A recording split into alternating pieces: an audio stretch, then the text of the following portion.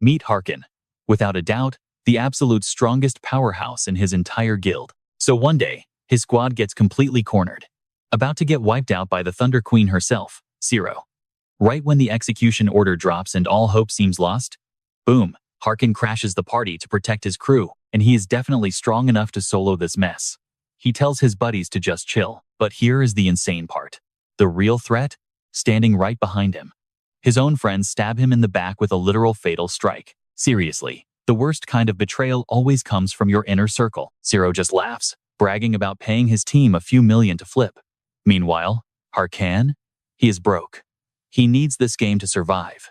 And now he loses everything. Dying in this game? That means instant real-world bankruptcy for our boy, whose real name is Jayhun. He actually thought loyalty meant something. Yeah, money talks louder. Waking up in his cramped room, he just screams pure, absolute rage over this brutal loss. By the way, Warlord is the biggest virtual reality game on the planet. Top-tier players make absolute fortunes here. Jayhun had god-tier skills, but stayed with his small-time guild out of pure loyalty. They took him in first, so he stayed. Big mistake. Completely seeing red. He grabs his jacket and sprints outside. He is literally hunting down these traitors for some real-life payback. His so-called buddy actually calls his phone, but Jayhun is too blind with fury to notice the red traffic light. Bam! The classic truck of destiny slams into him full force. Brutal injuries everywhere, but even bleeding out. He is just thinking about those backstabbers. He swears ultimate revenge. Then, everything shifts. He blinks, and suddenly, he is standing right in the middle of the Warlord beginner tutorial. The system flashes a quest to hunt a Minotaur. He is standing there, completely lost, when two random players start screaming his name. They frantically beg for help, panicking as they explain this boss just destroyed their whole squad. Now, it is just the three of them left against this massive beast. Jayhun stares at this colossal nightmare. Wait a second. Was not this boss patched out of the game 5 whole years ago because it was way too hard? The other guys just look at him like he is crazy. The game came out 10 months ago, man. And right there, the truth hits him like a freight train. He time-traveled 5 years back, as these two newbies start crying for him to help fight the boss. He just grips his blade and rushes in, completely solo. The Minotaur swings hard, but Jayhun dodges effortlessly. A blur of motion, and he slices the thing to literal pieces. Jaws hit the floor. These guys are absolutely stunned and instantly beg him to join their guild. But right then, flashbacks hit. He remembers his old crew and how they sold him out to the highest bidder. Zero hesitation, he strikes both of them down on the spot. His mind is made up. In this second life, he is never trusting a single soul again. Logging out, he jolts awake in the real world. Blinking, he realizes he is not home. He is sitting inside a store that sells Warlord V gear. Then it clicks. 5 years ago, he was too broke for a setup, forcing him to grind on store demo units. The reality of his regression finally sinks in deep. He is really back in the past. And honestly, there is absolutely zero time to waste. Jayhun holds the ultimate cheat code. He has 5 years of hardcore gaming experience and max-tier combat instincts. Play this right, and his brutal revenge is guaranteed. So, he rushes up front, desperately trying to put a shiny new V-Gear unit on his credit card. The cashier gets totally spooked by his wild-eyed intensity, but still tries to process the payment anyway. But while Jayhun is busy plotting absolute carnage, the clerk drops a bomb. His card just declined. Insufficient funds, man. Reality check. Right, he is totally broke. If he had cash, he would not be sweating in a public demo chair to begin with. Sure, his bank account is crying right now. But Jayhun knows making insane money inside Warlord is just a matter of time. First, though, he desperately needs that rig. Suddenly, he glances at a giant billboard. It is the Thunder Queen Siro, in an ad trying to recruit more players to Warlord. This girl was literally worshipped as a global gaming idol. That is exactly why she is the face of the franchise. Seeing his murderer makes his blood boil, but Jayhun knows he does not have alternatives. He cannot afford to be picky right now. Fast forward a bit. A massive V-Gear capsule arrives right at his home. The tech guy sets the equipment up, leaving it perfectly ready for a deep dive. How did he pay for it? Simple. He took out a terrifying loan. We are talking 10 million won straight from a shady loan shark. The underworld boss literally handed over that massive stack of cash without a single second thought. Of course, it came with a literal knife to the throat. Pay up, or things get ugly. Jayhun hated crossing this line, but desperate times call for desperate measures. It was his only play. He would happily crawl through the darkest pits of hell, if it meant finally tearing down the absolute scumbags who stabbed him in the back. Anything for his ultimate revenge. Taking a breath, he climbs into his very own V-Gear cabin, syncing up and instantly logging back into Warlord as his legendary avatar, Harkan. Spawning back into the game, Jayhun smiles. It is time for a very important character to appear. Right on cue, an NPC materializes out of thin air, clapping and congratulating him for surviving the tutorial. Her name was Ariadne. Her job? Guiding him straight through the all-important class selection. She told our adventurer it was time. 3 basic classes to pick from, and this single choice? It would dictate his entire future. First up was the warrior class. Your classic, heavy-hitting, close-range brawler. Absolutely perfect if you live for those intense, adrenaline-fueled showdowns. John remembered maining this class in his past life. Sure, he leveled up fast back then, but only because he had a team. Going solo now? A total nightmare. Next up, Ariadne showed him the priest class, your typical healer and buffer. But Jayhun shut that down immediately. He wasn't about to waste his precious time carrying other players. That left only one option. Ariadne granted Harkan his brand new blessing and warped him straight to the class tower. Waiting for him was an elder. This NPC introduced himself as Golko, the ultimate guide to the magical arts. Golko asked what kind of magic he wanted to pursue. No hesitation. Harkan looked him in the eye and demanded dark magic. The elder blinked, completely caught off guard. He actually tried to talk the kid out of it, but Harkan stood his ground. Seeing this, Golko dropped a heavy warning. Dark magic is insanely powerful, sure, but it literally devours your soul. John just smirked. He knew exactly what it cost. And honestly, that insane power was exactly why he wanted it. Seeing his unbreakable resolve, the elder's whole vibe shifted. Golko grinned, admitting it had been ages since someone actually chose this cursed path. He pulls out this terrifying dark tome. If Herc was truly ready for this madness, he just had to touch the skill book. But the elder gave one last warning. This road would absolutely break anyone with a weak heart. Boom. Harkan slams his hand right on the cover. Weak heart? Not his. He was ready to claim this power right now. The old wizard just lost it, laughing like a complete maniac. Finally, a player who wasn't totally boring. Pure dark energy rushed through John's veins. He remembered a legend from his past life, a necromancer who solo cleared an entire boss raid. And right here, right now, that godlike power was exactly what John needed. The ultimate necromancer class. With everything locked in, John wasted 0 time testing out his very first bone shard skill. Check this out. June can literally use enemy corpses to summon an undead army. The signature, broken ability of every necromancer. Time to grind. Jayhun set his sights on the closest dungeon for some quick leveling, but then he glanced at his new summon. Its head just randomly popped off. Yeah, this was going to be a lot harder than he thought. A bit later, John stepped into the training zone, completely stressing over how insanely fragile his little bone minion was. From what he remembered back in the day, skeletons were definitely not built out of glass like this. Checking the stats, Jayhun realized the problem. Skill proficiency was rock bottom. He desperately needed to grind some levels. Fast. Right on cue, a pack of wolves pulled up. Honestly, perfect timing. They weren't heavy hitters, but their speed was annoying. The absolute best test subjects for Jayhun's new build. So, he summons his skeleton buddy again. He points at the wolves and orders the attack. The minion stands up, strikes a surprisingly cool fighting pose, and stares them down. Jayhun gives the order to wipe them out. The skeletons sprinted straight at them. John smirked, thinking this crazy speed leveling plan might actually work out. But nope. Reality check. John watched his summon get absolutely pulverized in a split second. Utterly humiliating. The only thing left of his fierce undead warrior, a single skull rolling on the ground. Panic mode activated. Something was seriously broken here, so John scrambled to check the minion's status window. Rookie mistake. He totally forgot to set its combat mode. Jayhun quickly swapped the setting to pure defense. Round 2, still completely destroyed by the wolves. Desperate, Jun clicked on the special action mode, and instead of throwing hands, the skeleton literally started dancing with the wolves. John was losing his mind. This had to be a joke. Jayhun couldn't even re-roll his account now. He was totally out of time. Class locked in. Real-life debt knocking at his door. Just when he thought he caught a break, the universe completely humbled him. And to top it all off, he was stuck with the most useless summon in gaming history. Seriously, it made John question everything.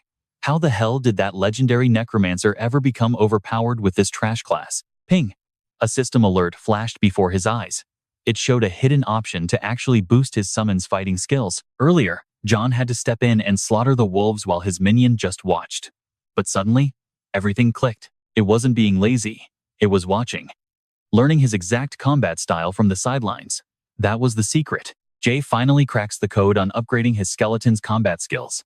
He literally shoves a stick into its bony hands, playfully reminding his undead buddy how lucky it is. See, in his past life, Jay was an absolute genius. He used to train absolute beginners, forging them into top-tier guild rankers.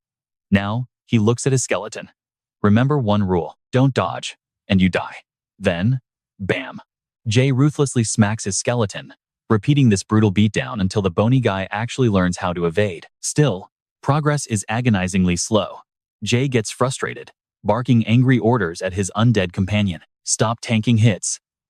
Move out of the way first. Find that perfect opening, then strike back. After what feels like an endless, brutal training session, the skeleton gets thrown straight back into the wolf pack. But this time, the bonehead executes perfectly. Following Jay's exact orders, it ducks, weaves, and completely counters every attack with lethal accuracy. The skeleton absolutely solo clears the wolves. Jay sighs. The guy still has a massively long way to go. But yeah, the improvement is definitely there. And the best part? Jay's own stats surge forward. Thanks to his minion's combat upgrade, he officially levels up. A bit later, Jay strolls into the game's starting zone, Figus Castle. The place is completely packed with desperate guild recruiters, loudly begging for any fresh meat. Jay? He ignores every single one of them.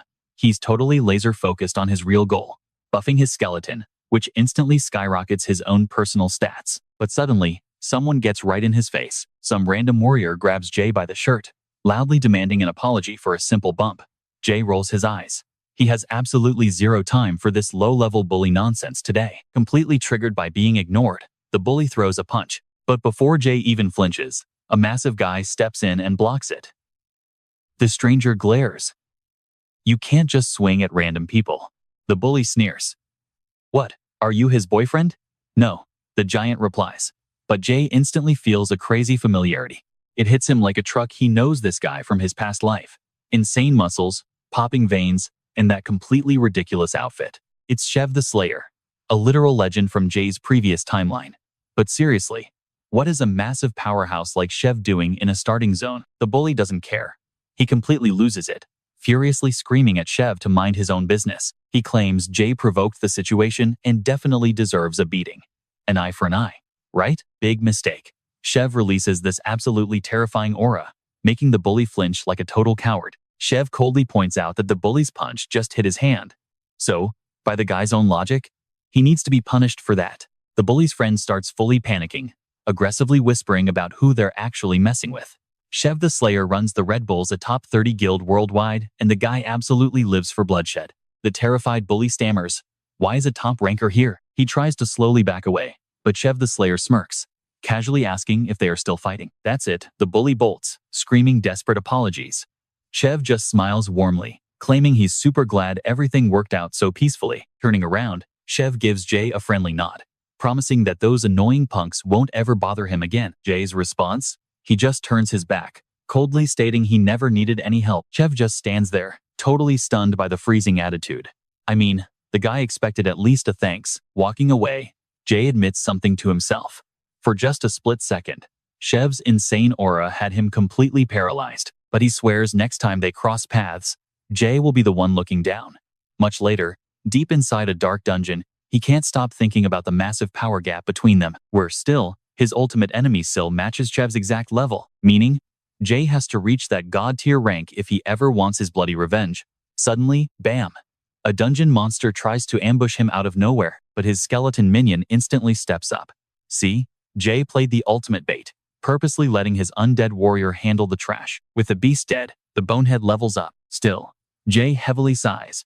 It literally took this useless skeleton 3 whole days to hit level 10. Way too slow. But hey, Jay's own body evolved too. He finally unlocks the System Watch, an absolute game changer, packed with insanely good features. We're talking stat windows, active quests, mini-maps, infinite inventory, and direct messages. He rocked this exact gear before, and desperately missed having it. It just sucks that his past life overpowered stats are completely gone. Whatever. Time to assign those sweet, sweet stat points. And this choice? It completely dictates his future. Normally, a necromancer absolutely needs to max out magic or intelligence. But Jay? He wildly dumps every single point straight into strength. Boom. Raw power floods his veins. The physical upgrade is completely unreal, and his skeleton feels the massive boost too. Seeing his minion looking incredibly confused, Jay just smirks. Relax, buddy. I'm still totally playing the Necromancer class. Look, I'm just doing this to train my summon properly. Honestly, pumping points into magic or intelligence right now is a total waste. But strength?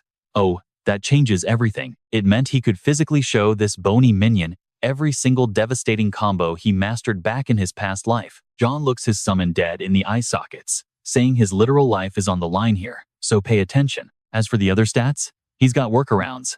Cut to later, over at the Figus Castle Monster Hunting Association. Fresh quests just dropped, and pure chaos immediately breaks out in the guild. Everyone's practically throwing punches to grab a task, since they're super scarce right now. Our guy casually weaves through and checks the board. The receptionist sighs. Fine, but fair warning, only the absolute garbage tier jobs are left. We're talking brutal difficulty, or zero payoff. John scans the list. Yeah, they're painfully boring. But beggars really can't be choosers here. Wait a second. One specific quest actually catches his eye. The Mount Bima Cave Run. Basically just pest control sweeping out low-level mobs in the dark. The host looks at him like he's crazy. You're seriously taking this trash payout? John just nods. Here's the secret. The money sucks. Sure, but if he clears this before hitting level 15, boom, he snags an ultra-rare title. Normally, titles just give flat stat boosts. But the Ascending Star? That bad boy scales by percentages, meaning this is his very first step to becoming absolutely overpowered. Knowing this, it's finally shopping time. Fast forward a bit. John hits Mount Bima, fully prepared to test out his brand new equipment, except he looks ridiculous. Like, aggressively ugly. He blew all his cash upgrading his skeleton ally, leaving himself stuck wearing this absolute fashion disaster. Whatever. Function over fashion, right?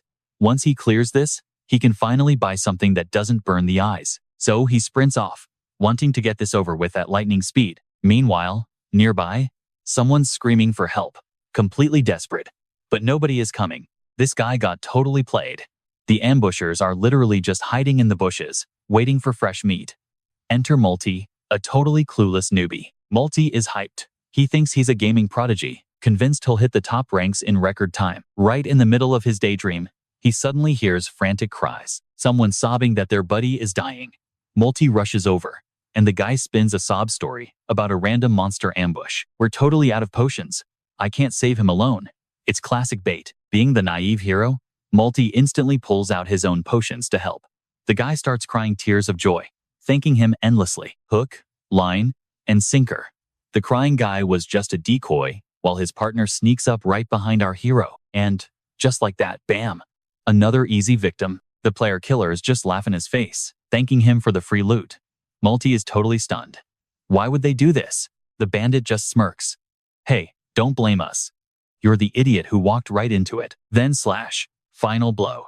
Multi gets completely wiped out, leaving behind his inventory watch packed with every single thing he owned. The gang celebrates another flawless heist. Meet the Ralph family. Notorious player killers, already scanning for their next target. Cut back to our protagonist. His skeleton is currently staring down some fresh prey. 2 forest wolves, to be exact. John doesn't hesitate. He flips the summon setting straight to attack mode. No blocking. No dodging. The bony minion just rushes in and absolutely slaughters them in seconds. Looking at the insane damage from that premium sword, John realizes his pet could easily solo an entire wolf pack without breaking a sweat. Totally worth being broke. He spent all his cash on his summons gear.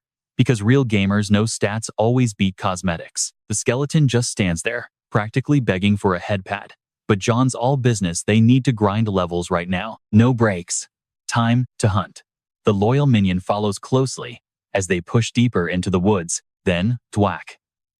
An arrow flies out of nowhere, nailing the skeleton straight in the chest. John freezes.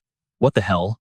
Right on cue, a guy steps out, apologizing frantically. Yep, it's the Ralph family. They play dumb, claiming they shot from far away and thought it was just a random monster. Classic excuse. But John? He's no noob. One look at these guys, and he smells player killers immediately. His guard goes all the way up. On the outside, though, he plays it cool, totally unbothered. He shrugs it off, asking if they have a spare mana potion as an apology. The leader smirks, claiming they're out, but offers to help them grind instead the perfect trap. The bandit leader slapped on a fake apology, claiming they wanted redemption. Right on cue, monsters spawned in. The leader smirked. Perfect timing. Their supposed plan? Weaken the beasts and let Jayhun take the final hits for easy experience points. Total garbage. Obviously. These scavengers honestly believed they just scored the ultimate, gullible victim for their trap. Step 1. Pull the monster's attention. Step 2. Buff its attack power. Step 3. Dump the enraged beast straight onto our boy. They fully expected him to panic and die, doing their dirty work for them. But yeah, not happening. Jayhun and his skeleton buddy absolutely shred the beast. Not even breaking a sweat, he smiles. Thanks for the assist. Send more. That exact moment, the bandits finally realized they completely misjudged this guy's power level. In a panic, they trigger a massive wave of monsters. Their master plan? Wait until he's distracted and backstab him.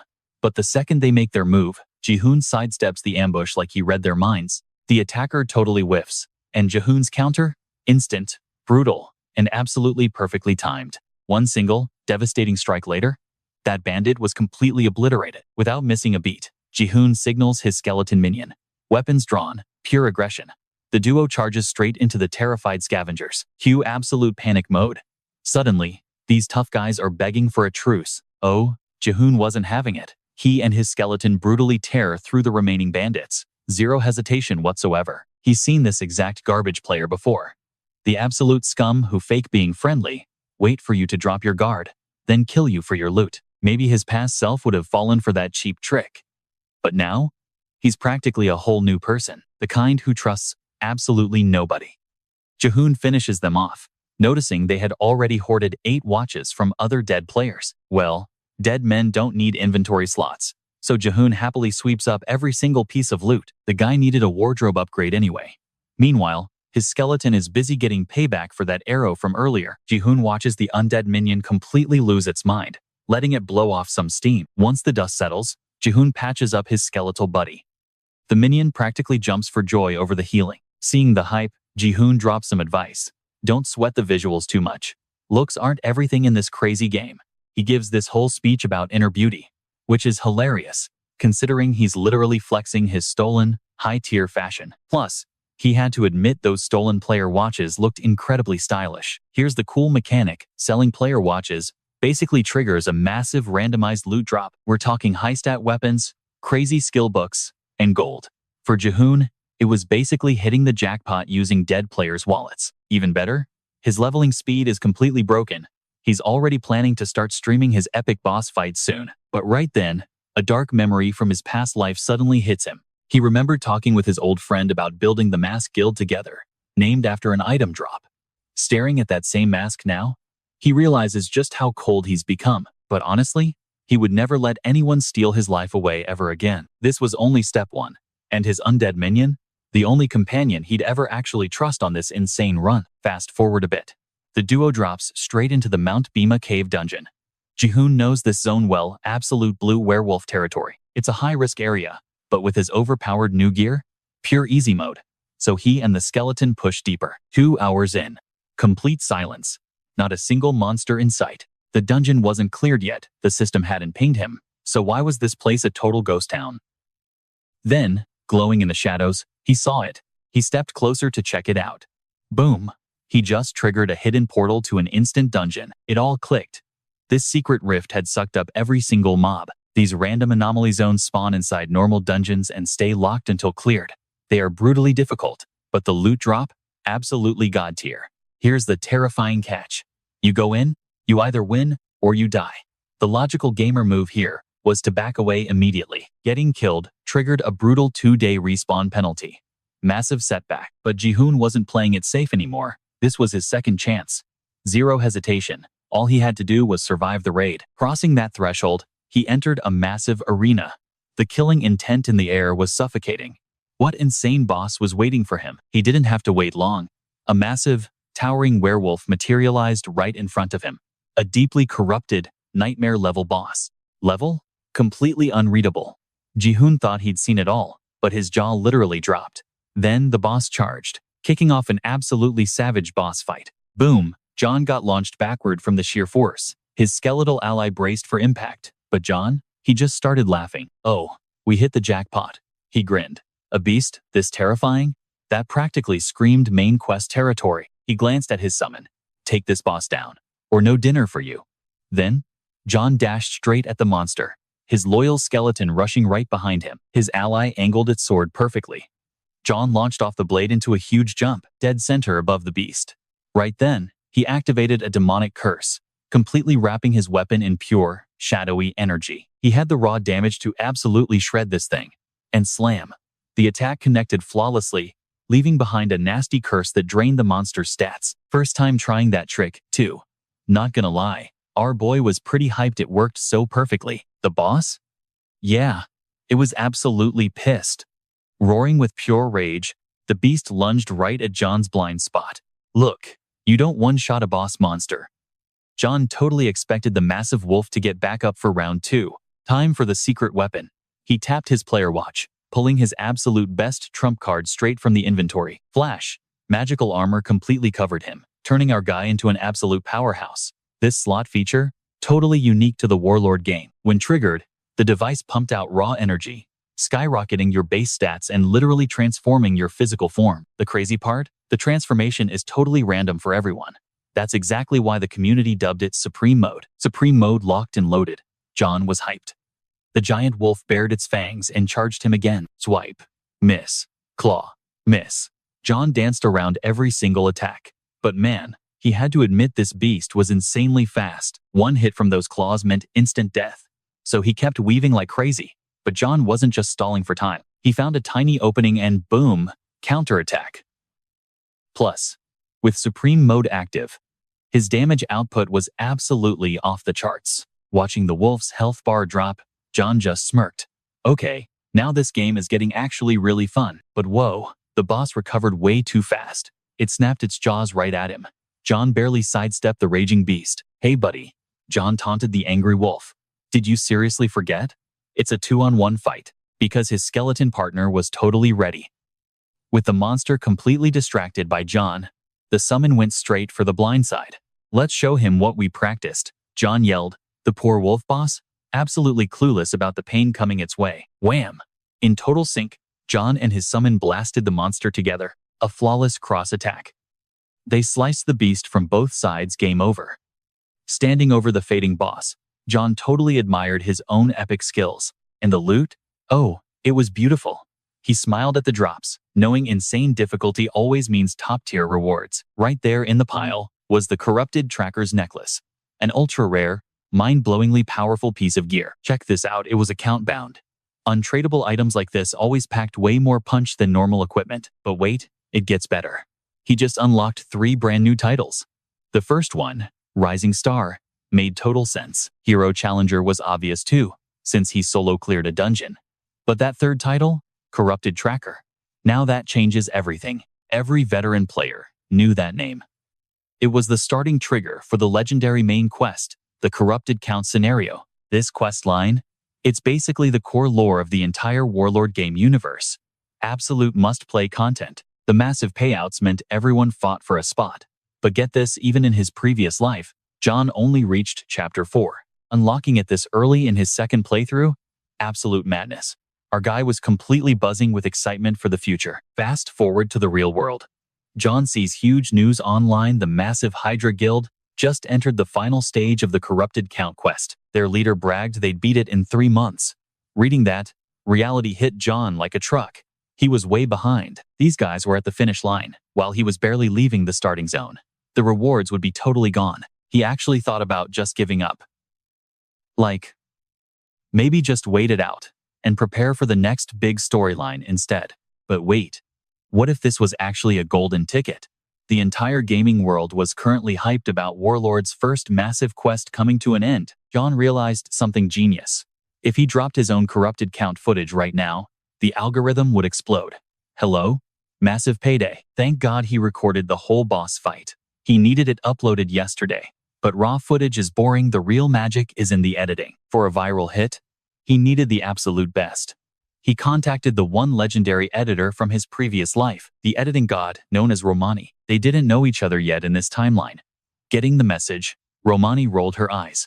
Why would a weak level 15 player need her pro-level editing skills? But then she clicked the video. Her jaw physically dropped. This footage was absolutely insane. She instantly knew she had just struck pure gold. Just a bit later, a serious corporate boss called her team in. A brand new corrupted count video had just hit the internet. But what really hooked her? The actual footage. A mere level 15 player soloing a corrupted werewolf. Insane. Her assistant brushes it off, claiming the review team saw absolutely zero value in it. But the director?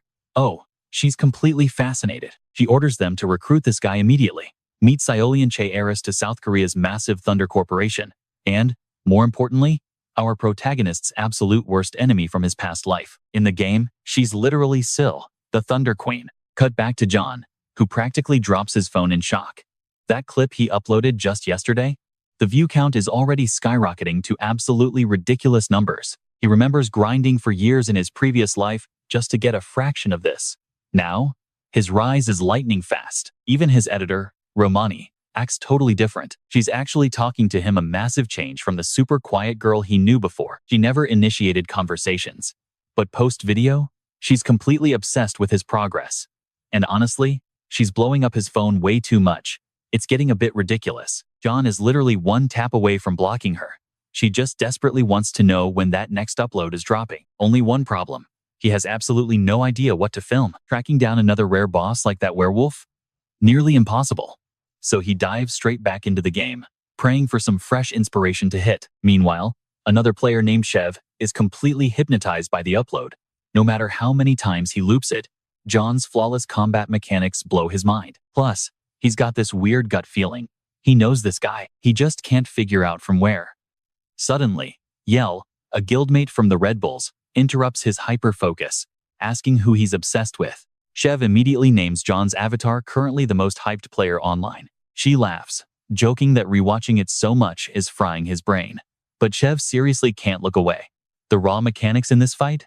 It's pure art. He honestly wonders what fighting him one-on-one would actually feel like. Yell totally shuts him down, telling him to focus up because they have a massive live stream right now. Chev, being Chev, uses this exact moment to flirt with her. She rolls her eyes and tells him to move. 200,000 viewers are currently waiting, and they came here to watch Chev dominate. Because yeah, he's Chev the Slayer, Red Bull's Guildmaster, and the number 9 player globally. A massive dungeon portal tears open right in front of them. The squad is prepped. Chev yells for his team to lock in. Meanwhile, back with our boy John, he hit up the Adventurer Guild. But the available quests? Total garbage. He kind of figured, but still hoped for something epic. Looks like the next upload is getting delayed. But just as he's about to leave, the desk clerk suddenly recognizes him from the mountain cave run. The NPC, a guy named Hotan, asks for a quick chat. Hotan somehow knows our protagonist faced a mutant down there. John plays it cool, claiming it was just some weird-looking wolf with glowing eyes. But Hotan gets super serious. He explains that the specific beast he killed was highly likely infected by this dangerous, corrupted energy. He doesn't know what caused this corruption, but any creature touching that aura goes completely berserk, causing massive casualties. Which is exactly why the association just put a massive bounty on the source. John instantly calls dibs on the quest. Hotan? He basically tells him he's way too weak, but our guy pushes back hard. Seeing his determination, Hotan finally yields. He points him toward Bangsu Castle to find a guy named Ahimri. Better yet, he hands over a personalized recommendation letter, forcing Ahimri to basically become John's personal mentor. Snagging that piece of paper, John internally screams with joy. This is jackpot material. A completely unique questline plus an elite master? That's going to make a legendary video upload, because Ahimri is one of the Grand Master's 7 elite students. Literally every magic user begs to meet this guy, because he drops ridiculously rare skill books. We're talking about a top-tier, meta-defining character here. Content drought over. The next broadcast is going to break the internet. But wait, he almost forgot a major upgrade. He dips into the woods and instantly calls out his undead minion. He still hadn't processed his loot from that boss fight. Time to fuse that corrupted werewolf skull directly into his skeleton warrior for a massive boost. Boom! Dark energy flares as the summon devours the skull, leveling up its stats instantly. Next up, slipping on that corrupted tracker necklace. The stat buffs hit him immediately. And just like that, our boy is fully locked and loaded. But wait, there's more. He casually drops 2 extra skulls on the dirt, raising a pair of fresh skeletal backup dancers for the journey. His first skeleton, caught completely off guard by this sudden expansion. But Jayhun was hyped. He declared they were a squad now, and couldn't wait to see their combined strength totally dominate. Well, that didn't take long. A massive forest bear spots them and instantly goes for the kill. Our boy dodges the first hit, but this thing is relentless. Waiting for his perfect opening, he signals a skeleton to pull aggro. The skeleton charges in blindly. Bad move. The bear is way smarter, grabbing the bony guy and completely launching him across the forest. Too predictable, Jayhun yells. You can't just run straight at it, you gotta hit the blind spot. So, he immediately sends skeleton number 2 to get the job done. It moves in for the strike. But guess what? Smacked away. Countered exactly like the first one. He is absolutely losing it now. Are you kidding me? You just did the exact same thing. But wait, through the chaos, his original skeleton steps up, his veteran. Finally, some real hope ignites for him. The OG charges in, sword ready for a fatal strike, and gets totally flattened, just like the rest of them. At this point, our protagonist is literally pulling his hair out. Complete disaster. After the beating, he lines up his squad. Right, you guys literally have no brains, just empty skulls. He explains basic gaming logic. Monsters track incoming attacks, so you have to hit them from behind, instead of rushing straight head on. Yeah, he's giving a masterclass to literal boneheads. It's totally not clicking. His frustration is peaking right now. Look, having 3 active summons at once? That part is awesome, but the reality? Zero teamwork. They're literally just copying each other's completely useless movements. No synergy, no combo attacks, nothing. Plus, maintaining 3 of them is draining his mana pool like absolute crazy. He hit level 20 like he wanted, but yeah, his plan to record awesome gameplay videos? Officially, on hold. First things first. He desperately needs to train these guys before the Bangu Castle mission. He really thought he could just kick back while his summons did the heavy work. Huge reality check right there. So much for playing the lazy backline. He's gonna have to carry hard. Meanwhile, over at the Bangu Castle Branch Association, the lobby is packed. Suddenly, a player walks in, and the entire room goes absolutely wild with insane frenzy. They corner him, demanding quest details, straight up threatening the poor guy for inside information. Jayhun watches this mess unfold. Honestly, they look like a pack of starving hyenas. Classic gamer behavior. Zero effort to grind, just acting like absolute parasites leeching off the actual top players. An NPC host tries to say hello, but our boy brushes right past him, keeping things entirely secret. He walks straight to the main official and proudly flashes his glowing recommendation letter. The VIP pass works flawlessly. A few randoms try to party up with him, but he immediately rejects them all. Walking inside, he's practically drooling over the potential loot. But his real target? Securing a connection with the great wizard Ahimri. He pushes the door open. And wow. The legendary wizard's room looks like a literal tornado hit it. The grumpy wizard glares at him. I don't have any appointments. Who the hell are you? The name is Harkan. Our protagonist replies smoothly, handing over his official recommendation ticket. Ahimri scans him. A complete rookie. But you don't get a letter like that without serious skill. Shrugging it off, the wizard hands over the goods. And oh man, Jayhun is buzzing. 2 ultra-rare books. Then Ahimri just waves him off. We're done here. Have a safe trip back. Wait, what? It ended that fast? That's it? He thought this would unlock a massive quest chain. You don't just hand out epic loot and say goodbye. Panic mode activated. He basically throws himself at the wizard, begging for a chance. I'll do literally anything. Ahimri pauses. Anything? Are you serious?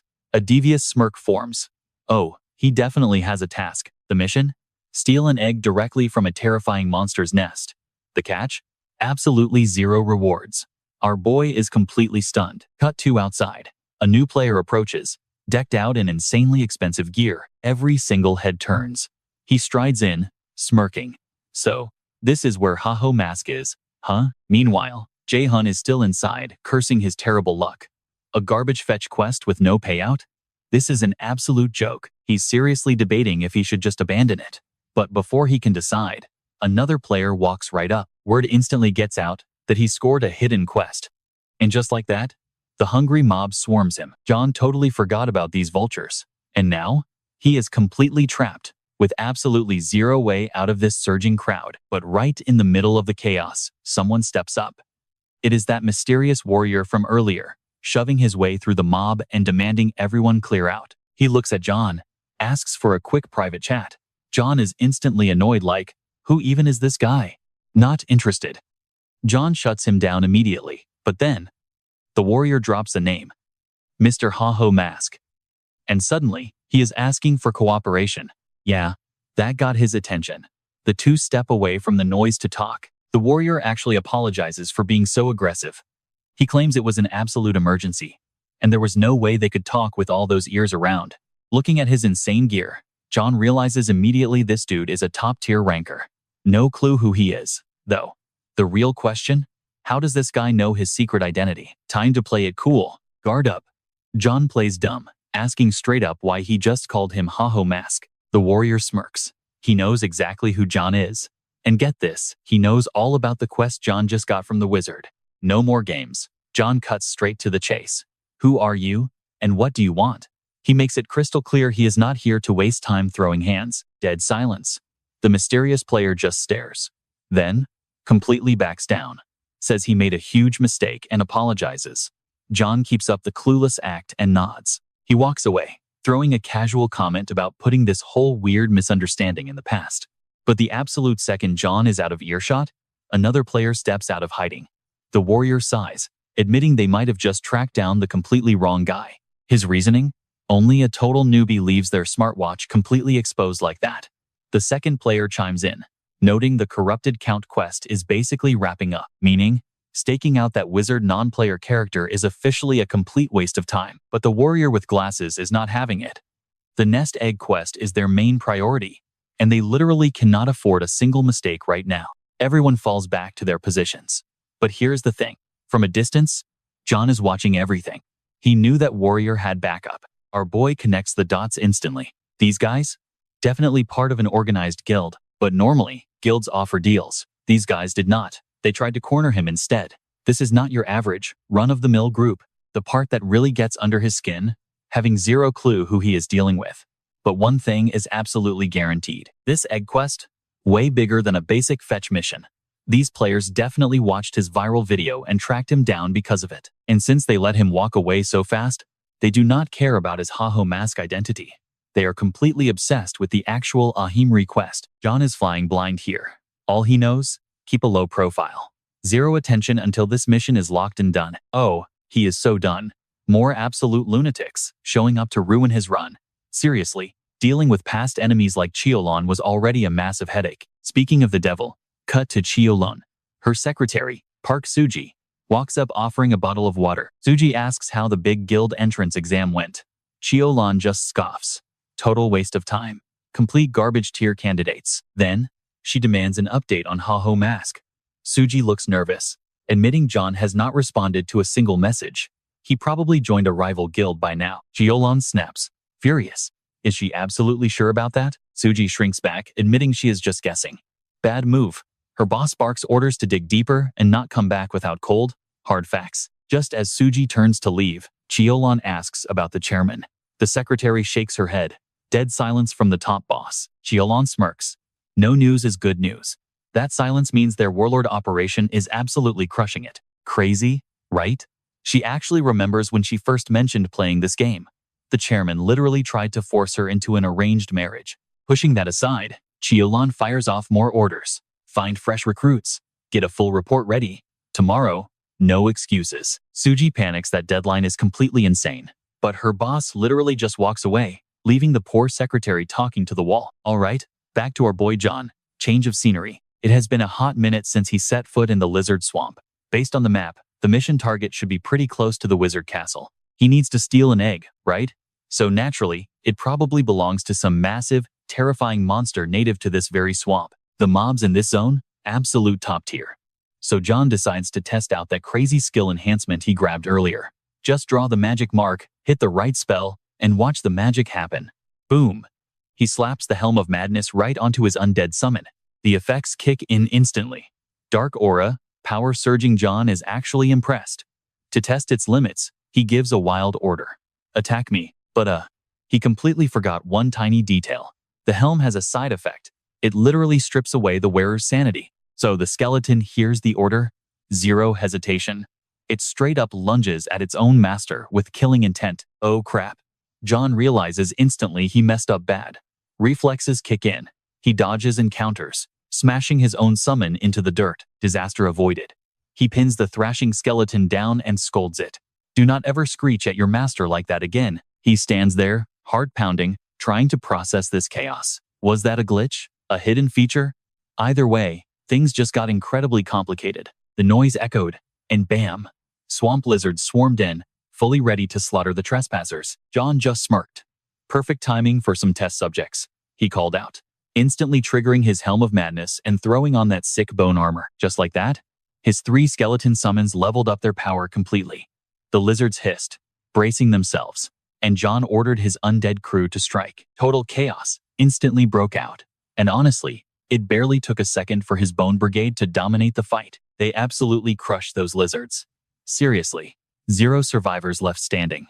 Our boy John was hyped, finally getting some rock-solid performance from his squad. He figured, why not hunt down some serious monsters while still tracking that egg? The rush was totally over.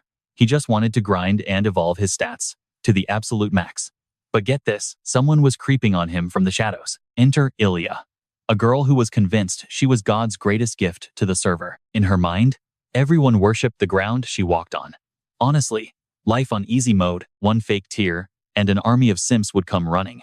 But karma hit fast when she totally wiped out, face planting straight into the muddy swamp water. Spitting mud, she screamed about hating this map. She only came down here because one of her fanboys promised to power level her account. But spoiler alert, he got killed, leaving her completely stranded and absolutely useless. These mobs were way above her pay grade. So the second she saw John wiping out enemies, ding, she immediately locked onto him as her brand new carry. Dusting herself off, she practically crawled over to John, putting on the waterworks.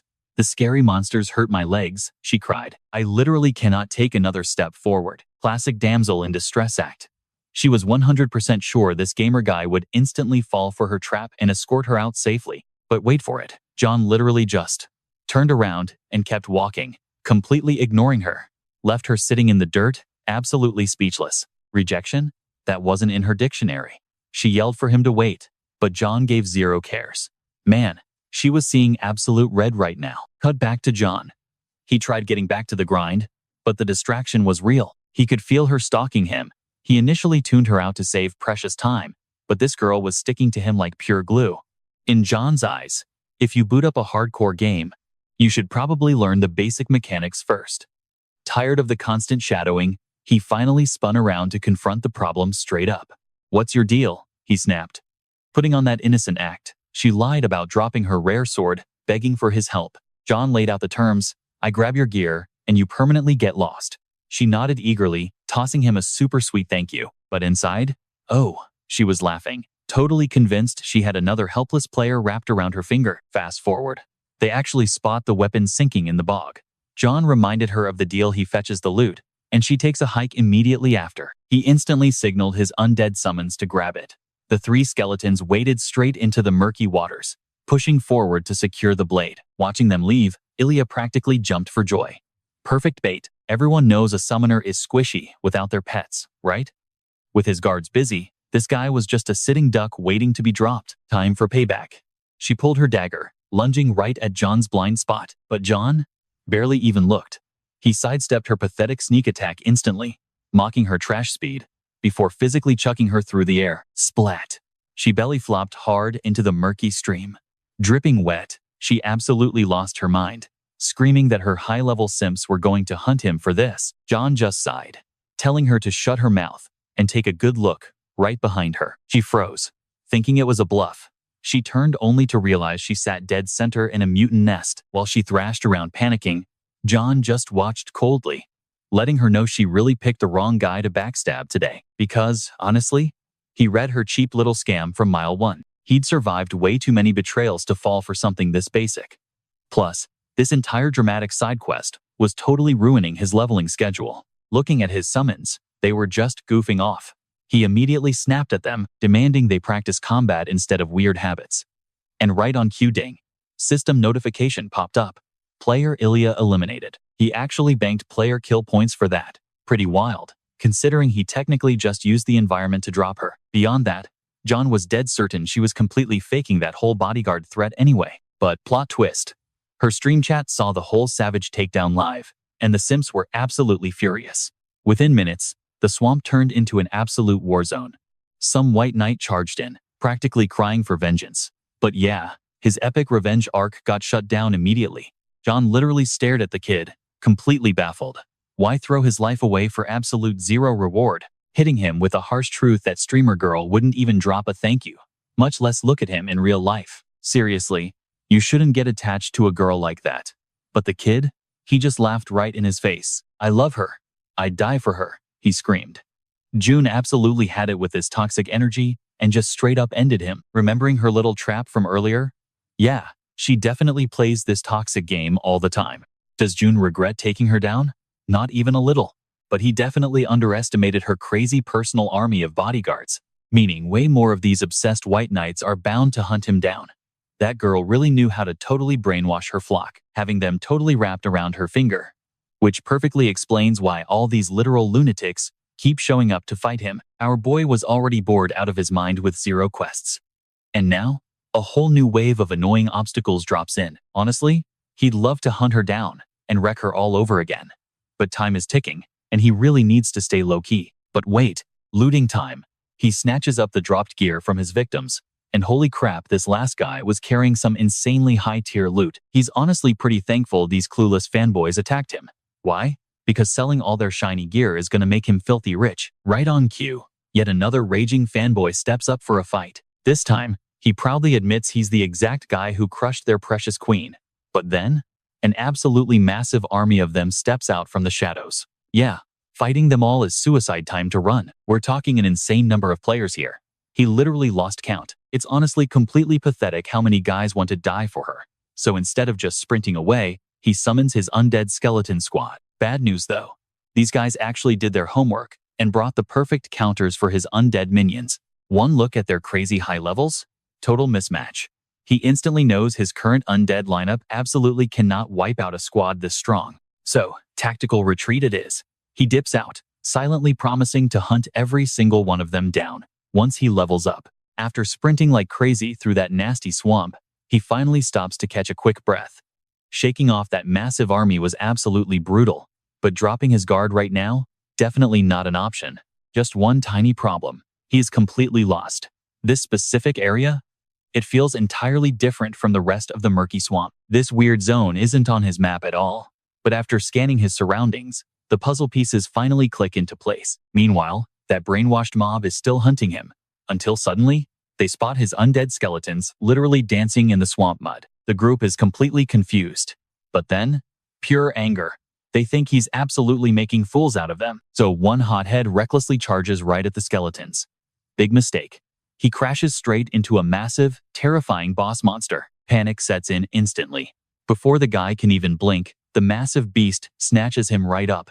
The rest of the squad? Completely frozen, watching this absolute nightmare unfold. Pure horror hits them. They just realize this nightmare is the freaking dragon lizard, the supreme boss of the swamp. While they freeze in terror, our boy stays completely hidden, happily watching the show. He already knew this was the beast's nest. And this boss? We're talking completely broken stats, insane defense, massive health pool, and devastating damage. Normally, you'd need a perfectly coordinated 30-man raid team to even survive. But here's the crazy part: he heard this boss was already cleared, meaning this massive threat shouldn't even exist right now. Unless someone with a super specific quest walks right into its respawn zone. Bingo. If the big guy is back, this absolutely has to be the exact location for that crazy quest he got from the wizard. The goal is simple. Just slaughter this impossible beast and hand-deliver its egg to the mage. What makes 0 sense is getting a late-game mission this early. Honestly, he is absolutely fuming at that wizard for throwing him a suicide mission way above his current tier. But luckily, that brainwashed fan club is already battling the massive beast. Talk about the perfect meat shields. But just as he's celebrating, one guy totally panics, screaming for a full retreat because the boss is way too strong. Not on his watch. Our boy casually summons one of his elite undead to completely block their only way out. Trapped like rats. Now they only have one miserable option left. Fight the giant lizard to the death, or get completely wiped out. And trust me, This supreme boss isn't going down without an absolute bloodbath. While they're dying, he happily slips away, thanking those glorious human shields for the ultimate distraction. Because fighting that nightmare directly? Yeah, hard pass. After all, his only true mission is smuggling that ultra-rare egg back to the mage, so he sneaks straight into the creature's nest. But wait, it's totally empty. Panic mode activates, and he tears the place apart until something weird catches his eye. He looks closer. This weird object doesn't even resemble an egg, it's literally just a raw ping. The system alerts him his elite skeleton just got wiped out. Oh no. That means the boss is coming home, and his timer just hit 0. Absolutely furious, the beast charges straight back to its den, desperately hunting for its treasure. He scrambles for cover immediately. With that terrifying monster back in the room, searching the nest is completely off the table. So John bolts. Just grabs what he can and runs. He's really hoping this is the exact item that Wizard wanted. Back at the battle zone, total massacre. Those annoying players got absolutely wiped.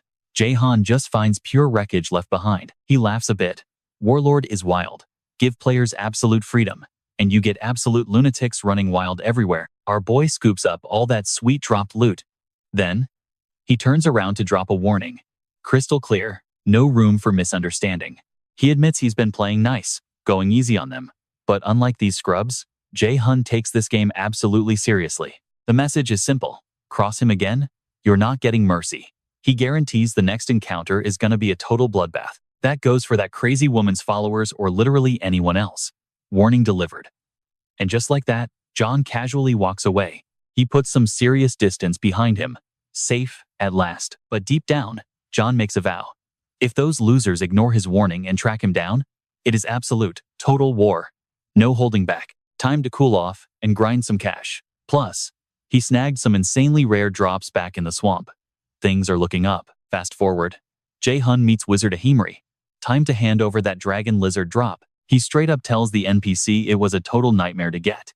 He better accept it. Because John is never stepping foot in that map again. Ahimri inspects the loot. Boom. It's exactly what he wanted. Jayhun practically celebrates. Mission accomplished. Right? He brought the exact right thing. The mage is actually blown away. Praises him for finishing with impossible speed. Jayhun just shrugs it off. He worked hard, sure, but what's next? Next quest, please. But Ahimri pauses. He asks our guy directly, do you even know what this mysterious drop really is? Lore drop time. The mage explains his crew originally found this artifact while scouting out the mutant monster territory. He calls it the Stone of Corruption. Click. Everything suddenly makes sense to John. No wonder those creepy players were hunting him so hard earlier. An item this insane? It is absolutely tied to the main quest. Those other guys were desperate to monopolize it. If anyone else grabbed the stone, their own game progression would be completely ruined. John originally thought he got scammed into a trash quest. But now, his whole perspective just completely flipped around. Ahimri comes clean. He knew the mission was brutal. He just needed to test the willpower of his future disciple. Test passed. Ahimri asks straight up, are you ready to battle the corruption? John is absolutely hyped. Rejecting this golden ticket? Not a chance. Plot twist. Mage Ahimri shuts him down. You aren't ready yet, John. Missions this brutal aren't for rookies. Reality check. John instantly gets it. His current level is simply too low to progress. But get this, Ahimri will still take him as a student, only if Harkan, John's character name, asks politely. So annoying. Minutes later, Jayhun storms right out of the mage's room, absolutely fuming and completely annoyed. That NPC's arrogant attitude? Insufferable. John seriously thinks Ahimri is just a massive scammer. Anyway, time jumps forward. That massive dragon lizard boss, finally dead. A super heavy-hitting team of high-tier players finally took it down. Fight over.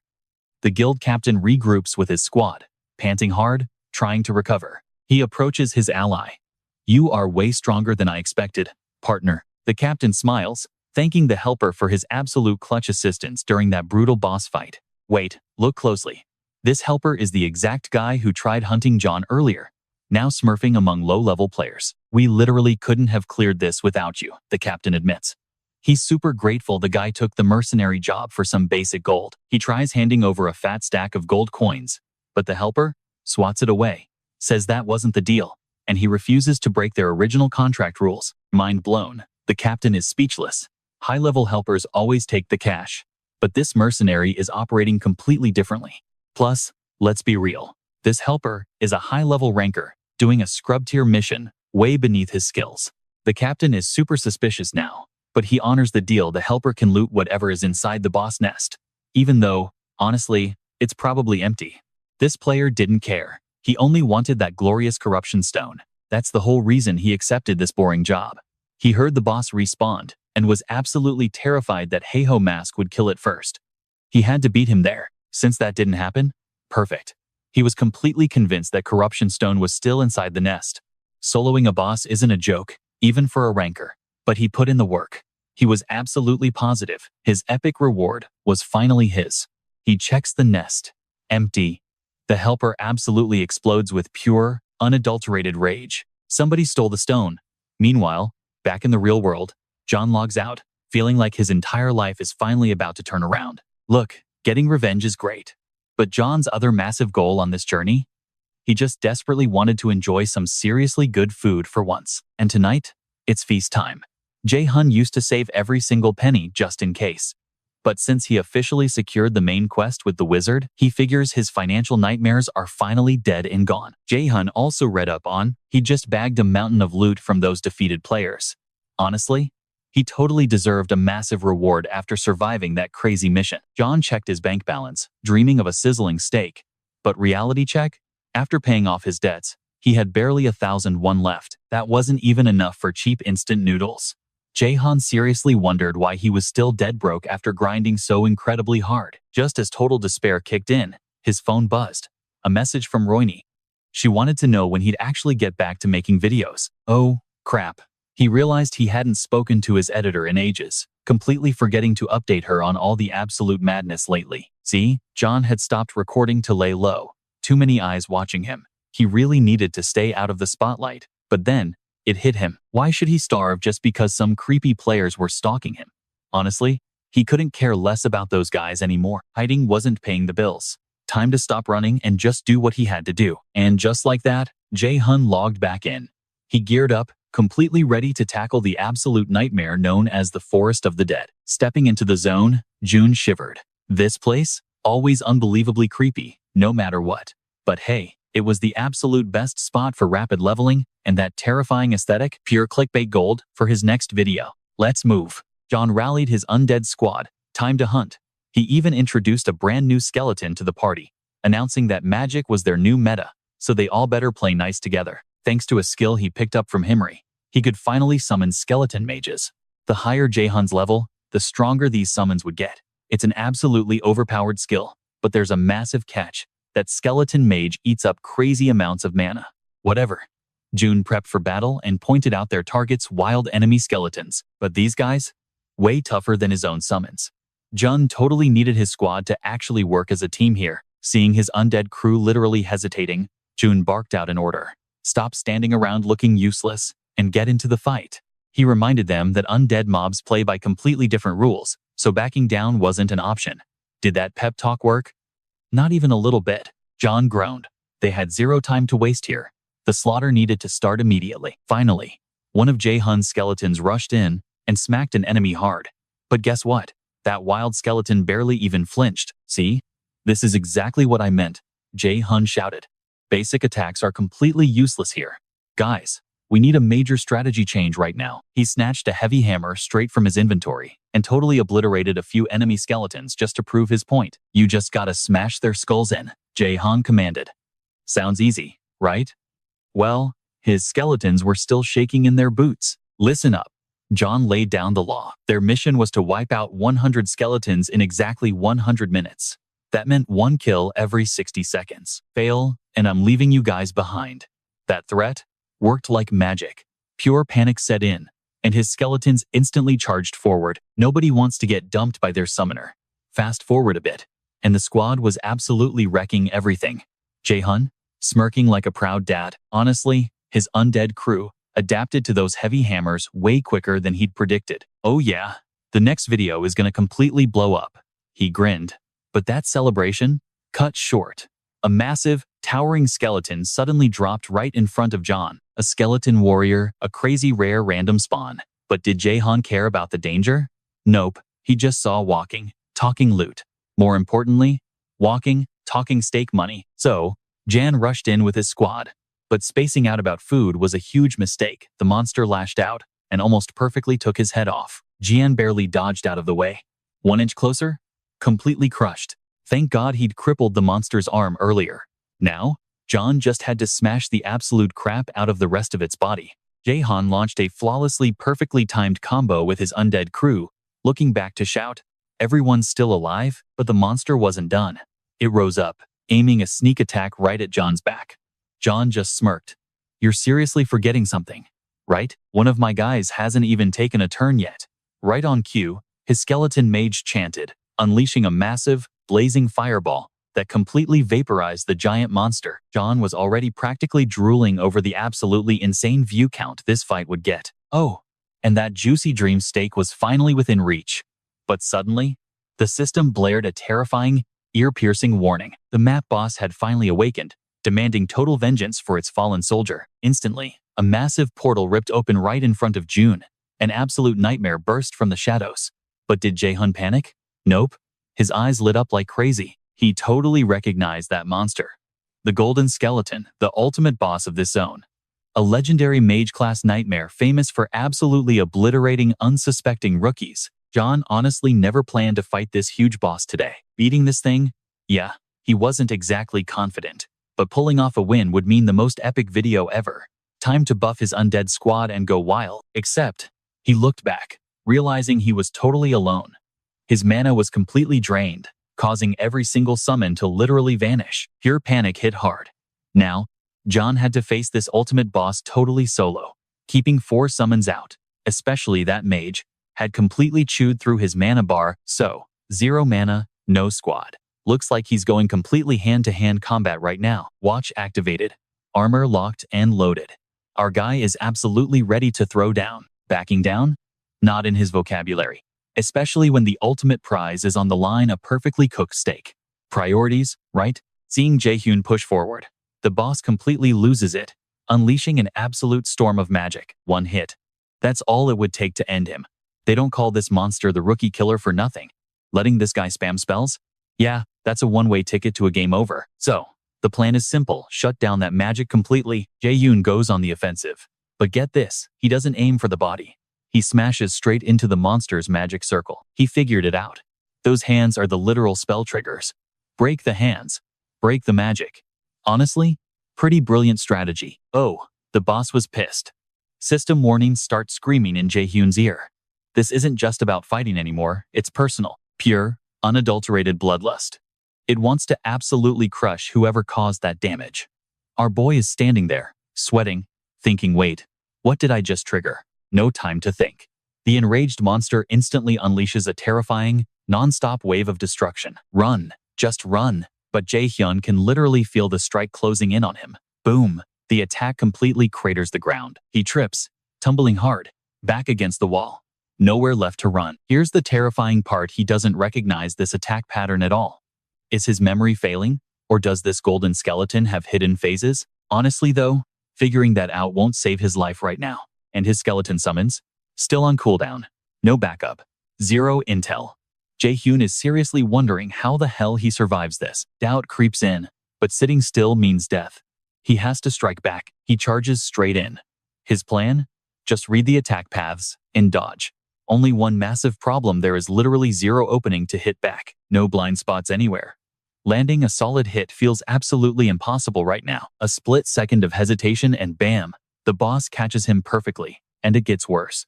This giant skull is literally trying to eat him alive. Talk about a nightmare scenario. But hey, our boy always keeps a hidden card. He hits the monster with a demonic curse, instantly dropping its stats by 13%. Stunned, the boss drops him, and Jayhun immediately capitalizes. That was the golden opening. He even sarcastically thanks the monster for the generous drop. 0 hesitation. He swings his massive hammer with everything he's got. The boss, completely defenseless against that brutal, direct impact. And just like that, game over. The system chimes in, confirming another epic victory. Even better, the sweet sound of leveling up. Jayhun literally sighs in relief, thank God that insane gamble actually worked out. Status window pops open, level 36 secured. But reality hits him. Fighting by the skin of his teeth every time? Way too risky. He's felt the absolute terror of running completely empty on mana mid-fight. Yeah, he is never letting that happen again. He survived so far, sure, but luck eventually runs out. Pumping all his resources into his skeleton crew isn't enough without them. He's a sitting duck. But here is the catch. Our guy knows he's completely maxed out every single mana title he can get at this stage, leaving his evolution paths looking totally blocked. Add a completely empty wallet for gear upgrades into the mix, and his options are looking seriously limited right now. But for now, Jayhun ships the raw combat footage over to his editor for a hype montage, setting his sights straight on level 40. Meanwhile, his editor Romani instantly dives into those files. Watching Harkan's insane combat footage though, Romani literally calls him a madman. The risks he took were absolutely terrifying. Think about it. Harkan flawless, cleared a boss completely out of his league. No damage taken. In the gaming world, that is basically considered an impossible feat. Honestly, Romani realizes she barely needs to edit this. The raw gameplay is already absolute cinematic perfection on its own. So, she packages up the final master cut and ships it straight back, slapping the most hyped title ever on it, the Solo Emperor. Cut to a bit later, and our boy rolls back into the Bangu Adventurers Guild. Waiting for him? That familiar mage, who confidently brags about getting a massive power boost. The mage spots Jayhun looking rough, and is definitely wondering what kind of hell he just walked out of. But anyway, it's time for the quest rewards. Boom, quest complete, and he gets a magic book. But not just any book. It's osteology. We are talking about a top-tier necromancer skill you literally cannot buy anywhere. And the icing on the cake? The mage tosses him the corrupted tracker's ring. Turns out, he forged this bad boy using the exact stone Jayhun looted earlier. Equip this, and you can literally weaponize pure, corrupted energy. Jayhun's eyes instantly light up. An item like that? An absolute game changer. But wait for it. He goes to grab the ring, and the mage literally pulls it back.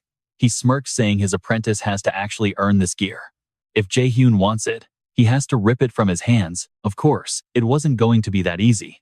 So, the chase is on, our guy sprinting after the mage to claim the ultimate prize he worked so hard for. A little later, Jayhun just stares at the ring.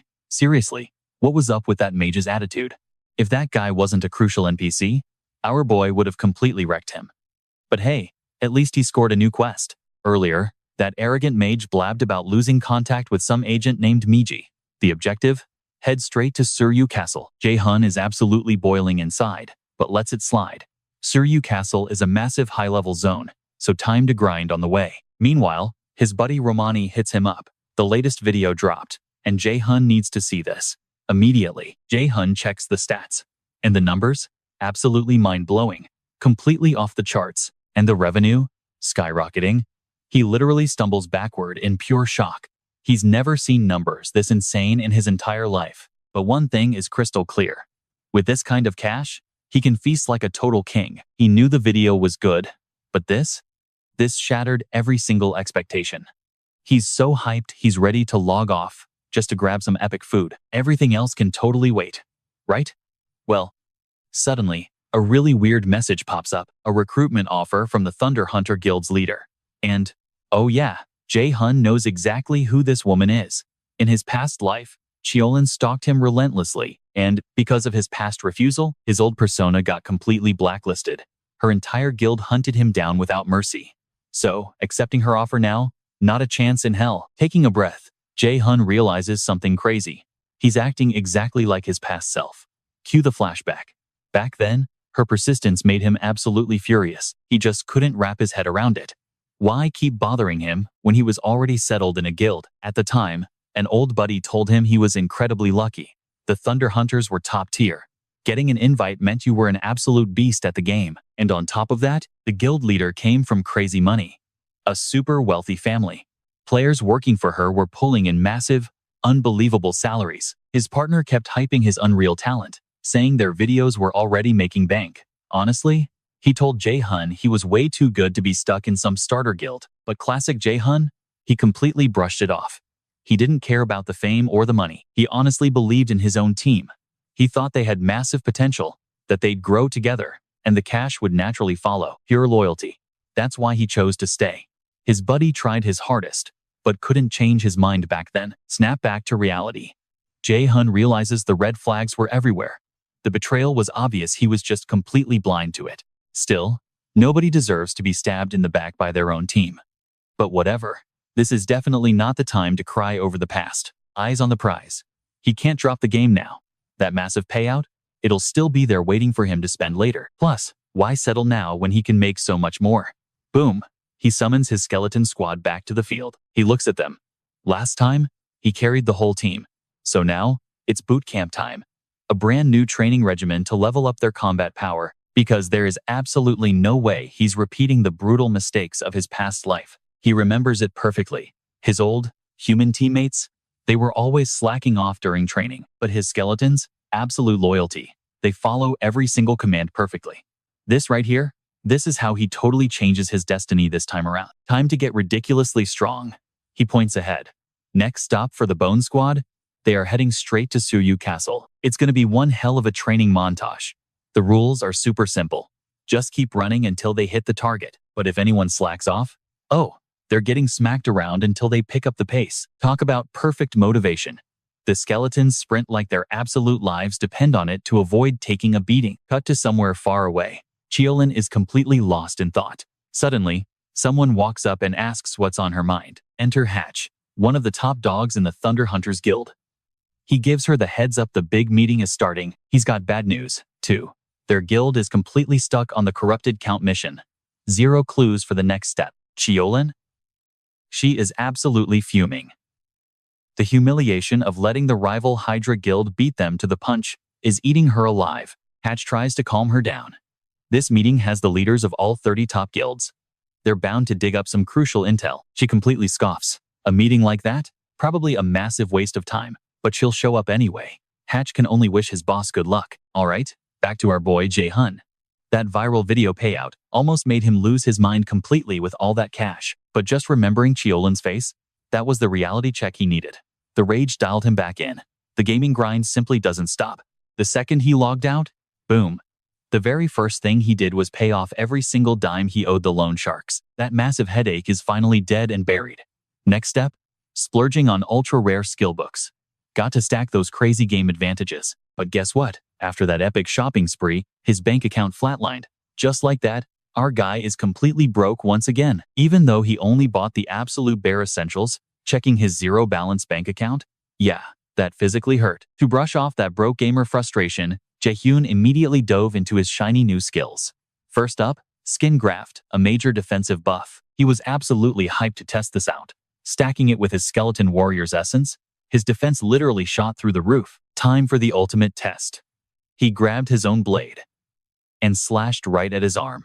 Not even a scratch. The protection was way beyond what he expected. Next on the list, the Curse of Sloth, a brutal debuff that absolutely tanks enemy speed. He dropped the curse on one of his bone minions and smiled. Oh yeah, this was going to be a complete game changer in battle. But then came the main event. His final new ability, Golem Summoning. The hardest skill he had earned, and honestly, the one he wanted the absolute most. Raw mana erupted. The summoning circle activated, leaving everyone watching completely speechless. Jayhun, he was practically bouncing off the walls. He had waited so long for this exact moment. Staring at his massive new minion, he smirked. You aren't a real necromancer without a golem. This absolute unit right here, better than any frontline tank I have ever played with. But here is where it gets insane. The golem had a copy mode. Activating this let Jayhun perfectly sync his own movements with the giant beast. Combining the golem's monstrous physical strength with his own crazy combat experience, he was about to become completely unstoppable. But the second he actually tested it, total mood killer. The sync was completely broken. He seriously thought it was a game bug. But then the golem finally threw a punch, about 3 full seconds late. The realization hit him. The golem's base movement speed was just straight up garbage. And man, Jayhun was absolutely furious. Classic pay-to-win trash mechanics. Meanwhile, across town, a massive summit was kicking off. Nurgle, the Ares Guild leader, stood up to welcome the crowd. Chev, the legendary Red Buffalo Slayer, nodded along, clearly glad to see the heavy hitters gathered in one room. But Berg from the Big Smile Guild, looking absolutely miserable. And Cheon was sitting there with pure disgust written all over her face. Berg immediately started complaining. 30 elite guilds got the invite, and only 4 actually bothered to show up. Chev shrugged it off honestly. 4 was better than he thought. But Nurgle, The guy who organized this whole thing was completely stunned by the disrespect. Look, the top 30 guilds hated each other. Fierce competition was an understatement. Getting them in one room without a bloodbath was practically a miracle. Then Nurgle dropped the bomb. The Hydra Guild had figured out the corrupted Count's identity. They were launching the final raid in exactly 1 month. Chev let out a heavy sigh. You had to admit, the fact that no one else was even close to clearing it was seriously impressive. Hydra was leaving everyone in the dust. Berg pointed out the obvious nightmare: if Hydra monopolizes the main storyline, it is game over for the rest of them. That is when Jayhun finally snapped. She glared right at Berg. If you are too scared to fight, then just keep your mouth shut. Berg slammed his hands down on the table. You really want to go right now? Total chaos. Chev and Nurgle had to physically step in, reminding these two that they had bigger problems. Then, Nurgle pitched the unthinkable: a temporary alliance to crush Hydra. The deal? A complete ceasefire. No backstabbing. Totally shared intel.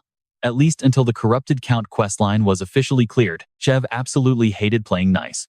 But honestly, looked like they were completely out of options. And he wasn't the only one feeling trapped. Despise each other or not, they had to shake hands. Even the icy Jayhun agreed. Later that night, sinking into her bath, Jayhun replayed the meeting in her head. The humiliation? Way worse than she expected. She hadn't just failed to solo the Chapter 1 boss. She actually had to beg her biggest rivals for help. Just pathetic. But let's be real, this was her only play left, because if Hydra took the entire pot, everyone else starves. Sharing the loot with enemies was a bitter pill, but way better than walking away empty-handed. Taking a deep breath, Jayhun made her choice. Play along for now. Wait for the perfect moment to strike. She immediately pinged her entire guild: watch Hydra like hawks. Any weird movement, report it straight to her. Winning was the only thing that mattered. Period. Meanwhile, cut back to our boy Jayhun, who just walked back into the Adventurers Guild. An NPC hands him a new ticket destination: Baru Forest. Apparently, some agent named Miggy vanished without a trace, and Jayhun needs to track him down. Jayhun just stared at the guy. That forest was crawling with level 70 monsters. If he stepped foot in there right now, instant death screen. But this NPC was absolutely not backing down. As Himri's apprentice, Jayhun was apparently the chosen one for this suicide run. The catch? Refusing meant instantly losing his corruption tracker title. Walking out of the guild hall, Jayhun felt a massive headache coming on. His quest window was practically bleeding red, with high danger warnings. But turning it down meant throwing away every single thing he had grinded so hard for. The realization hit him like a truck. Power leveling by taking on insanely high-tier quests? It finally came back to bite him. Sure, he had survived impossible missions before, but this time, he was totally out of luck. But here's the thing.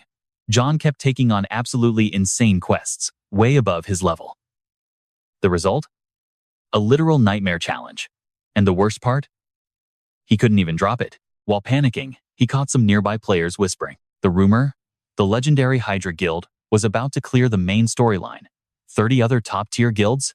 Left completely behind. But everyone was wondering the exact same thing. If the corrupted Count goes down, what happens to all the linked quests? Lightbulb moment for John. Maybe he could completely dodge that suicidal Baru Forest mission. Meanwhile, miles away, some players were staking out a castle. One guy was practically celebrating. He was so sick of standing around staring at those walls. But his partner? Natal, an actual commander from the Hydra Guild. He immediately told his lackey to chill out. This wasn't over. Not by a long shot. They had to lock that perimeter down until the Count was history. Absolute secrecy was the rule here. No leaks allowed. But out of nowhere, some random player waltzes right in, screaming, "Enter Kim," the number 3 guy from the Red Buffalo Guild. Natal was instantly on guard. Why was a rival here? Kim played dumb, claimed he was just hunting a massive high-level boss nearby, then casually asked if the Hydra guys were doing the exact same thing. Natal, forced to agree, hiding their real target. But Kim just smirked, mocking their rough shape. With a cocky wave, Kim strolled off to do his own thing. That sheer disrespect? It had Natal absolutely seething. The second he's clear, Kim hops on comms. He tells his boss the leaked intel is 100% legit. Chev, their top assassin, was practically speechless. He had totally written off that anonymous tip about the Count as a complete joke. His officer warned him. Free intel like that? Definitely a massive trap. Chev wasn't buying it. His theory? A Hydra insider went rogue. Someone angry enough to backstab their own team. Trap or not, they had to take the huge gamble. Kim immediately offered to start swinging just to buy them some precious time, but Chev shut that down fast, ordering him back. If the big boss was really there, Hydra's main army was definitely lurking nearby. Chev wasn't risking his best guy blindly. Kim brushed it off. He figured he wasn't worth ambushing. Huge mistake. Suddenly, he gets violently jumped, sending his whole team into panic, blade pressed right against his neck.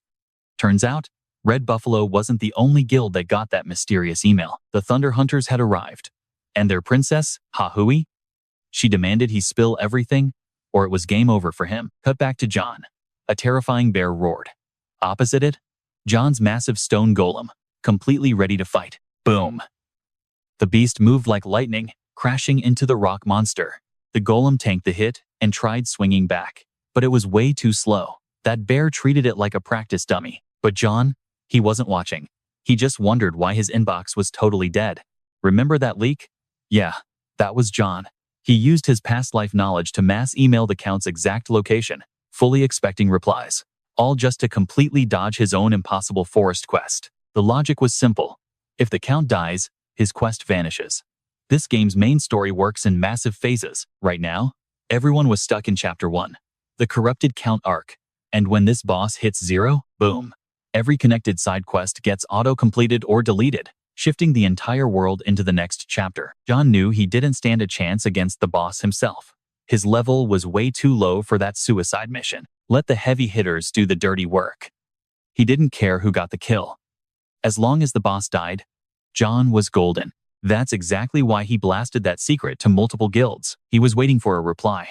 But out of nowhere, a system ping. The Hydra Guild just went live on broadcast. Right then, his golem gets completely wrecked, inches from death. But John steps up, instantly crushing the monster himself. Look, I need absolute silence for this stream, so keep it quiet, he muttered. Annoyance gone. He pulled up the live feed to see if his plan worked. The Hydra spokesperson was bragging, claiming they were the absolute first to track down the boss, and a raid was coming. They even had a date. John practically held his breath, praying it was happening this month. When they dropped the actual date, his jaw hit the floor. Hydra was launching their all-out assault in exactly 3 days. He was buzzing. That was insanely fast. Our guy was literally trying not to laugh out loud, like an absolute maniac. The background battle faded away. John put the pieces together. Hydra was rushing, because they knew their secret was completely exposed. Hydra getting the glory? Totally fine by him. They had the numbers and the raw power to completely steamroll this boss. All he had to do was grab some popcorn and wait for the quest complete notification. Perfect plan, right? Well, wait for it. The news completely breaks the internet. The legendary Hydra Guild? They got absolutely and utterly wiped out. Watching from his room, June is just absolutely stunned.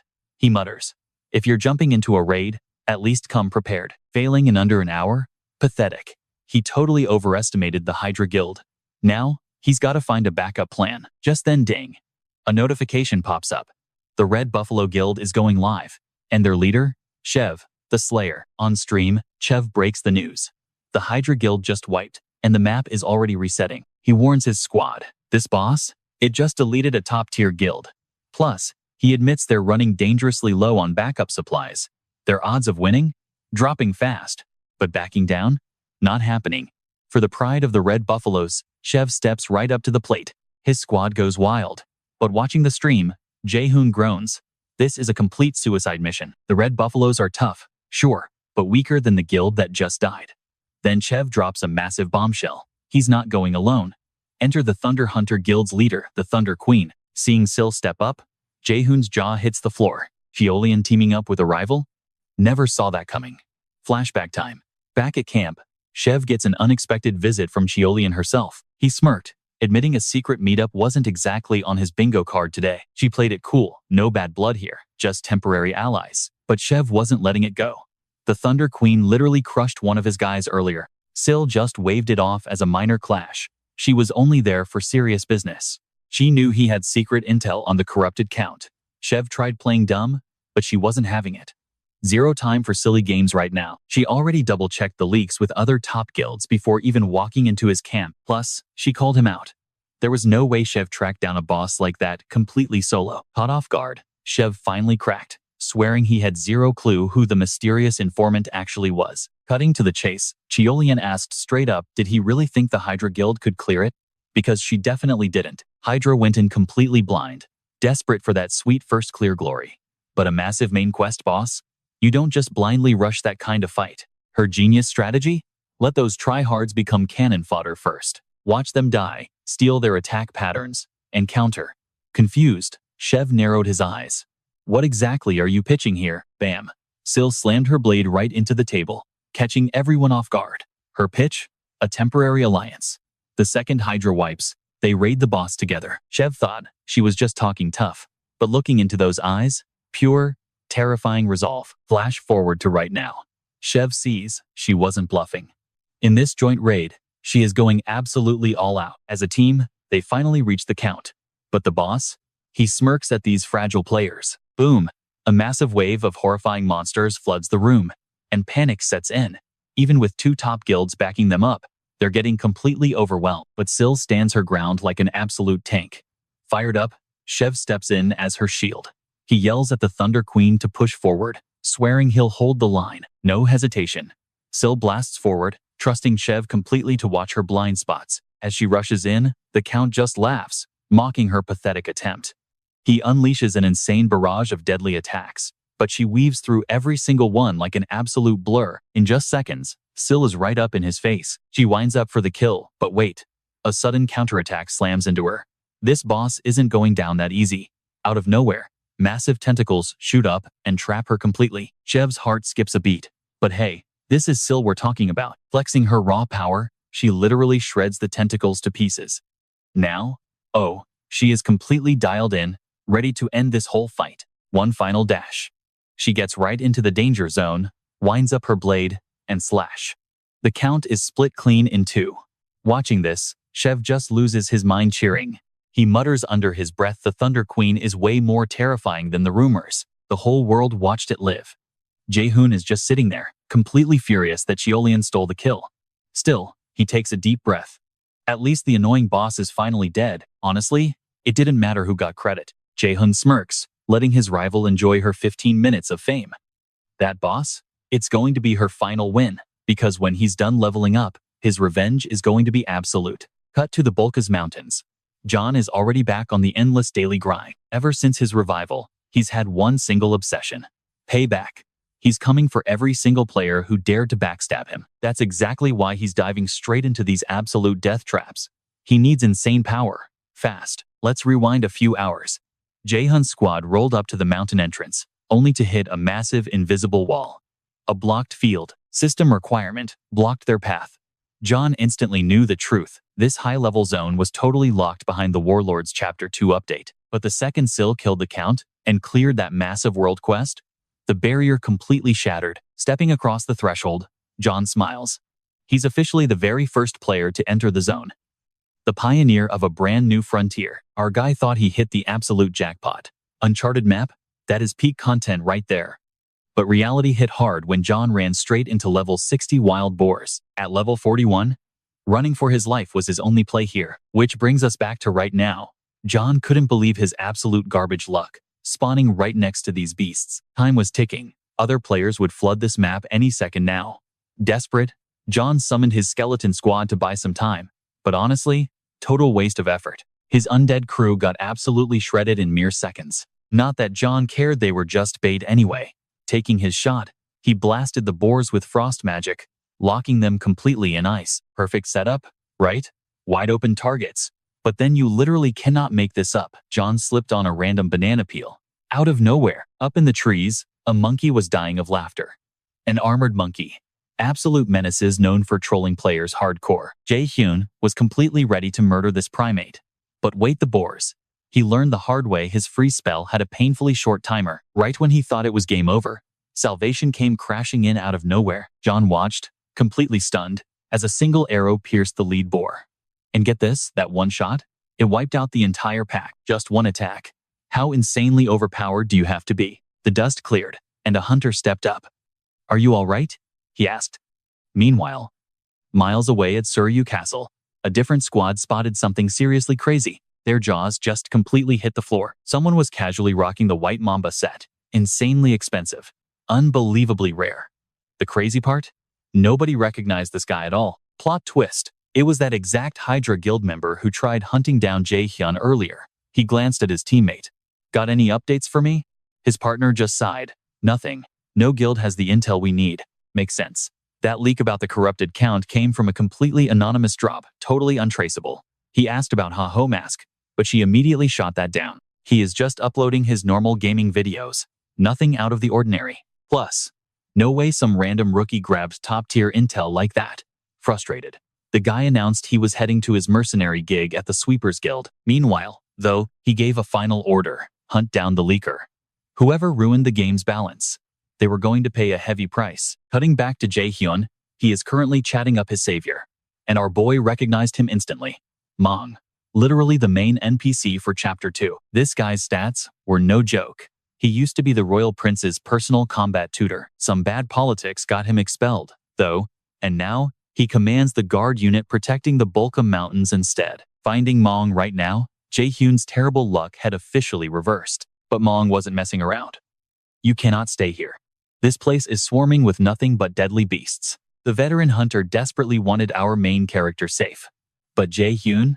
He saw a golden opportunity to twist this entirely to his advantage. Playing it cool, he dropped some lore. The corrupted count has fallen, yet his tainted monsters remain. He completely bluffed, claiming he tracked the dark magic straight to this forest.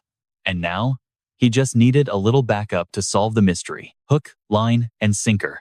Mong sighed. I have my suspicions, but absolutely zero proof. He actually asked Jayhun to help him investigate. Jackpot. That was exactly what our boy wanted to hear. He accepted instantly. System notification pops up: new mission. Uncover the truth behind the local monsters. John knew a massive experience farm when he saw one. Time to level up. Smart play? Ignore the heavy hitters like the bears and boars for now. Farm the weaklings first. Which meant one specific target was on the menu: that armored monkey. Jayhun was going to make that little pest deeply regret the whole banana peel incident. This monkey forest? An absolute death trap of sick pranks. And this wasn't some basic mob. This thing was a sadistic troll, literally feeding on player misery and laughing while they suffered. Hiding up in the branches, just waiting for the perfect second to ruin someone's day with a piece of fruit. But its trolling days were officially over. Jayhun steps up, crashing the party. Oh, you are dead meat, he promised. Pure determination in his eyes. The payback hunt for this chaotic primate had officially begun. But man, this thing was slippery. Dodging every single strike like it was nothing. It owned these woods, and its speed was just broken. John was getting absolutely tilted. The thick tree canopy kept blocking every single one of his melee attacks. Time to switch things up. If close combat wasn't working, John was bringing the pain from a distance. Stepping back, he launched his sword straight at that monkey's smug face. The blade flies straight at it.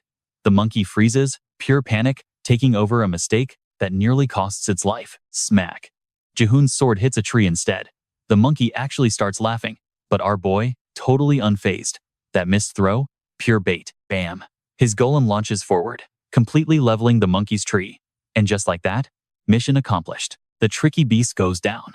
Plus, Jayhun scores the epic title for being the very first player to bag an armored monkey. Riding this high, he makes a call: time to farm the absolute heck out of these monsters. Meanwhile, the entire world is obsessed with one huge event. The legendary guild masters who just took down the corrupted count. We are talking about Shev from the Red Buffaloes and Sil from the Thunder Hunters. A reporter shoves a mic in Sil's face, asking how she pulled off this insane world first clear. Flashing a perfect, camera-ready smile, Sil plays the humble card. Oh, it was just pure luck, she says, promising to keep grinding. But the absolute second those cameras turn off, the fake smile drops. Sil's ultra-serious, calculating true personality instantly snaps right back. Her vice guild master praises her amazing leadership, saying she practically carried them. But Sil, she shuts it down, insisting it really was just luck. She honestly admits they would have been totally wiped out without the Red Buffalo Guild carrying their weight during the raid. Sil isn't celebrating yet. She knows exactly what they are missing. To absolutely dominate this game, she desperately needs the Ha-Ho Mask player. Switching gears, she suddenly demands to have a little chat with Hatch. Her right-hand girl is super confused. Why waste time talking to a total loser like him? Sil just smirks. She has a very specific target to hunt, And hatch, he is going to be the perfect bait. Back to our boy Jayhun. He is slaughtering monkeys non-stop, but his sword? Completely snapped in half. Yeah, definitely time for a major gear upgrade. Minor issue, though he is dead broke. With zero cash in his pocket, Jayhun sets his sights on something else. Monster gems. These things? Insanely rare. We are talking terrible drop rates that make players want to rage quit, but you absolutely need them to craft top-tier gear, with crazy special effects. And Jayhun knows armored monkey gems are perfect for this. So, he points at the forest. Skeletons. Wipe out every single armored monkey in sight. 9 absolute soul-crushing hours later. Hundreds of dead monkeys. And 0 gem drops. Are you kidding me? The frustration was getting super real. He wasn't stopping until he got one. But suddenly, some random guy crashes the party, yelling out, "You must be the Ha-Ho Mask." Jayhun turns around, totally annoyed. Who is this clown? The guy is flexing an ultra-expensive fire lizard armor set. Oh, and he is packing an orc hero sword, which means this guy has to be level 70. Minimum. Jayhun immediately thinks, great, another hater coming for revenge. The flashy dude introduces himself as Coyote and instantly challenges our main character to a duel. Coyote straight up admits he wants clout. He knows Jayhun's streaming videos are blowing up, and crushing him live means easy views. Jayhun barely even looks at him. Not interested. Man, go away. Our boy is already raging about the terrible drop rates, and now this massive attention seeker is buzzing around like an annoying mosquito. But Coyote is desperate. He practically begs, offering 5,000 gold if the mask just accepts the fight. Instantly, Jayhun's whole mood completely flips. Suddenly, fighting this guy sounds fantastic. As they prep for the showdown, Coyote loudly declares himself the ultimate hero of justice. This guy honestly thought his natural gaming talent made him the absolute main character everywhere. Until he logged into Warlord. That is, literally nobody cared about him. So when the entire server started hyping up some masked newbie, Coyote got super jealous. He became obsessed. He needed to find this Ha-Ho Mask guy, crush him on stream, and take back the spotlight he deserved. Looking at him now, Coyote was convinced the mask had garbage stats and completely trash equipment. It drove him crazy. How does a complete scrub get millions of fans while a top-tier player gets ignored? Before this random meetup, Coyote had been just wandering the game, totally desperate for any shred of internet fame. And then, boom, pure luck. He actually spots his target out in the wild. But here is the crazy part. The masked guy was farming inside a completely restricted zone, a totally secret area Coyote only found by total accident. In that exact second, Coyote realized this was his golden ticket. Record a video destroying the server's most famous player, and become an overnight gaming superstar. Cut to now. Coyote actually strips off his expensive armor, wearing just a helmet. Jayhun stares at him, like, dude, what are you doing? Coyote smirks. He claims he's just evening the playing field.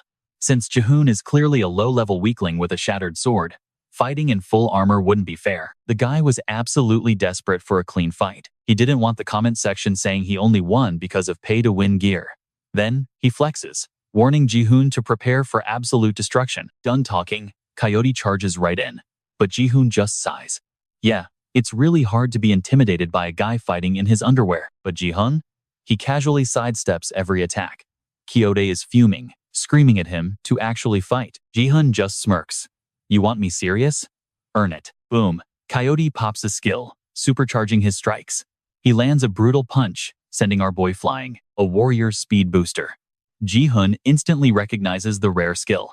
And get this, despite looking like a total clown, he realizes Coyote's actual combat power level is absolutely off the charts. A head-on clash right now? Pure suicide. Jayhun dusts himself off time for plan B. Seeing him stand, Coyote gets totally hyped. Ha-Ho is finally getting serious. He literally dares him to bring it on, convinced he can tank anything. Why? Because this guy just loves showing off his superiority to the crowd. Out of patience, Coyote fires his booster again. But Jayhun immediately retaliates. He kicks dirt straight into his face. Helmet or not, Coyote is totally blinded. And bam, Jayhun instantly sweeps his legs. Jayhun knows he's outclassed in raw strength. The goal isn't overpowering him, it's complete immobilization. Create an opening, then finish him. After eating dirt, Coyote absolutely loses it. Coward! He screams in rage. You really gonna win by fighting dirty? Jayhun doesn't even blink. This is survival, he snaps back. Honor? Yeah. I literally do not care about that. Winning is all that matters. Right then, Jayhun activates his new armored monkey skills, totally maxing out his power in one epic surge. Coyote's instincts scream. If this hits, game over. Jayhun glares at him. You wanted this. Deal with it. But wait, at the last millisecond, Coyote absolutely surrenders. Jayhun throws the devastating blow, but halts it an inch away. The sheer shockwave just blasts safely into the air. The guy was absolutely terrified. He literally forgot about virtual reality, genuinely thinking his life was over. Our boy, though, totally hyped and ready for his loot. See, dying in-game triggers a massive 2-day ban. That's exactly why Coyote tapped out so fast. Spared by the bet, a very relieved Coyote removes his helmet. He openly admits Haho is on another level completely. Conceding defeat, he drops the promised 5,000 gold. But wait, he actually gives up his sword, too. Jayhun is utterly speechless. The legendary hero Orc's sword, insanely rare, packed with broken stats. Our main character is literally drooling over this priceless treasure. Coyote humbly calls it a symbol of his deep respect. He confesses he was too obsessed with chasing fame, never actually putting in the work to get strong. This crushing defeat was an absolute wake-up call. Now, Coyote dramatically declares they are basically sworn brothers. Jayhun thinks, okay, complete idiot, but maybe not totally evil. So naturally, he instantly rejects the brotherhood thing and literally smacks Coyote down into the dirt. Oh, it gets wilder. He mercilessly orders his undead skeletons to jump the guy. Even while getting absolutely stumped, Coyote yells that he'll train hard, become truly worthy, and prove himself as a brother. He literally screams that he cannot wait for their next epic reunion. Absolute madman, Jayhun thinks, though he's glad the dude is having fun. Honestly, this crazy little duel was absolutely worth his time. Fresh funds? Check. Overpowered sword? Double check. The endless monkey grinding is over. Jayhun is finally geared up enough to tackle the main storyline. Though, maybe just a few more monkeys wouldn't hurt. He's totally addicted to the drops, convinced a rare gem is coming. His summons literally have to drag him away. Later, Jayhun checks his insane kill count. 950 monkeys, 104 wolves, and 76 venomous lizards. Pure massacre. Mawan is blown away. He praises our boy, saying the entire investigation is progressing perfectly, but Jayhun is totally zoning out. Mawan snaps him back, and Jayhun sheepishly admits he was just daydreaming about spending all that sweet gold. Focus up, Mawan warns, dead serious. Because this next quest? It's basically a suicide mission. He reveals the target, a terrifying warrior bear, has spawned near the mountain peak. These aren't normal beasts. We're talking absolute armored titans fighting exactly like human veterans. The objective? Figure out who is supplying these beasts with high-level gear. Cracking this mystery unlocks a major piece of the corrupted lore. Simply put, go solo a boss-level bear and steal its weapon. Mawan knows it's an insanely tall order, asking if Jayhun can actually survive this alone. Jayhun just confidently nods. Please. He already knows exactly how to handle these heavy hitters. Cut to a few minutes later, he's already trekking the mountain path. But hold up, time for a quick shopping spree before the boss. Jayhun swipes open the virtual auction house. He desperately needs gear that actually matches his newly spiked stats. Bingo. A skeleton serpent set catches his eye, absolutely perfect. Zero hesitation. He drops the gold and instantly equips that epic armor on the spot. Oh man, the joy of being rich. He's already happily planning to buy rare magic books next. Meanwhile, his skeleton crew is literally begging for shiny new gear. Jayhun almost totally forgot about them. He checks the shop inventory, but reality hits fast. He's completely broke. Nowhere near enough cash to gear up the whole squad. Where did all his money go? Total shocker. But yeah, his undead squad? They're stuck with their basic starter weapons for now. Oh, the summons were not happy. Jayhun tried playing defense, muttering that it wasn't exactly his fault. The shop's prices were an absolute scam. Then, he spots a pack of boar monsters. Perfect timing. Time to farm some gold. That's literally all the motivation his undead minions needed. Total carnage. Minutes later, just a single lonely boar left standing. Jayhun yells at his crew to wrap it up. Want that new armor? Better hustle. But wait, someone else's attack suddenly obliterates their target out of nowhere. Jayhun freezes. Complete blindside. Then, some arrogant voice echoes out, "Who gave you permission to hunt on our turf, newbie?" Classic guild bullies. This whole zone is Apollo Guild property. They bragged. Cross us, and you're basically begging for a death sentence. The squad leader, Wang Jiang, steps up, throwing absolute bottom-tier threats right at Jayhun. Jayhun's reaction? Utter boredom. He sees them as total trash mobs and blasts them instantly. Dusting his hands, he drops a cold, "Stay out of my way." Seriously though, he's been acting like an absolute magnet for clueless idiots lately. He definitely needs to fix this reputation problem soon, but whatever. Jayhun just walks off, totally unfazed. Behind him, a beaten Wang Jiang spits out, "The Apollo Guild doesn't let things slide. You'll pay for this." Cut to later. Apollo himself, the actual guildmaster, gets the report. Somebody dared to trash his loyal lackeys, knowing the attacker completely ignored their guild's supposedly terrifying reputation. Oh, Apollo was absolutely furious. He immediately barks orders. "Hunt this rat down. Spare zero expense. I'm going to rip him apart personally." Meanwhile, back with Jayhun, our boy finally hits the boss bear's territory. Hunting time. Jayhun smirks, but his undead squad, looking way too relaxed. So, he immediately snaps them right back to reality. "Listen up," he warns. "We're dropping a level 70 warrior bear. 3 crazy battle phases. 0 room for stupid mistakes." He hypes them up, securing the absolute first kill on this boss. That practically guarantees them a ridiculous lead over every top guild in the main scenario. So yeah, absolutely no slipping up allowed. And right on cue, the ground literally starts shaking. The enemy is here. I mean, a massive mutant bear isn't exactly built for stealth. Jayhun instantly equips his absolute best armor, locking right into combat mode. His goal? Complete monopoly. He's planning to sweep every single main quest reward, leaving absolutely nothing but scraps for the rest. Nearby, Hatch scopes out the Bulkas Mountains, praying the infamous Haho mask still lingers around. Honestly, Hatch is beyond salty. He's a VIP player, getting dispatched to this middle-of-nowhere zone just to track down some nobody rookie? A total insult. Plus, forcefully kidnapping recruits for the guild is straight-up criminal behavior. Right in the middle of his complaining, a wild boar suddenly ambushes him. Please. As a veteran high-tier mage, Hatch literally turns the beast to ash in seconds. He sighs. Finish the job, grab the target, and escape this dump. Ballista Hatch is a highly respected guild ranker. That status alone should guarantee him elite missions, definitely not babysitting duty in the muddy woods. Back to the fight. Jayhun remembers his past life. He ran this exact raid 6 agonizing times with a full guild, only barely surviving. But this time, failure isn't an option. If he wipes, another squad steals the main quest lead. To actually inflict critical damage here, Jayhun knows the trick. Target the tiny gaps between the boss's heavy armor plating. Classic regression advantage. He brought highly specific skills tailored perfectly to absolutely wreck this beast. Jayhun gives the signal. Follow his lead. Time to test drive his brand new passive skill, Muscle Modification. The second it activates, boom. His movement speed goes off the charts, but it's too fast. He totally overshoots the target, leaving his undead squad completely exposed and defenseless. Bam! The bear crushes his skeletons instantly. Jayhun winces as his perfect strategy completely crumbles. He desperately tries recovering his balance to leverage that insane speed, but the skill is way too wild. He just hasn't mastered this crazy momentum yet. A massive paw swipes down, forcing him to cancel the muscle buff. Hey, he still managed to rip off a huge chunk of the boss's side armor. But honestly, he curses the skill. Moving that fast means absolutely zero hit accuracy. So now, it's dodge or die.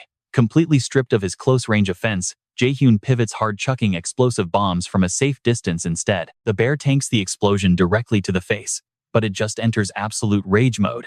Jayhun quickly realizes raw direct damage won't cut it against this tank. Gulping a potion, he resummons his skeleton crew. Change of plans. Time to fight like a true, absolute necromancer. Round 2. Boys, he smirks. This time we end it. Finding the perfect opening, Jayhun summons his massive, heavy-hitting golem. The literal giant crashes onto the battlefield. It instantly steps right up to face the furious bear, making Jayhun smile like an absolute menace. Jayhun chants, casting a heavy petrification spell to harden his golem's rocky exterior. The bear slashes down, but its massive sword gets completely wedged inside the rock. Perfect opening. Skeletons, attack. With its weapon stuck and chest completely exposed, the terrifying boss becomes an absolute sitting duck. But Jayhun stays sharp. Keep your guard up, he warns them. Because, trust me, I've still got one absolutely insane ace up my sleeve. Then boom. A massive fire attack suddenly blasts both John and the bear. Jayhun is absolutely furious. His teammate was supposed to wait. Thanks to that massive mess-up, the bear pops a skill and instantly heals half its health. The massive beast charges straight at them, and honestly, John is totally done playing smart. Time to drop strategy. Brute force? That is always the best answer. With a crazy shout, he chucks his absolute strongest bombs, completely terrifying his own team. One blinding explosion later, the bear is down. He looks back. An entire top-tier guild failed this before. Now, he just soloed it?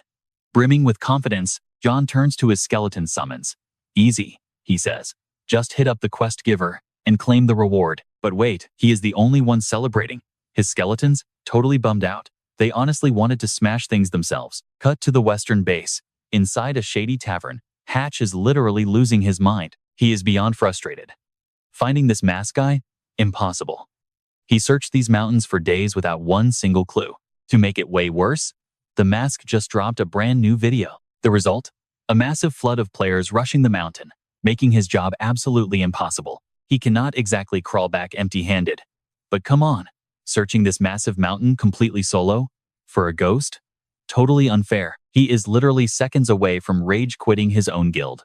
Then, his boss calls. Hatch nearly jumps out of his skin. He was just trash-talking her. He scrambles to answer, sweating and apologizing for anything she might have heard. But his boss, Sil, actually sounds nice. She admits she totally messed up by giving him an impossible mission. Searching a whole mountain alone? Brutal. She finally realizes just how insane that task was. Hope sparks in his eyes. Finally, he can escape these cursed mountains and go back. Yeah, nope. Her brilliant fix? Sending back up so he can keep searching out there. Sil spins it perfectly. 2 people? Double the speed. Pure efficiency. But wait for the twist. She sent his absolute worst enemy. Hahui crashes the party, totally furious, screaming that Hatch's garbage skills dragged her out here. Hatch dies inside. Bad? Try absolute rock bottom. This is a total disaster. He absolutely curses his terrible luck. Meanwhile, Jayhun notices the zone is way more packed today. Classic. He knew the hype train would arrive eventually. Time to sneak back to town while he is still holding the VIP quest secret. But halfway there? Roadblock.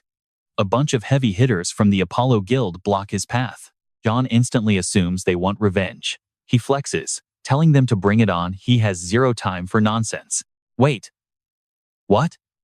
They sprint right past him, absolutely screaming for their lives. Jayhun is totally confused. He did nothing yet. Suddenly, he watches those Apollo soldiers get absolutely slaughtered. And there are the killers. The Thunder Hunter Guild's princess and her partner.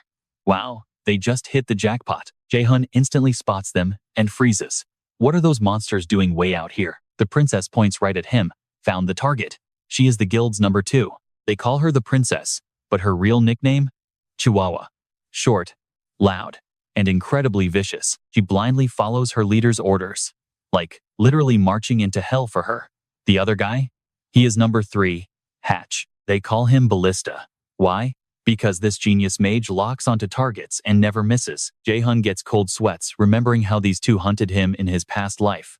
A sequel to that nightmare? Hard pass. He quickly guesses they are trying to forcefully recruit him into their ranks. Honestly, John wants to wipe the floor with them right now. But being underleveled, the only option left is talking his way out. So, Jayhun totally plays the fool. Ha-ho mask. Never heard of the guy. Who is that? No proof, no problem, right? They cannot prove a thing, but the princess instantly calls his bluff. Ha-he screams that literally everyone in these mountains knows the mask. His viral videos are the exact reason this place is packed. Plus, she points out his outfit perfectly matches the mask's exact style. Totally busted. Suspicion is peaking. But Hatch totally cuts her off. They have much bigger problems. Hatch straight up calls her an idiot. She literally blew up an inn and casually murdered players on pure suspicion. She left an absolute trail of disaster. Their guild is top tier. They cannot act like villains and face zero consequences. Hatch crosses his arms. Apologize right now, so they can finish this mission without more absolute chaos. So, Hahui finally swallows her pride, offering a half-hearted apology to our mage. Hatch steps up next, completely embarrassed by his guildmate. He begs Jay for forgiveness, just wanting to move on. Jay thinks the drama is over. But nope, out of nowhere, bam, a literal fist to the face. Hahui totally played him. She faked, passing out just to sneak attack him, sending our boy flying. Laying in the dirt, Jay is absolutely baffled. Like, why? And her excuse? Classic spoiled princess logic. She seriously claims she expected him to dodge. Jay is furious. Do you guys just go around jumping random players? He immediately threatens to report the Thunder Hunters Guild. Plus, he threatens to make a massive public post, making sure everyone knows this elite guild attacks random players for fun. Panic mode activated for Hatch. He jumps in, waving cash to cover the damage. And, honestly, Jay takes the money, letting them off the hook. Hatch quickly drags Hahui away before she starts another fight. Meanwhile, Jay is boiling with pure rage over that sucker punch, but he plays it cool, exposing his real power right now. Not worth the risk. He just needs to bide his time. Oh, sweet payback is definitely coming. Miles away, Hatch is losing his mind, scolding the princess. He begs her to respect their guild's image, but she shrugs. Most players would dodge that, she argues. Hatch just stares. Are you seriously blaming him for getting hit? She denies it, obviously, but she admits something felt off. Jay only looked slightly annoyed, which is completely suspicious. Hatch just sighs, practically begging her to stop causing chaos and act like a normal player. Later on, Jay finally meets up with Mong, handing over that bear armor piece. The NPC's eyes widen. He confirms some dark stuff is happening, thanking Jay for bringing proof he couldn't get himself. But Jay? He doesn't care about lore. He just wants his next quest fast, terrified other guilds might steal his lead. Mong brings out a mysterious box, telling our boy to pick an item. He reveals they are custom maps, leading straight into monster dungeons. Jay's eyes light up. Treasure maps.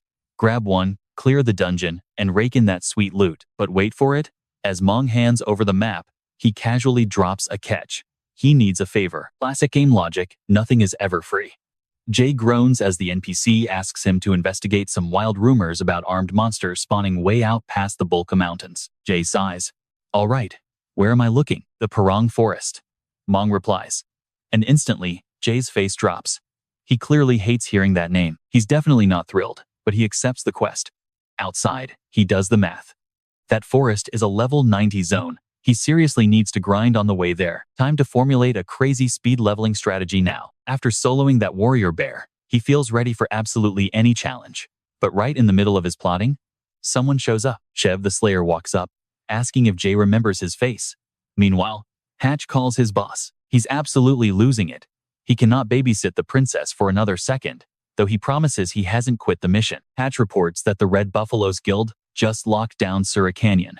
He strongly suggests they ditch the side quest and focus on their primary goal. Honestly, he's totally sick of chasing a player who clearly refuses to join their elite team. Sil thinks it over and allows them to prioritize the main quest, putting the Ha-Ho Mask recruitment on pause. But secretly, she hasn't given up on him at all. She truly believes top-tier players always cross paths. He can't run forever. She just needs patience to find him. Back to the grind.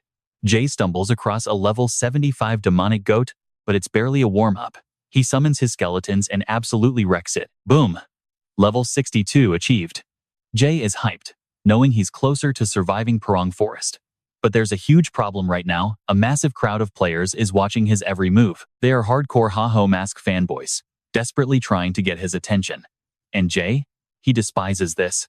He literally tries to sprint away from the unwanted spotlight. This has been happening way too often lately. His gameplay videos are going totally viral online right now. Sure, the views and hype are great, but having a literal live audience tracking his every skill use? Completely uncomfortable. And, even worse, every single hunting spot is swarmed. He can barely farm any experience because of all the random players crowding his space. So, Jay makes a bold call. He's heading straight for Sura Canyon. Those terrifying high-level monsters should definitely scare off these low-level stalker fans. But wait, halfway there, guess who completely blocks his path? It's Shev the Slayer, looking insanely happy to see him. For Jay, absolute nightmare scenario right now. Shev points right at him. You're that guy from the starting village, he yells. Yeah, he definitely hasn't forgotten that epic day. I mean, getting completely embarrassed like that. It doesn't happen often. Plus, Shev has been leveling up at an absolutely insane pace. Fast forward a few months from their first meeting in the beginner zone, and boom, he catches Jayhun right outside Sura Canyon. Jayhun plays it cool, pointing out that this low-level area is basically a joke for someone of Shev's rank. So, why is he here? Shev just smirks. Apparently, his massive guild took total control of the canyon overnight. They wanted a forward operating base close to the main questline. But get this, Shev had a gut feeling the infamous Ha-Ho Mask would show up here. That's exactly why he's been camping the entrance.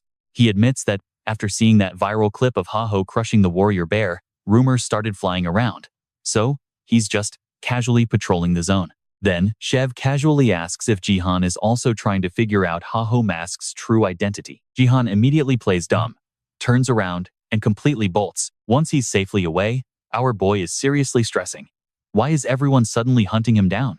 First Sil, now Shev, two insanely strong guild leaders, both hunting the exact same guy. As Haho Mask, Jayhun knows if this keeps up, his leveling speed is going to tank.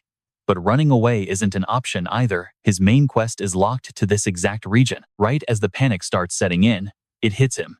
The map he got from Mong. A secret dungeon map. This could be his ultimate get-out-of-jail-free card. These legendary hidden zones are usually impossible to find. But with specific coordinates? Total game changer. Arriving at the coordinates, Jayhun knows this is going to be incredibly sketchy. But hey, massive risk usually equals insanely good loot. Right? At least, that's what he's praying for. He takes one massive gulp of air and dives straight down into the freezing water, going deeper and deeper. There it is, a secret underwater cave. But it's way too far. His lungs are absolutely screaming on fire, totally ready to give out before he even gets close. But right at the absolute breaking point, he bursts through the surface. He actually survived. The legendary hidden dungeon from the map is staring right back at him. Jayhun's logic was simple. Need to dodge the top players? Hide somewhere literally no one can track you.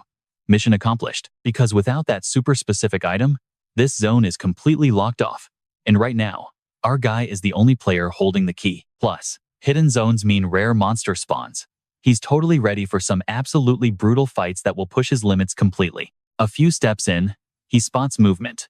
Tension spikes. What crazy nightmare creature is waiting? Oh, wow. All that hype, just for a squishy, low-level slime. Talk about a total letdown. He expected an absolutely massive, terrifying threat. Pissed off, Jayhun groans. Seriously? A basic slime in a secret dungeon? But wait, the blob suddenly twists, morphing uncontrollably while blasting out this blinding, super intense fiery aura. Boom.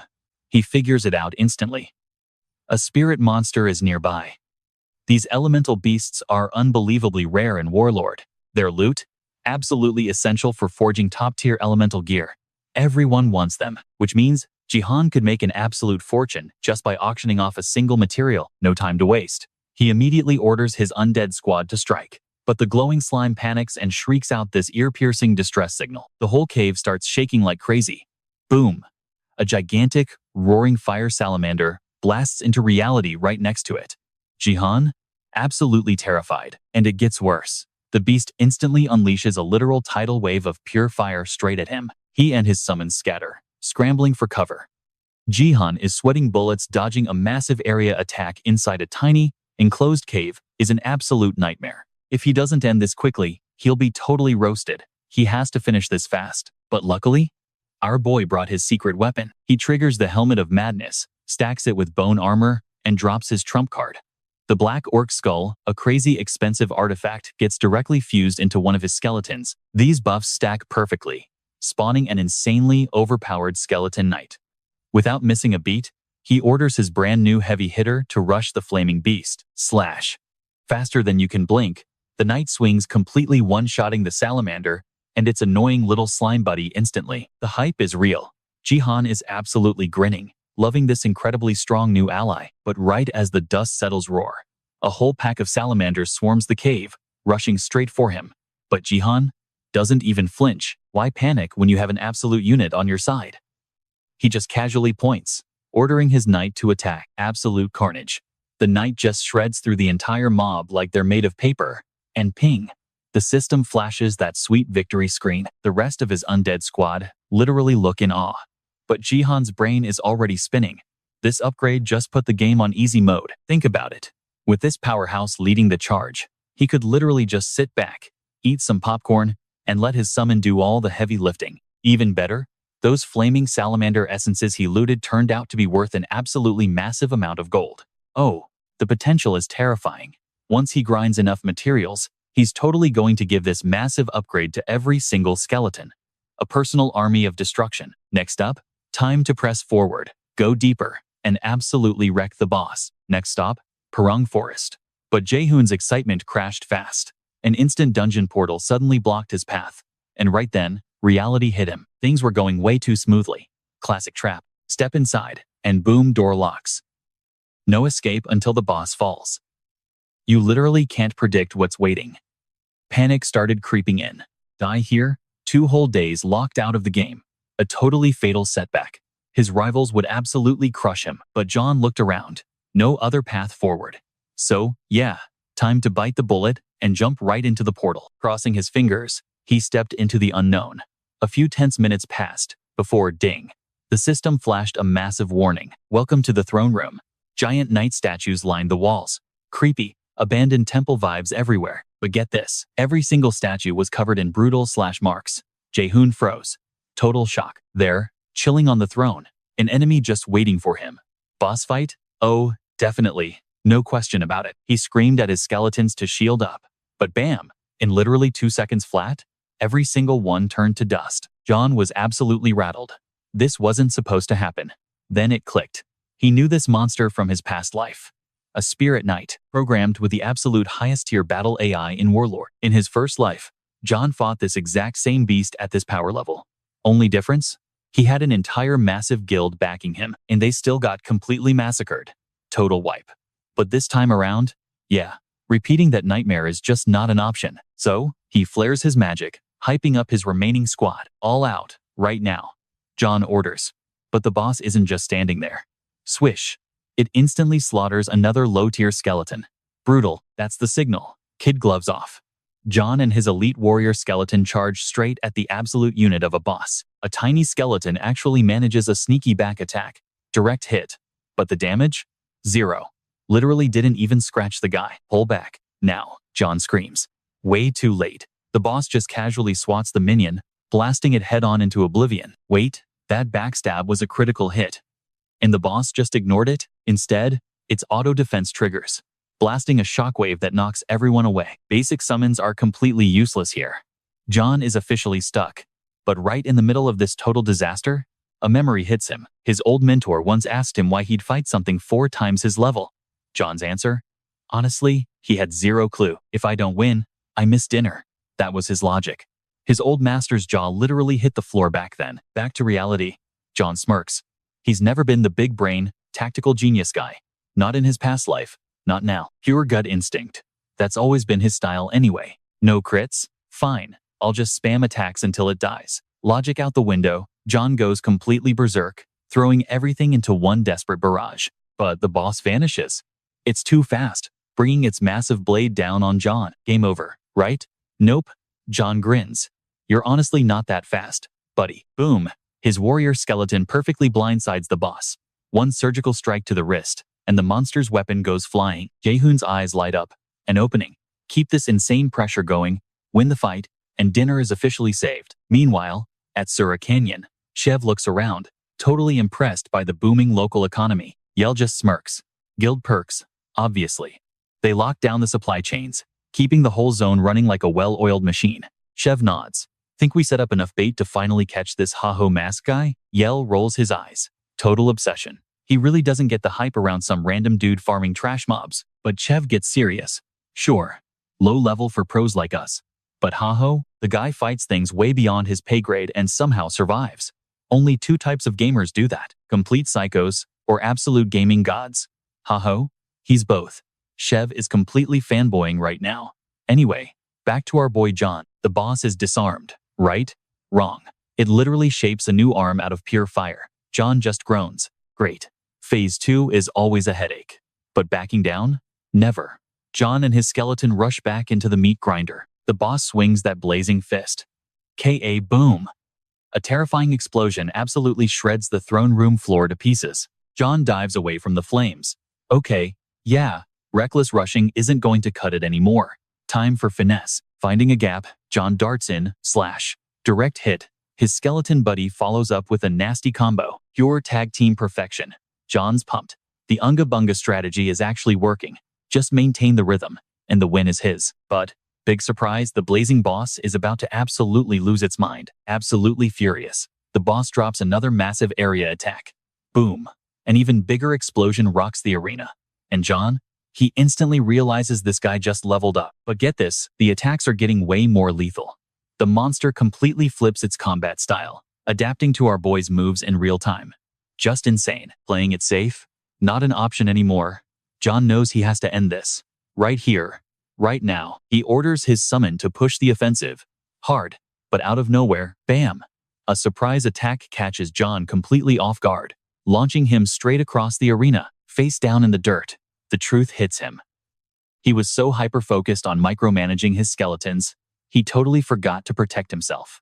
A total rookie mistake, and it just made him an incredibly easy target. The final blow comes down, but wait, his skeleton intercepts it, taking that devastating hit right to the face. John's jaw drops. A sacrifice play? He definitely didn't see that coming, loyal to the absolute end. His summon just bought him a crucial second chance, and John isn't about to waste it. Seeing red, Jayhun springs up and unleashes an absolute barrage of bombs. Direct hits, but somehow, this absolute tank is still standing. Time for plan B. John dives straight back into close quarters combat. He just needs to hold out a little bit longer. More bombs, more explosions. Still not enough.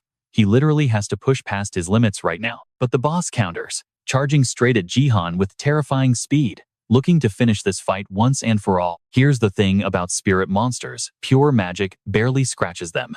And John? He knew that from the very beginning. That's exactly why he packed his bombs with bone fragments from his fallen skeletons. Smart, right? Then, his aura explodes. He activates his ultimate skill, Maximum Skeleton Summon. Checkmate. June knows it's over. Nowhere to run. Nowhere to hide this time. One flawless strike. A dead center hit. The system instantly pings with that sweet victory sound, followed by the ultimate reward, a level up notification. Just for a second, his mind flashes back, remembering his old party. How they totally threw him under the bus when they lost to the Spirit Knight. But look at him now. He's got a squad that literally takes a hit for him, no questions asked. Yeah, they're literally just bones. But these skeletons? Way more loyal than any human he's played with. This second chance at life hits so completely different. Our boy takes a breather, genuinely thanking his undead crew. But wait, the boss is dead. So, where's the exit portal? His guard goes right back up. Another boss phase? But then, something shiny catches John's eye. A hidden door. A randomly generated reward room just spawned. John instantly bolts toward it. Talk about insanely good luck. The hype is real right now. Epic tier loot for dropping that nightmare boss, right? Nope. He gets a dusty old book. Really? Taking a closer look, it's a research log on ancient powers. Not terrible, honestly. Except, he already read this exact book in his past life. Every single page. Completely memorized. Making this drop totally useless for him.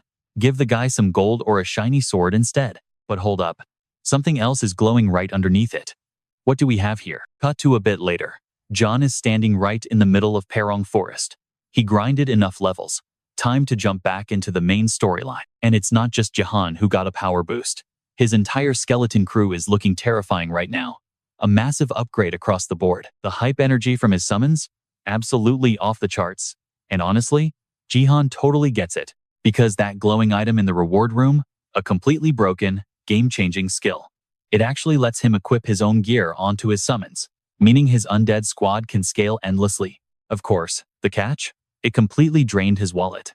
Jayhun literally blew a fortune, buying all this high-tier armor. An investment for the future, right? He looks at his decked-out squad and smirks. You guys better make this count. Just then, a group of random players rolls up. They start clapping, calling him by his gaming tag Ha-Ho Mask, saying he completely lives up to the crazy rumors. And then they drop this cringe line. We live for romance. We die for romance. We are the outlaw romantics, the R2 family. Jayhun just stares. Seriously? The absolute weirdos you meet in this game. It's getting totally out of hand, not gonna lie. Moments exactly like this make him want to hit the logout button and go touch some grass. He ignores them and keeps walking. But these guys, they literally tail him, whining, "Hey man, slow down. You walk too fast." They keep begging him to match their pace. Finally, Jayhun snaps, glaring right at them. Back off. Just leave me alone. But they just won't take a hint. They demand an answer about joining their guild, explaining how they're grinding to hit level 100 just to survive this forest. The problem? The mobs around here are absolutely destroying them. Way above their pay grade, which is exactly why they're desperately headhunting overpowered players.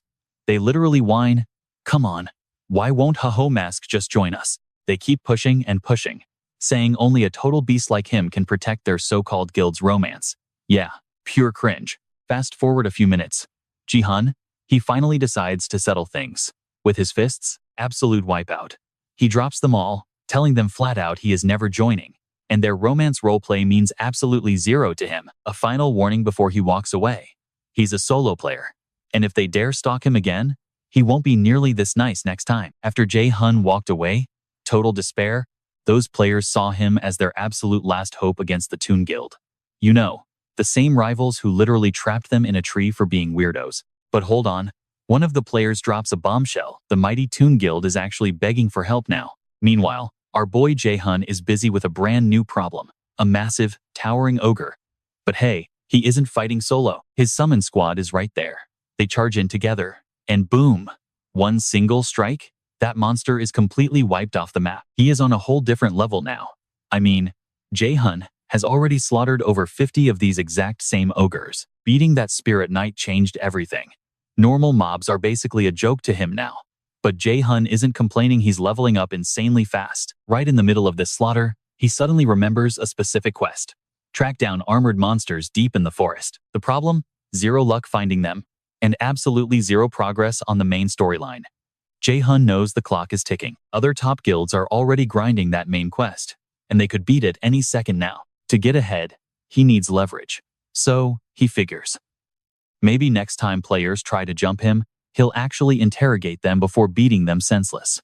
But honestly, Jayhun would literally rather log off and quit than team up with those absolute clowns from the R2 guild. Then bam, a massive explosion shakes the ground. Jayhun pauses. What kind of insane monster could cause that much chaos? A smirk hits his face. Jackpot. He can totally use this. Just a short distance away, those R2 guild members are fighting for their absolute lives, ambushed by a massive swarm of armored ogres. And yeah, they are completely panicking. No clue how to survive this. These absolute beasts are just way out of their league. Plus, that armor, practically indestructible. It's an absolute nightmare scenario for them. But look past the front line, there's an even bigger boss ogre calling the shots. A monster smart enough to command troops? Unheard of. Even still, their leader desperately orders a coordinated attack. Instantly, the squad throws up a massive firewall just to slow the brutal advance. But his teammates are absolutely terrified. They're shielding the battered Toon Guild, and honestly, they won't last much longer. Their team concludes the smartest move is retreating, while the R2 guild can still fight. The leader completely agrees with that logic. He remembers begging the Toon Guild for backup once. They completely ditched them, literally called them weirdos, and walked away. Despite everything, the leader still decides to help. So, he orders his crew to burn every last drop of mana, blow open an escape route, and evacuate the Toon Guild. Why? Because they know exactly how crushing it feels to be completely abandoned. Because of that pain, he absolutely refuses to leave anyone behind. Yes, even their worst rivals. He barks one final order: get the Toon members to safety. He'll stay behind and hold the line himself. He charges straight forward, screaming that nobody gets past him today. He swings wildly at a monster, just trying to buy enough time for his squad to escape safely. But then crash. An enemy lands a brutal head-on hit, instantly proving he's completely outmatched here. Looking death right in the face, he accepts the bitter truth. He can't win this. But right when all hope seems lost, enter Jayhun. He drops in out of nowhere, immediately calling the guy an absolute idiot. But let's be real, Jayhun makes it crystal clear he's not playing hero. He warns the leader not to misunderstand, and absolutely forbids him from stealing his monster kills. Taking total control, our boy unleashes his skeleton squad immediately. His undead squad absolutely swarms those armored ogres. Watching this chaos, the R2 leader's jaw drops. Can summons really move like that? He instantly realizes Jayhun is no basic necromancer. His skills are just completely off the charts, making everyone wonder who this mysterious powerhouse really is. But Jayhun isn't here for small talk. He lets his skeleton crew handle the trash mobs, wiping out the ogre squad in seconds. Now, it's just him versus the big boss. Jayhun literally smirks at the monster. Don't cry over your army, buddy. You're joining them right now. But before throwing hands, he commands his skeleton crew to drag the other players out of the way. Taking the bait, the massive boss charges. Its eyes lock onto our protagonist, radiating pure hatred for its slaughtered army. From the sidelines, the R2 leader doubts Jayhun can survive this overpowered monster. Then, a Toon Guild member drops a terrifying detail. Look at its red and black eyes. That means it's corrupted, a direct link to the impossible main quest. Corrupted monsters are literally 3 times stronger than your average boss. So yeah, even with Jayhun's crazy reputation for slaying giants, this guy is fully convinced our hero is about to die. Jayhun strikes first, and immediately, he feels that insane armor density, way tougher than the minions. Watching this clash, the audience is absolutely paralyzed with fear for him. A beast like this could literally one-shot him into oblivion. That Toon player screams at Jayhun to run, swearing he has 0 chance. But our boy? He defies all logic. He charges straight ahead, practically daring this corrupted nightmare to stop him. Then, with one perfectly precise strike, one clean strike, Haho's blade sliced right through that thick armor like it was absolutely nothing. The giant beast hit the dirt hard, leaving every single player there completely speechless at the masked player's terrifying power. Behind that mask, John just shrugged it off. Honestly, that was barely even a warm-up. Time to head back to Maung for the main quest, right? Well, hold on. Before taking off, John had to figure out who was getting all this sweet, sweet loot. Because let's be real, he definitely wasn't the first guy to show up to this raid. We're talking 20 heavily armored ogres here. Rare monsters, people. Their drops alone could easily make a player filthy rich. Standard game rules. First hit calls the shots on loot. But Jayhun knew the truth. He practically soloed this entire massive fight. Not gonna lie, he started thinking maybe he should have just let the other guys die off before stepping in to clean up the mess. Then he remembered the R2 captain's speech. Since they got ditched before, they refused to abandon anyone else. That hit him right in the feels. He'd never say it out loud, but that's exactly why he jumped in to save them. Cue the instant regret. While he was busy second-guessing his life choices, the R2 leader walked right up, genuinely thanking him for keeping them alive. But wait. Suddenly, the captain blocked his path, saying he couldn't let our guy leave just yet. Obviously, John figured they wanted the gear. I mean, come on, what else actually matters in an MMO, right? Plot twist. They literally just wanted a screenshot. A quick photo to prove they actually survived a raid alongside the legendary masked player. When the loot discussion finally started, someone asked the Ton Guild if they wanted a cut. One guy instantly jumped at the chance, eyeing that massive payday. Nope, shut down immediately. The R2 leader wasn't having it. He completely refused to steal drops from the exact guy who just rescued them. Just like that, the noble captain convinced everyone else to let our masked hero walk away with absolutely all of the treasure. Jaws on the floor. John couldn't even process it, thinking to himself, okay, these players are actually insane. Fast forward a bit. As he kept moving, that whole crazy interaction with the guild just wouldn't leave his head. Sure, they acted like complete amateurs, but honestly, teaming up with absolute goofballs like them sounded weirdly enjoyable. Hard pass, though. Getting distracted means failing his ultimate goal, taking down all 30 of the absolute strongest guilds in the entire game. That kind of war? Too dangerous for innocent bystanders. So yeah, rolling solo with his undead skeleton army was perfectly fine with him. Meanwhile, across the map, a massive bear drops. Zil casually secured the final strike, totally flexing her elite skills. Her teammate, the princess, ran over with a massive smile. Absolutely flawless. As usual, she cheered. But that hype didn't last long, because their mage stepped right up and ruined the vibe. Huge news dropping. The Triple Wing and Big Smile guilds had just officially declared all-out war on each other. We are talking about 2 of the absolute top-tier factions here. All because 2 of their members started throwing hands over a messy boss raid. Since that day, both sides burned through crazy amounts of resources to crush each other. But spoiler alert, Big Smile was getting absolutely wrecked. Sil? She thought fighting during a major questline was completely brain-dead. But secretly, she was totally praying they'd destroy each other, one less competitor to deal with. But hold on to your hats, because the wizard wasn't done talking yet. Our masked hero? He just took down the armored boss and pulled ahead in the storyline. Everyone braced for Sil to explode, but weirdly enough, she actually smirked. No screaming, no raging. She just calmly told everyone to pick up the pace before they got completely left in the dust. Boss mode activated. She immediately commanded her squad to trigger Mung's next mission, absolutely refusing to let her guild miss out on Chapter 2. Cut back over to Bangu Castle. The old NPC, Ahimri, dramatically sighed, saying it had been way too long since his favorite student stopped by. John just stood there blinking.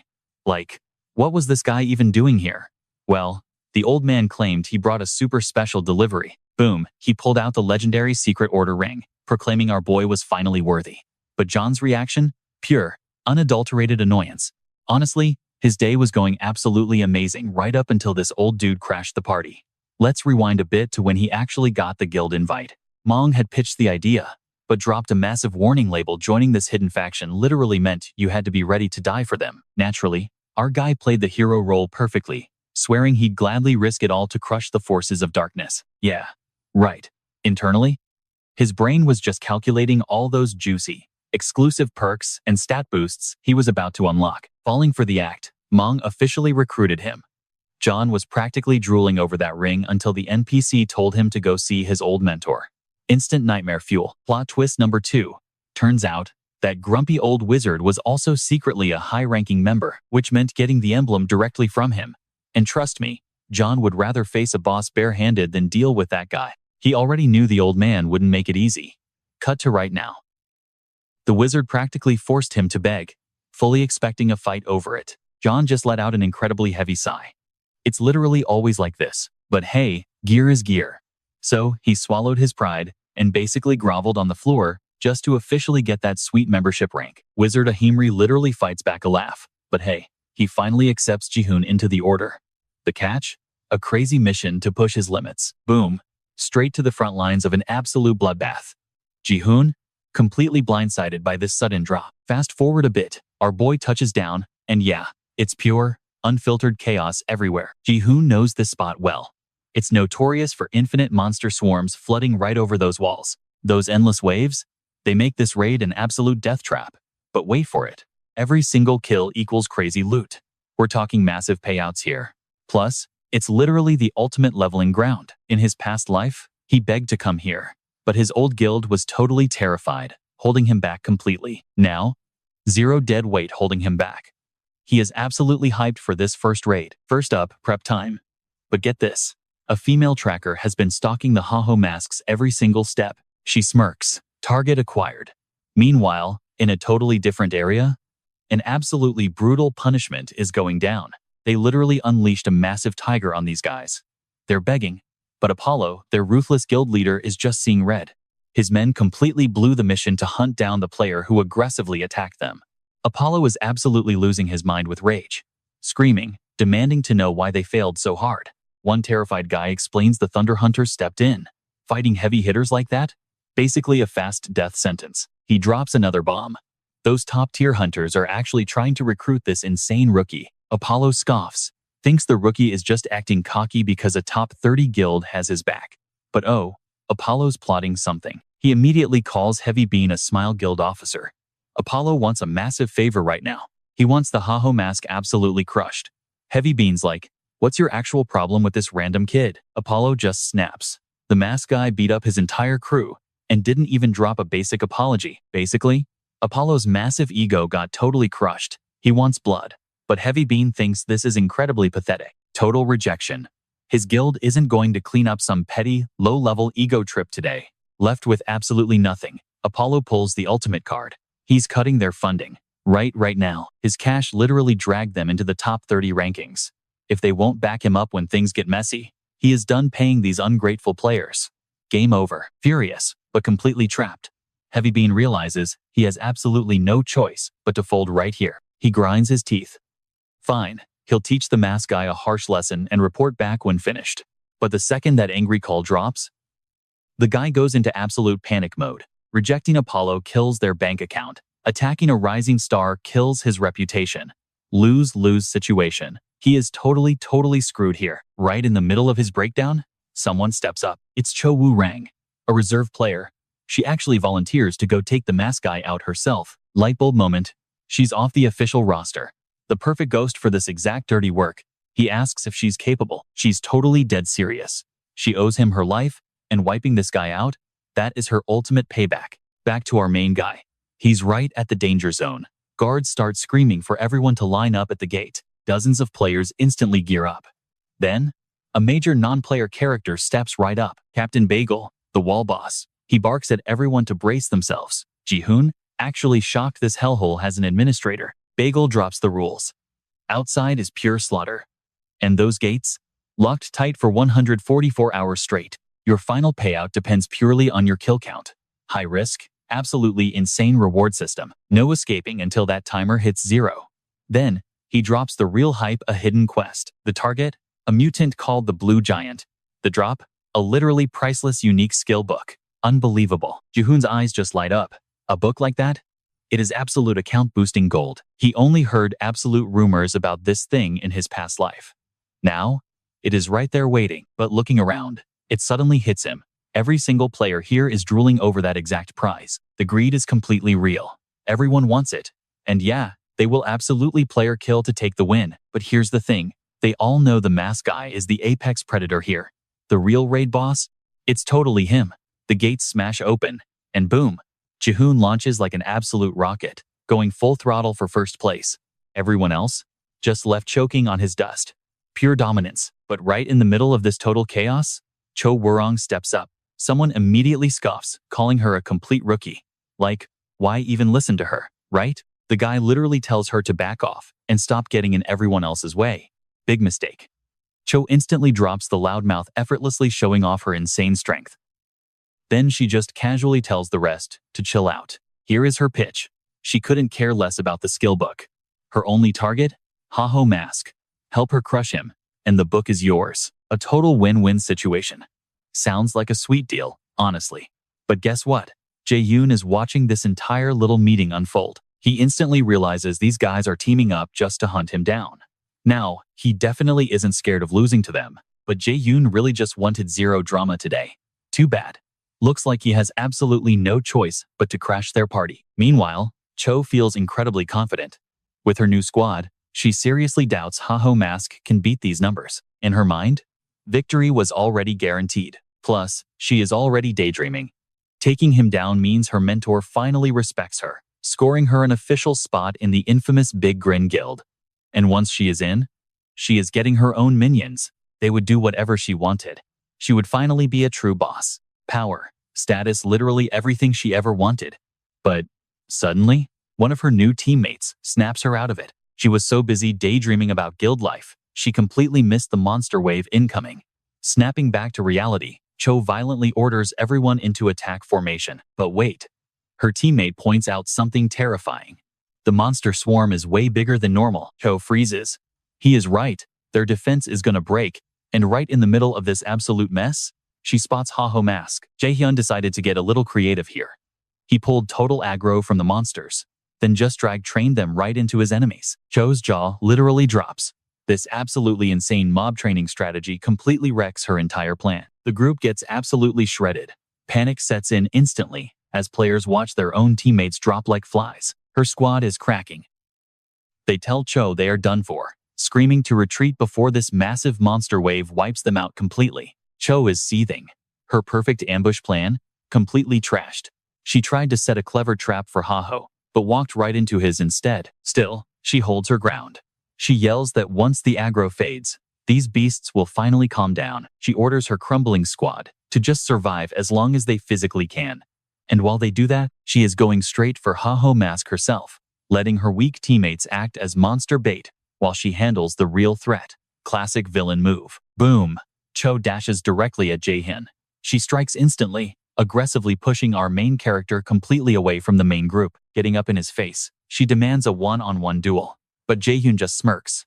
He is not playing her game that easily. Knowing she is the ringleader trying to kill him, he casually asks if she even knows who she is messing with right now. Honestly, Jayhun has zero clue who she is.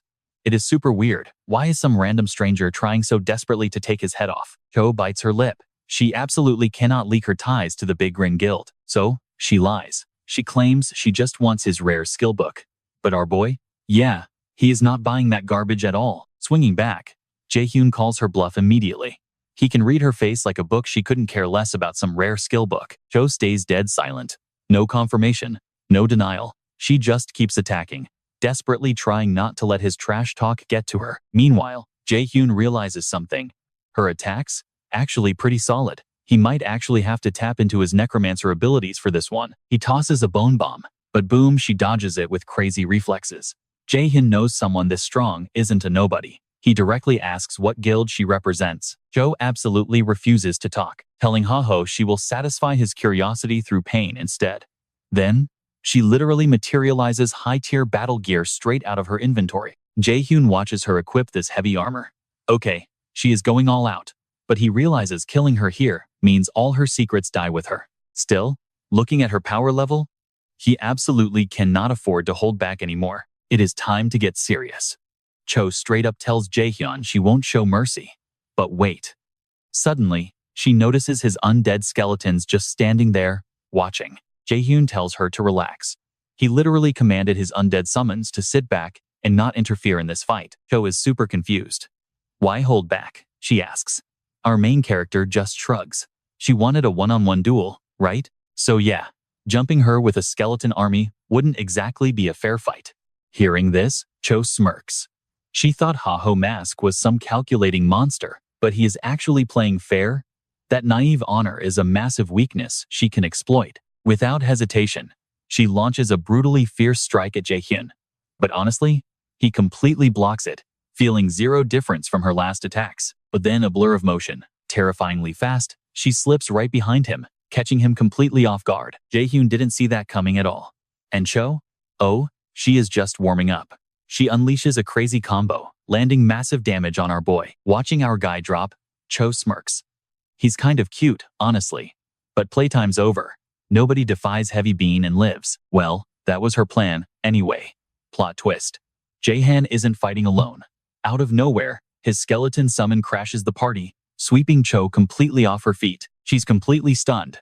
Like, total system error in her brain. Then Jayhun drops the bomb. Cho, big grin guild, right? Boom.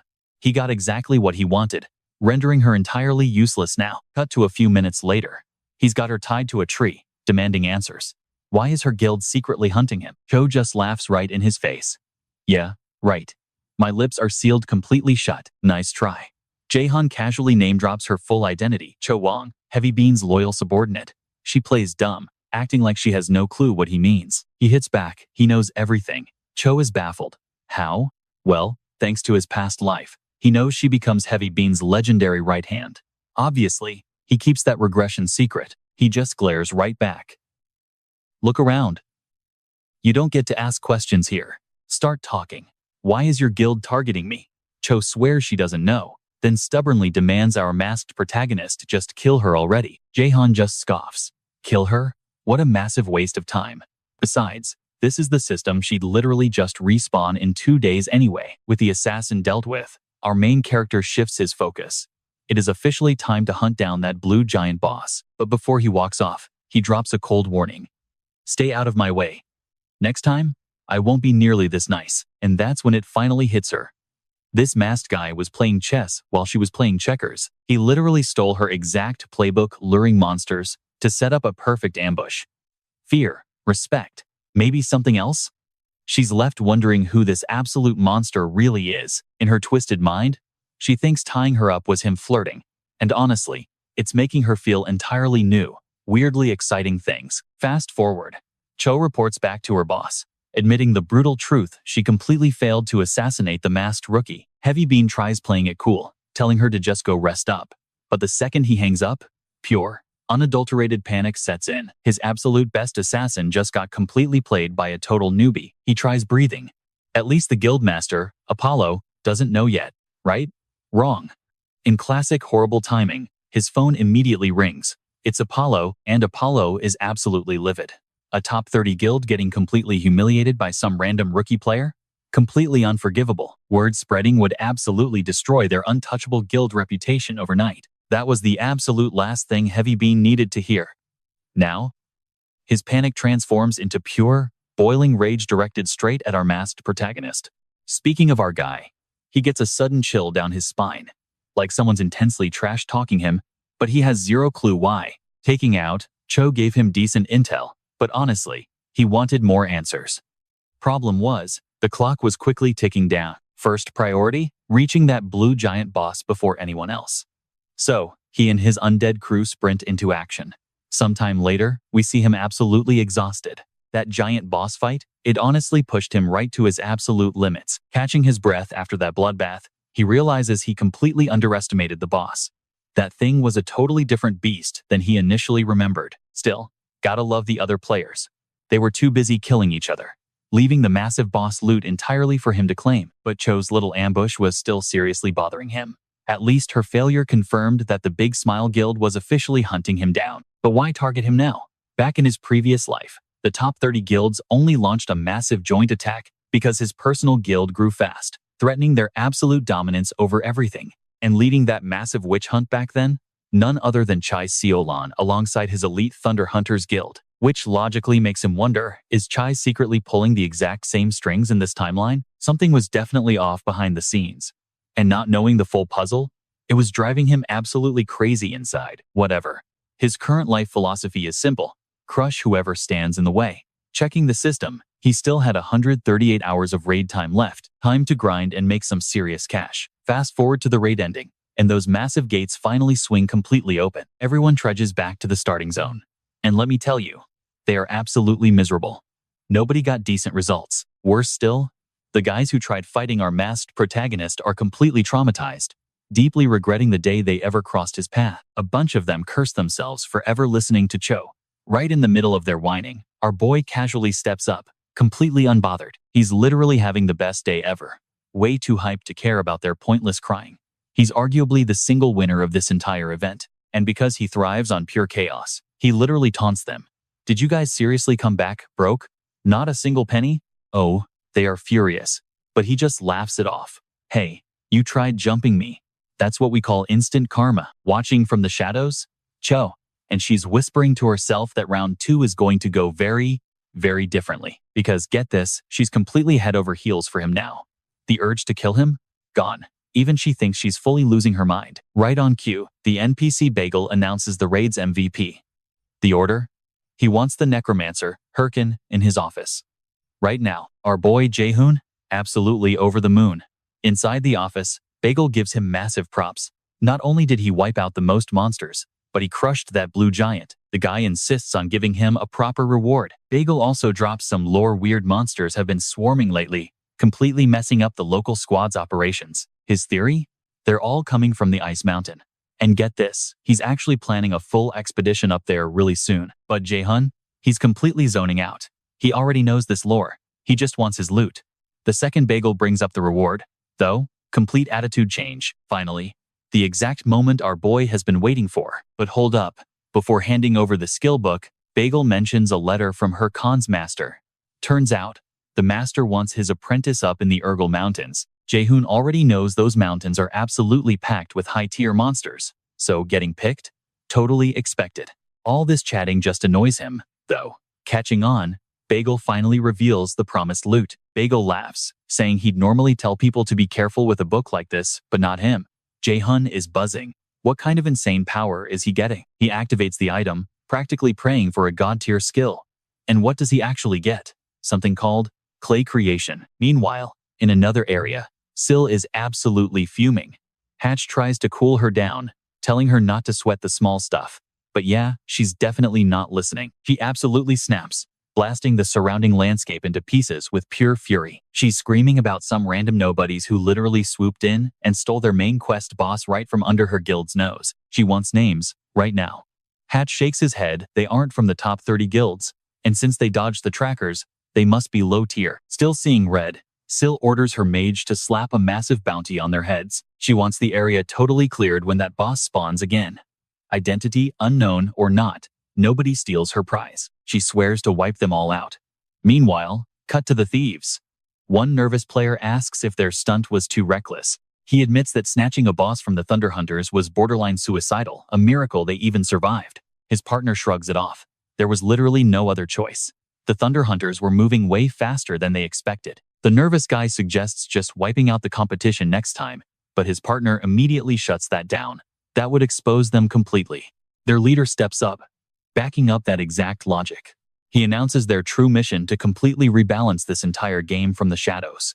And the big reveal? He's Singlet, boss of the Workers' Guild. Richard, the nervous guy, nods and agrees to the plan. Miquel, another member, chimes in too, staying totally loyal to her guild's massive vision. Weaver, another key player in their squad, is completely on board too. But then, Momo speaks up.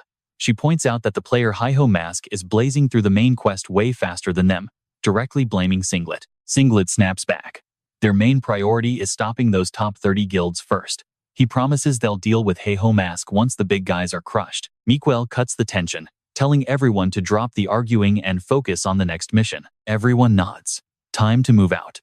Meanwhile, back with Jayhun, he just realized something insane. His new clay skill actually lets him shapeshift his golem. He is absolutely hyped. His imagination goes wild, riding on the back of a massive dragon, or maybe summoning literal titans for battle. The potential here? Completely off the charts. Time to test it out. He grabs that blue giant's tooth from earlier and directly fuses it with the clay creation magic. The golem starts shifting. He practically holds his breath, expecting an absolute beast to appear. But when the smoke clears, utter disappointment. Instead of some massive titan, he summoned a tiny little gnome. Then, the system chimes in. Level limit reached. He is furious. He starts cursing out the game developers, realizing all the actual cool stuff is totally locked behind crazy high-level requirements. Fast forward a bit, our boy finally heads back to Urgel village. He's literally kicking himself for getting so hyped. I mean, he remembers his past life. Pulling off god-tier summons like that was basically impossible back then, too. So why did he think it'd be easy now? Whatever. He knows he'll hit those high levels eventually, even if the grind is slow. Right now, though, eyes on the prize, the main quest. He suddenly remembers a legendary blacksmith named Wolf from his past timeline. This guy isn't just some random shopkeeper. He's part of a secret order and easily the most famous NPC crafter around. Absolutely notorious for forging broken, epic tier gear. And even better, you literally cannot meet him outside of this specific main quest, which is why Jayhun missed him before. Now, he's definitely planning to score an overpowered weapon. But when he finally steps into the forge, it's totally empty. He looks around, super confused. Where's the legendary crafter? And then, out of nowhere, bam! The blacksmith just blindsides him with a massive hit, launching him straight through the air. Jayhun hits the ground, completely dazed, wondering what on earth just happened. Wait, this is an NPC safe zone. Getting attacked here? Completely unheard of. The blacksmith just smirks, weapon raised. Is that all you've got, adventurer? Wolf shakes his head, totally disappointed. He grumbles about how today's rookies are absolutely pathetic compared to the legendary monsters from his era. Our guy stares at him, totally baffled. Are you Wolf the blacksmith? The man nods. That's me. Furious, he snaps back. Then why the hell did you just attack me? Just a little test for the order's new recruits, Wolf says casually. Oh, he is annoyed now. Seriously? What kind of crazy initiation is that? But then ding, a system reward pops up, just for meeting the guy. Right then, it clicks. This isn't your average NPC. We're talking hidden potential. Wolf keeps running his mouth, though, calling our rookie not just super weak, but seriously lacking in the patience department. But watch this. His attitude totally flips. He literally grabs onto the blacksmith like a lifeline. I'll take absolutely whatever quests you've got. Wolf is completely creeped out now. He tries to physically shake him off, yelling, "Hey, back up, get off me." He literally boots our boy out of the shop. But before slamming the door, he tosses him a delivery quest for the Bahrain forest. And our MC? Not embarrassed at all. Pride? Throw it out the window. If it means milking this hidden NPC for sweet system rewards, he is absolutely all in. He checks his interface. New quest acquired. The objective? Haul a special package all the way to the locals living deep in the Bahrain forest. Here's the catch, though. That territory? Pure elf country. And elves absolutely despise humans, staying hidden so deep in the woods you can barely track them. Before he regressed, there were actual maps pointing straight to their hidden villages. But right now, he's flying completely blind. No map means no easy way out. He's going to have to get creative and dig up some alternate routes to find these guys. Meanwhile, the crowd goes wild. A famous player just showed up, Pitbull Singh, a literal top 100 ranker. Everyone is whispering, why is a monster like him here? Then the rumor starts spreading. Is he hunting down the Heiho Mask? Our boy remembers this guy well. They actually fought in his past life. And yeah, the guy was an absolute tank. He barely scraped by with a win back then, and it was a brutally close match. But here's the problem. Back then, he was totally maxed out. Right now, fighting a high-tier beast like Pitbull is a massive gamble. Plus, Pitbull didn't get that name for nothing. He completely destroys his opponents. The crowd is already betting Heiho Mask is dead meat. Oh, he hears all of this, and his blood boils. He steps up, absolutely furious. Underdog or not, He refuses to let anyone look down on him. Right as the tension peaks, someone steps forward. They mention they heard Haho Mask is paying good money for intel on the Bahrain forest. Pitbull locks eyes with him. The big guy smirks and says, "I'll give you every single detail I know about that place." Wait, what? He is totally thrown off. Since when does Pitbull know about the elf territory? Suspicious, he asks what the giant wants in exchange. Get ready for this. Instead of a death threat, Pitbull drops a bomb. He looks him dead in the eye and says, "I want to confess my love." Complete silence. His brain short circuits. The entire crowd literally gasps, staring at them like they just grew a second head. The ruthless Pitbull sing. In love? It's the most insane thing they've ever heard. Fast forward a bit, and our MC is still panicking over the madness. He's pacing around, absolutely losing his mind. He blames the big guy entirely, complaining that after dropping that romantic nuke in public, the whole city turned into an absolute mob. The crowd chased them straight into the woods, and in the sheer panic, they got totally separated. Our boy is sweating, rehearsing his rejection. "Look, man, I'm not into dudes." But Pitbull just waves his massive hands. Whoa, huge misunderstanding. He wasn't hitting on Haho Mask. The giant ranker blushes and explains. A few months back, he was hunting nearby when he saw this super weird rabbit. And a second later, the rabbit's owner stepped out of the trees, desperately looking for her runaway pet. Time literally stopped for the guy.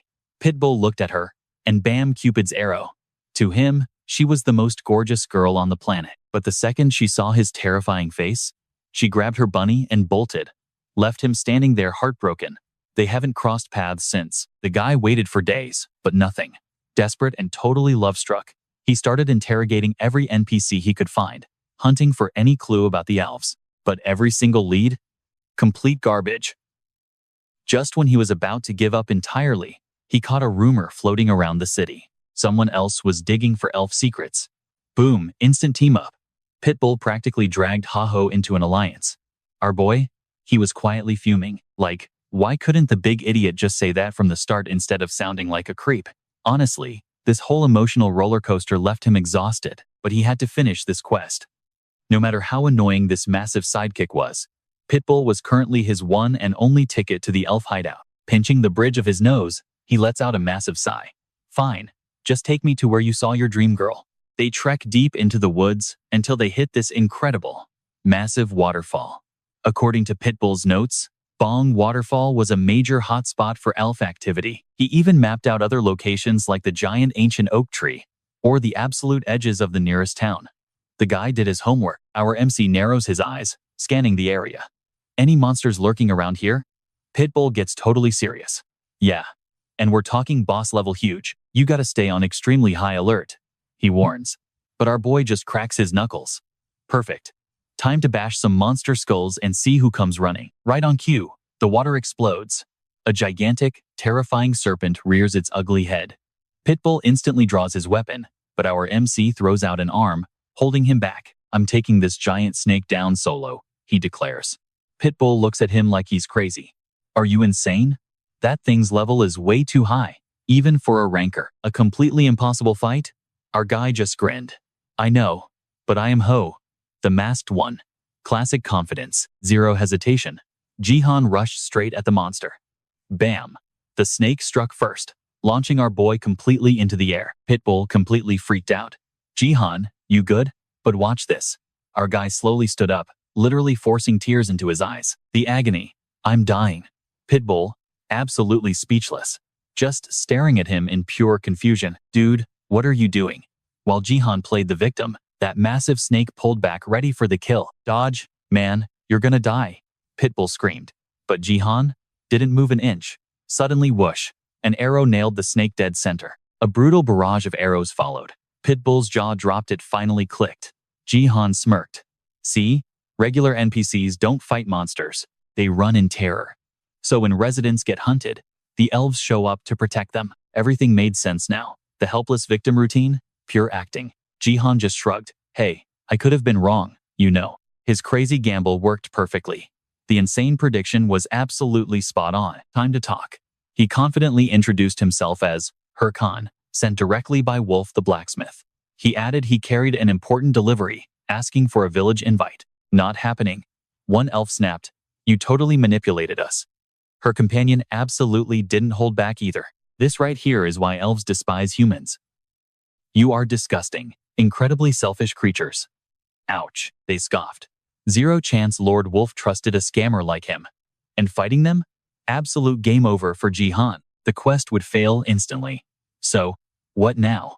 Then, out of absolutely nowhere, bam! Pitbull dropped to his knees. I'm sorry, we lied, he begged. But I was desperate. I just had to see your leader. Wait. What? Get this. Pitbull actually confessed he saw her in the woods recently and fell completely head over heels in love. Now, that fate brought them together, he just wanted one chance to know her. Jayhun was mentally facepalming so hard. Elves already despise humans. Hitting on one? Yeah, that definitely wouldn't improve their situation at all. But wait, the elf just smiled. She basically said she couldn't blame him, knowing exactly how gorgeous she really was. Celine was her name. And just like that, she invited her new fanboy to the village. Quest suddenly complete. Just, wow. Jayhun was totally speechless. This game's logic? Completely unhinged. On the way there, he finally asked how this actually worked. Pitbull sighed happily. I could die in peace right now. Jayhun glared. Dude, we almost died to the elves. But just because she bought his act, this guy was melting into an absolute puddle over some pretty, narcissistic girl. Jayhun gave him a harsh reality check. He knew a stunning girl who was completely unhinged. Never trust a pretty face, he warned. Pitbull shook his head seriously. It's not just about her looks, man. He had deeper reasons. To him, elves were the ultimate symbol of fantasy. But definitely not in the weird way Jayhun was thinking. He explained it simply.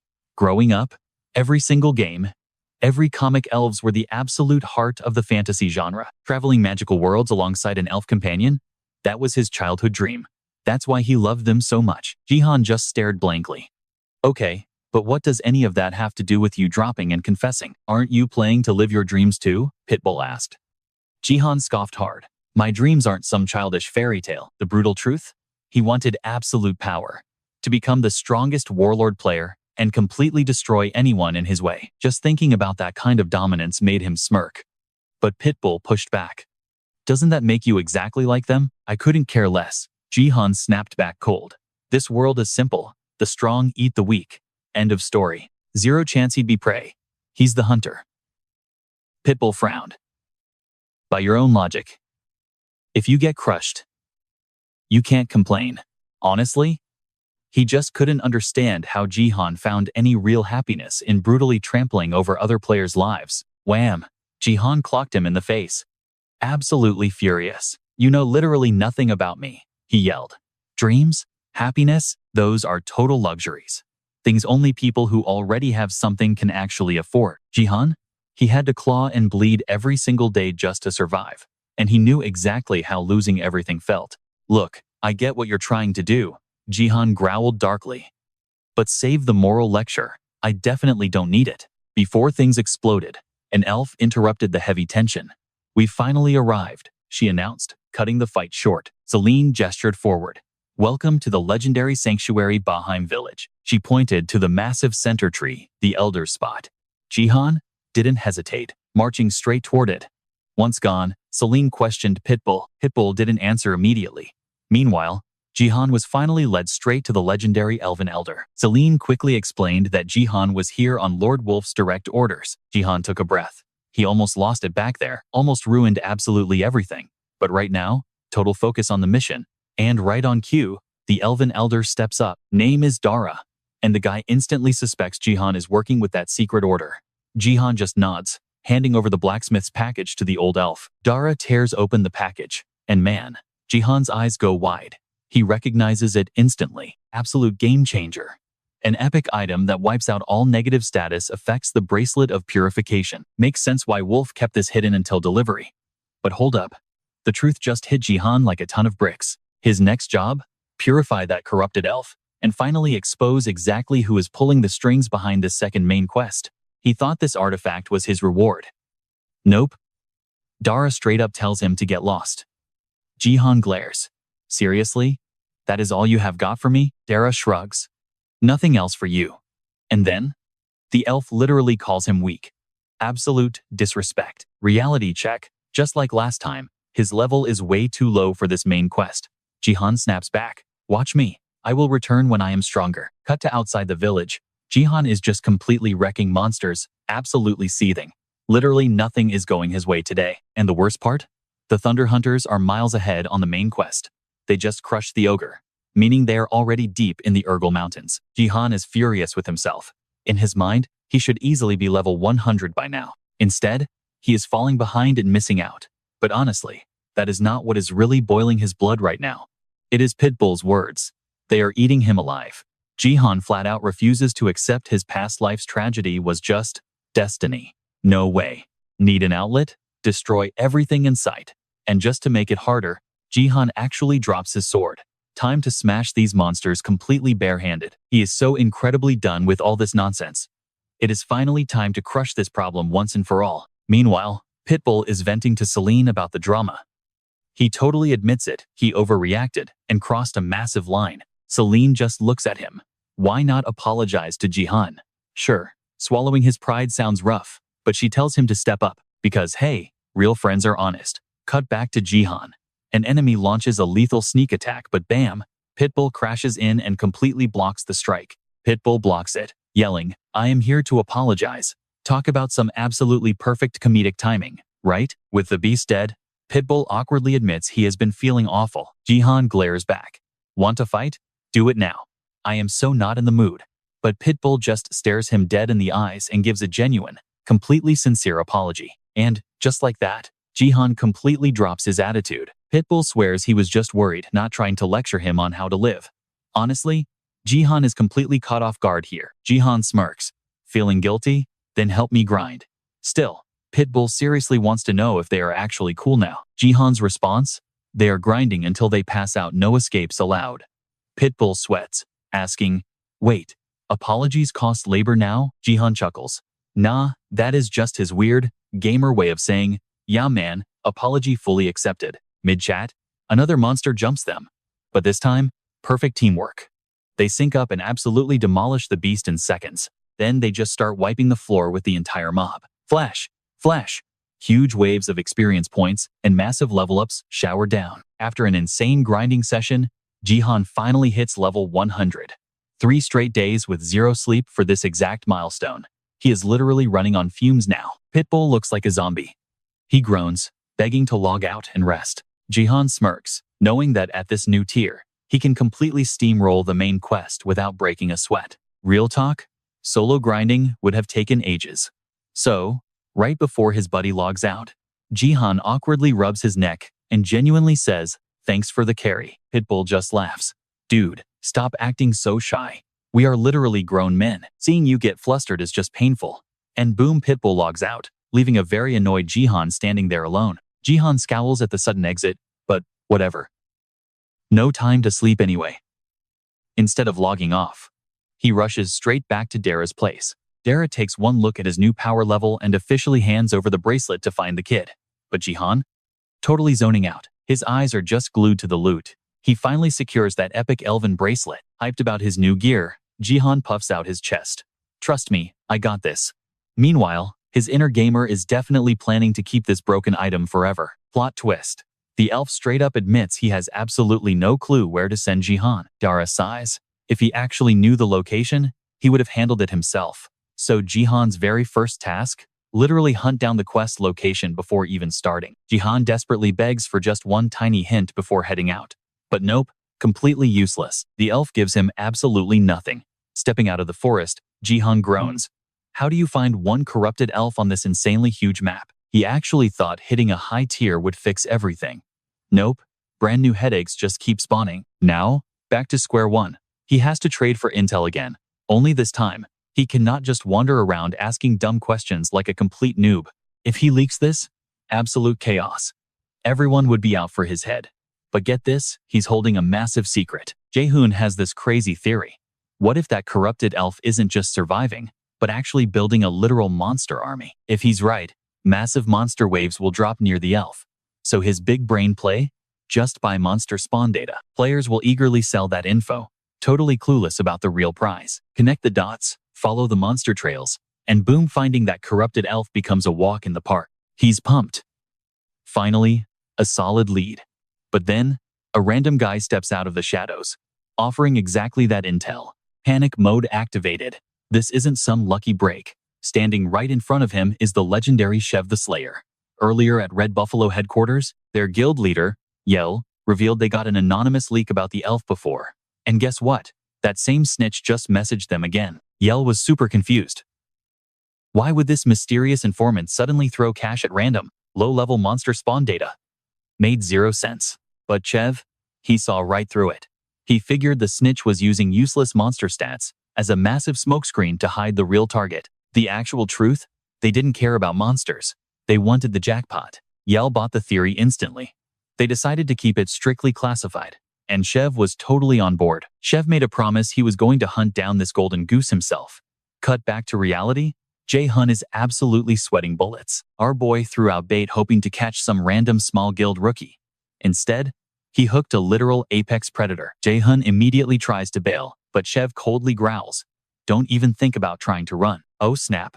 Jayhun realizes he needs a massive brain play. He instantly summons his skeleton squad to encircle Shev. The Slayer just smirks. Smart. A threat. Not an attack. And yeah, Jayhun knew it. Winning a fight here? Literally impossible. Shev just laughs. "Listen, ha-ho, you're way too sharp to be some random beginner, and I know you're holding on to some high-tier secrets." Shev's eyes narrowed. "So, who the hell are you really?" Ha-ho. Jayhun stays totally silent. Shev looks confused. Then, Jayhun flips the script, screaming loudly like an absolutely terrified newbie. "Help. Some insane Red Buffalo guy is threatening me." He whines that he just wants monster clips for his channel, zero interest in fighting top tiers. Shev just stares at him, totally not buying this Oscar-worthy performance. Jayhun begs for his virtual life, acting super pathetic. Chev sighs, dropping the killer intent. "Right. Looks like I made a mistake. Honestly, ha-ho, you don't look anything like the genius mastermind who's been leaking secrets to my guild." Inside, Jayhun is doing backflips. The bluff actually worked. But then Shev casually drops a bomb. Shame. That informant is getting a 5 billion gold bonus. Not just that we're talking a full-time contract with absolutely insane VIP perks. Since that's clearly not you, I guess our hunt continues. Jayhun's jaw drops. Without missing a beat, he instantly shouts that joining Red Buffalo is his absolute lifelong dream. Come on, 5 billion? That's an astronomical payout, even for a top-ranking guild. He calls Chev out, saying threatening people and then bribing them is a total red flag. But internally, Jayhun is drooling. Holy crap, with that kind of money, I'd literally be set for life. Chev smirks, reeling him back in. "So, ha-ho, how about it? Want to join the squad?" He flat out promises the exact same 5 billion contract if he signs right now.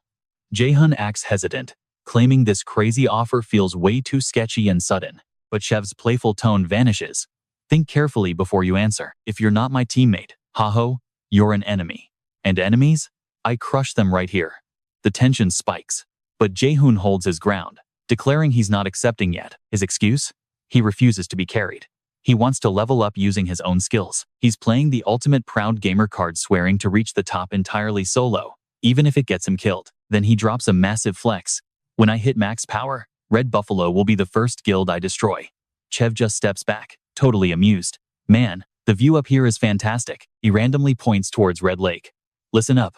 We just confirmed a massive, exponential monster spawn happening right over there." Jayhun is baffled.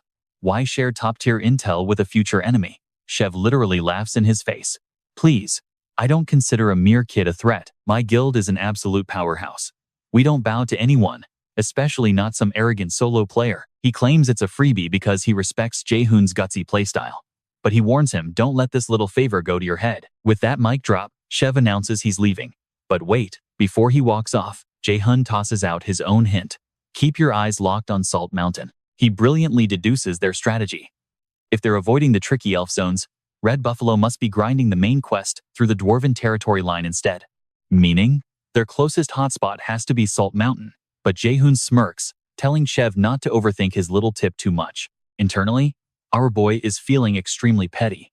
Nobody calls him a brat, especially since he's literally been grinding this game longer than anyone. Hearing that comeback, Shev completely loses it. He bursts into loud laughter, realizing this rookie constantly loves playing the fool. Jayhun just bristles and walks away. Meanwhile, Shev smiles his first recruitment mission, A total failure. Looks like his target would literally rather die than join up. Shev actually considered forcing it, but honestly, Shev wanted to see how far Heiho could climb solo. Taking one step back now for a massive leap later? Fine by him. Yell, on the other hand, absolutely furious. By the time Shev got back, his ears were literally ringing from the yelling. Jayhun knew he was a genius. He just really wished his skeleton summons had even half of his brain cells. Super annoyed, Jayhun yelled at his skeletons to stop goofing off in the water. Seriously, it gave him massive flashbacks to his lazy old guildmates. Back then, while Jayhun was sweating blood killing monsters, his teammates? Just splashing around, totally distracted by the shiny water. They actually called him a game addict for trying. Man, this whole situation felt way too familiar. Whatever. Jayhun quickly ordered his skeletons into formation. He already knew they weren't alone. He spotted them immediately. A warrior, 2 mages, and a priest sneaking up.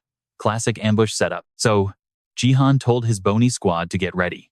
One signal, and it's all-out war. He just needed the perfect opening. But plot twist, they didn't attack at all. Instead, they ran straight up to Heiho, dropped to their knees, and started literally begging. What did they want? Help taking down the corrupted Grey Rooster. Our boy Jayhun was skeptical. Why not hunt it yourselves? They swore they were from the Golden Brothers Guild's 2nd Division. Jayhun scoffed internally. That guild barely made the top 30. And their 2nd Division?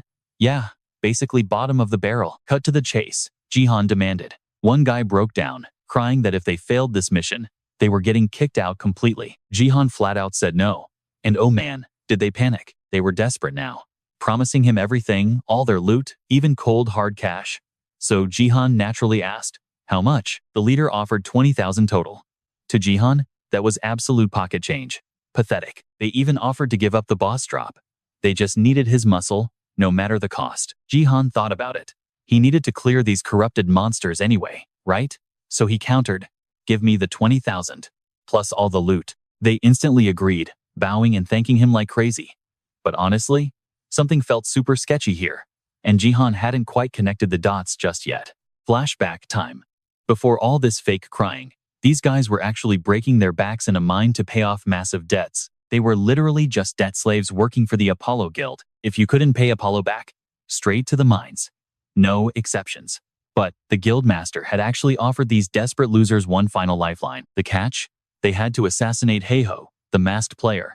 Do that, and they'd walk away debt-free. But even they knew that was a literal suicide mission. Apollo didn't care. He gave them high-tier gear and said use any dirty trick in the book. Just kill Heiho. That was the only way out. Fail? They'd be rotting in those mines forever. Back to reality. Their master plan was super simple. Let the boss monster distract Heiho, then violently stab him in the back. But seeing this massive beast up close? Yeah, total panic mode. I mean, this corrupted rooster was level 120. Completely out of their league. Jayhun stepped up. I'll smash the monster's armor off. You guys finish it. Boom. He activated his muscle enhancement skill. Blinding speed kicked in as he charged headfirst. The scammers just stared, totally shocked he'd risk close combat. The thing is, this rooster was a deadly ranged attacker. But our guy, Jayhun, not an idiot, he knew exactly how this dance worked. Dodge, counter. He slipped past everything easily. Wow, this bird is slower than I remember. He wasn't just defending. With his maxed speed, he unleashed combos the monster couldn't dodge. Total domination. In seconds, Jayhun literally shredded the boss's heavy armor to pieces. Those fake teammates? Jaws on the floor. Jayhun didn't even sweat. Just the helmet left. Then we're putting this bird in the dirt. Right then the signal. The leader yelled, and their mage blasted a massive fireball straight at him. Jayhun narrowed his eyes, and then, boom, direct hit. Keep firing, the leader screamed. Another spell locked on, triggering a massive, blinding explosion. They spammed attacks over and over, leveling the whole area, until they felt completely sure. Watching Heiho disappear in the flames, they cheered like crazy. Freedom at last. But the celebration died instantly. A voice echoed from the smoke. He knew they were fakes. Their tragic underdog story? Completely ruined by the fact they wore insanely expensive, top-tier gear. Plus, what kind of party makes a squishy necromancer tank the front line? Jayhun saw this ambush coming from a mile away. So yeah, he wrecked the boss and casually sidestepped every single one of their pathetic spells. Now, the games were over. Jayhun glared at them. He didn't care who sent them play stupid games. win incredibly painful prizes. It was punishment time. Begging for mercy? Oh, those ambushers were desperate. But guess what? Even that massive rooster was practically glaring at them, hungry for absolute revenge. John just smirked. You guys have zero leverage left. It is game over. But right in the middle of this mess, red alert. Jayhun's system blared a corrupted elf spawned. She locked eyes with him, then boom vanished into thin air. His system immediately flashed a warning. Less than 3 minutes to capture this target. He seriously hated leaving, but he barked orders at the ambushers. Keep that monster totally distracted. His undead army stayed behind as guards. And his final warning? Run away, and your punishment will be 100 times worse. This was at the ultimate jackpot. John knew catching this elusive elf was totally within his grasp. Just a matter of time. Nailing this? Huge points. It would lock his #1 spot on the quest leaderboards. Less than 60 seconds left. Jayhun sprinted forward. But wait. Something felt wrong. He activated every speed buff possible, and still could not even touch her. Out of options, Jayhun just chucked skeleton bombs like a madman. Massive explosions everywhere. But this elf? She just danced right through the blasts. He cursed under his breath. Seriously? When are these quests ever easy? Clock ticking down. Failure? Not happening. He threw one last desperate explosive. She dodged it flawlessly, but then, John flashed this absolutely wicked smile. Gotcha, he muttered. That bomb was not aiming for you. I just needed the blast to launch me. Riding that massive shockwave, John completely closed the gap. But the second he grabbed her, she coughed up literal blood right into his face, sending both of them crashing hard into the dirt. John just stared at her. Did you bite your own tongue? She grinned like a total psycho and nodded. Cue absolute panic from Jayhun. She could not die yet. Her death meant instant quest failure. Scrambling frantically, Jayhun shoved the ring of purification onto her hand, praying to the heavens it would wipe away her corruption. A tense few seconds passed. Then, the elf silently handed him a mysterious slip of paper. Hey, his crazy plan actually worked. She faded away completely, but that sweet system notification chimed right on cue. Quest entirely cleared. Definitely not the ending he imagined, but a win is a win. Still, one super annoying thought kept bugging him. Why even have a timer if she was just going to bounce? Annoyed, John cursed the developers for the millionth time. Meanwhile, his prisoners were getting absolutely wrecked by that giant bird. Then Jayhun drops in with his golem and completely obliterates the monster in one shot. They started cheering wildly. Hey-ho is back. So incredibly grateful to him. Did that stop him from ruthlessly beating them all down anyway? Nope, not a chance. Spitting out teeth, they confessed the Apollo Guild forced them into this assassination mission. Jayhun realized right then Apollo was crossing every single line to take him out. And get this. Apollo geared these thugs up with high-tier equipment that even top-ranking guilds could not easily afford. Add that to the Grin Guild player he fought earlier. The math was simple. Both mega guilds had teamed up just to put his head on a spike. Oh, Jayhun was not taking this disrespect lying down. He snapped his fingers. Get up, strip off all your gear, and hand it over. Oh, it gets better. He demanded 1 million gold a week in protection money. These guys realized Hey-Ho was way more terrifying than Apollo. Meanwhile, over at Grin Guild headquarters, their boss, Heavy Bean, chilled to classical music, thinking these quiet moments were his only joy. Until bam, the doors flew open. His underling rushed in screaming in absolute panic. The Red Buffalo Guild just declared all-out war on them. Heavy Bean jumped up, demanding why. Turns out, they were blamed for attacking the infamous Hey-Ho mask. Bean had zero clue Hey-Ho was even connected to the Red Buffaloes. He waved it off as a massive misunderstanding. Figured he could just talk it out with their boss. No big deal. But then came the real bombshell. The priceless gear they loaned to Apollo, currently listed on the auction house, and the seller priced them astronomically high, making buying them back totally impossible. Absolutely stunned, Heavy Bean choked out. Who is the seller? His guy gulped. It is Hey-Ho mask. Cue the ultimate meltdown. Bean started screaming every single curse word in existence at Hey-Ho. Fast forward, back in Bahim Forest. That elf demanded John hand back the purification ring. Straight up said he despised trusting humans. Walking away, John rolled his eyes. Like, how petty can you get? But hey, at least he secured the next piece of the quest line. The mission? Find a hidden spot marked on that elf's map. But staring at the letter, John groaned. It was a cryptic riddle. Why do fantasy elves always write so poetically? Just give me the coordinates. Man, completely stuck, he had to swallow his pride and call an expert. So, Jayhun arranged a meetup with the guy known as Pitbull, but checking him out, John noticed Pitbull had charmed multiple beautiful elves since last time. Absolutely boiling with jealousy, Jayhun secretly prayed for his absolute downfall. Next, one elf literally hand-fed Sing. The jealousy was insane, especially when another girl bragged about being his absolute favorite. Sing? Yeah, he totally played innocent. Claimed he just loved all elves equally. Typical. Jayhun was absolutely seething. Like, why was Pitbull suddenly drowning in elf girls? Pitbull just shrugged, said it happened completely naturally. His excuse? If he wanted to survive in this village, he had to be a fan favorite. So the guy was basically playing the ultimate crowd pleaser. That's when it clicked for John. This was definitely a quest. But the second John stepped up, the elves went full bodyguard mode. Sing had to step in. No need for violence here, ladies. Plus, Sing bragged that nobody could actually lay a finger on him anyway. John was beyond furious. Here he is fighting for his life, while this guy plays dating sim. Anyway, Sing finally dropped the act. What exactly did Jayhun want today? John just slapped the document down. Translate this.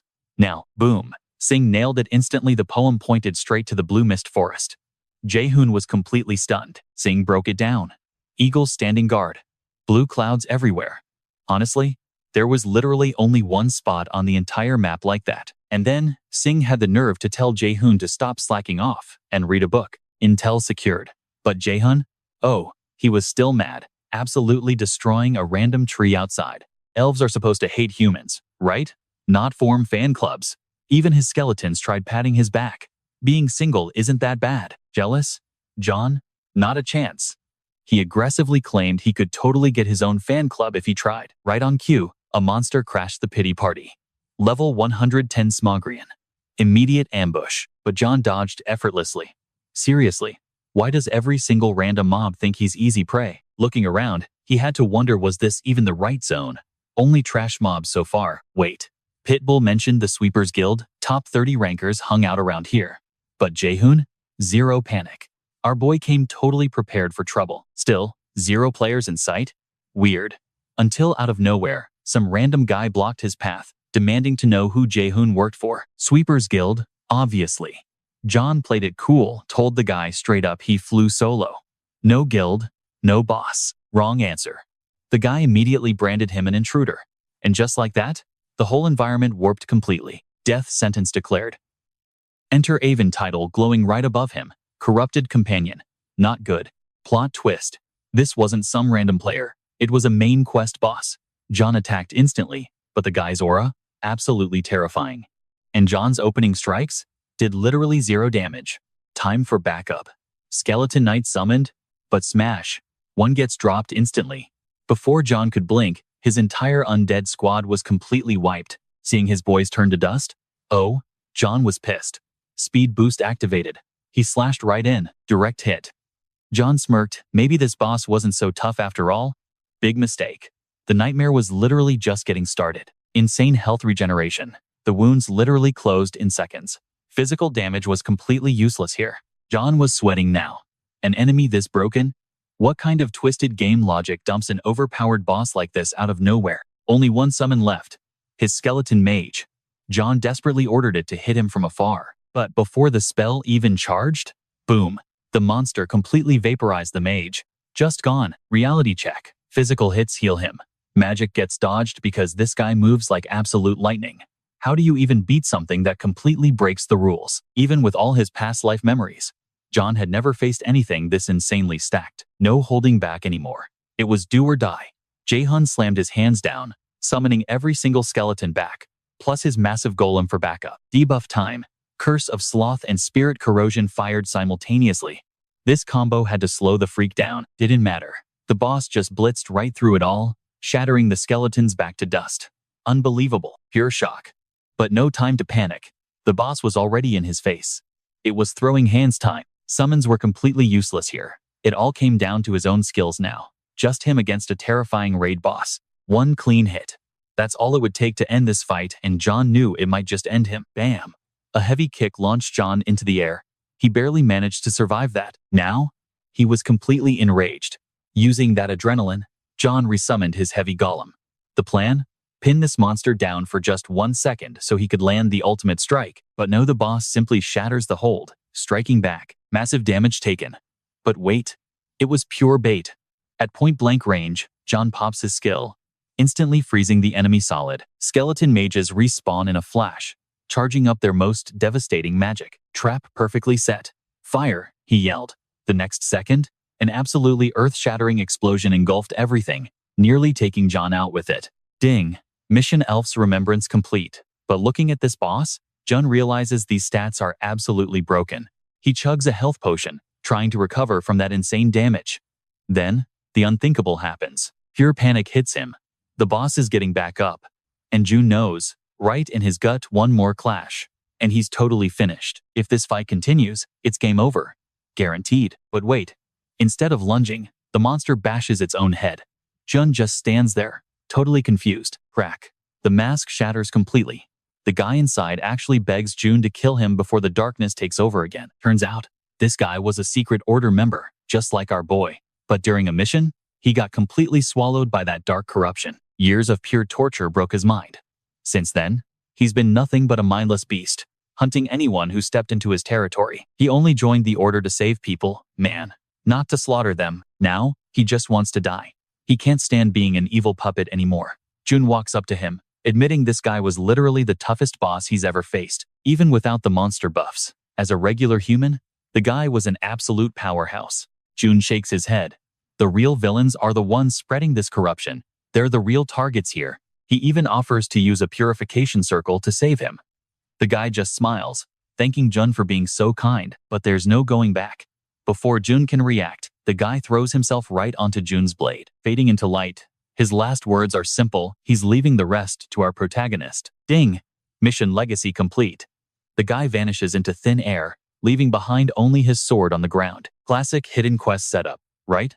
Still, Jun absolutely hated this bitter ending. Meanwhile, across the map, Syl gets some wild news. Why the hell is Ha-Ho Mask teaming up with the Red Buffaloes?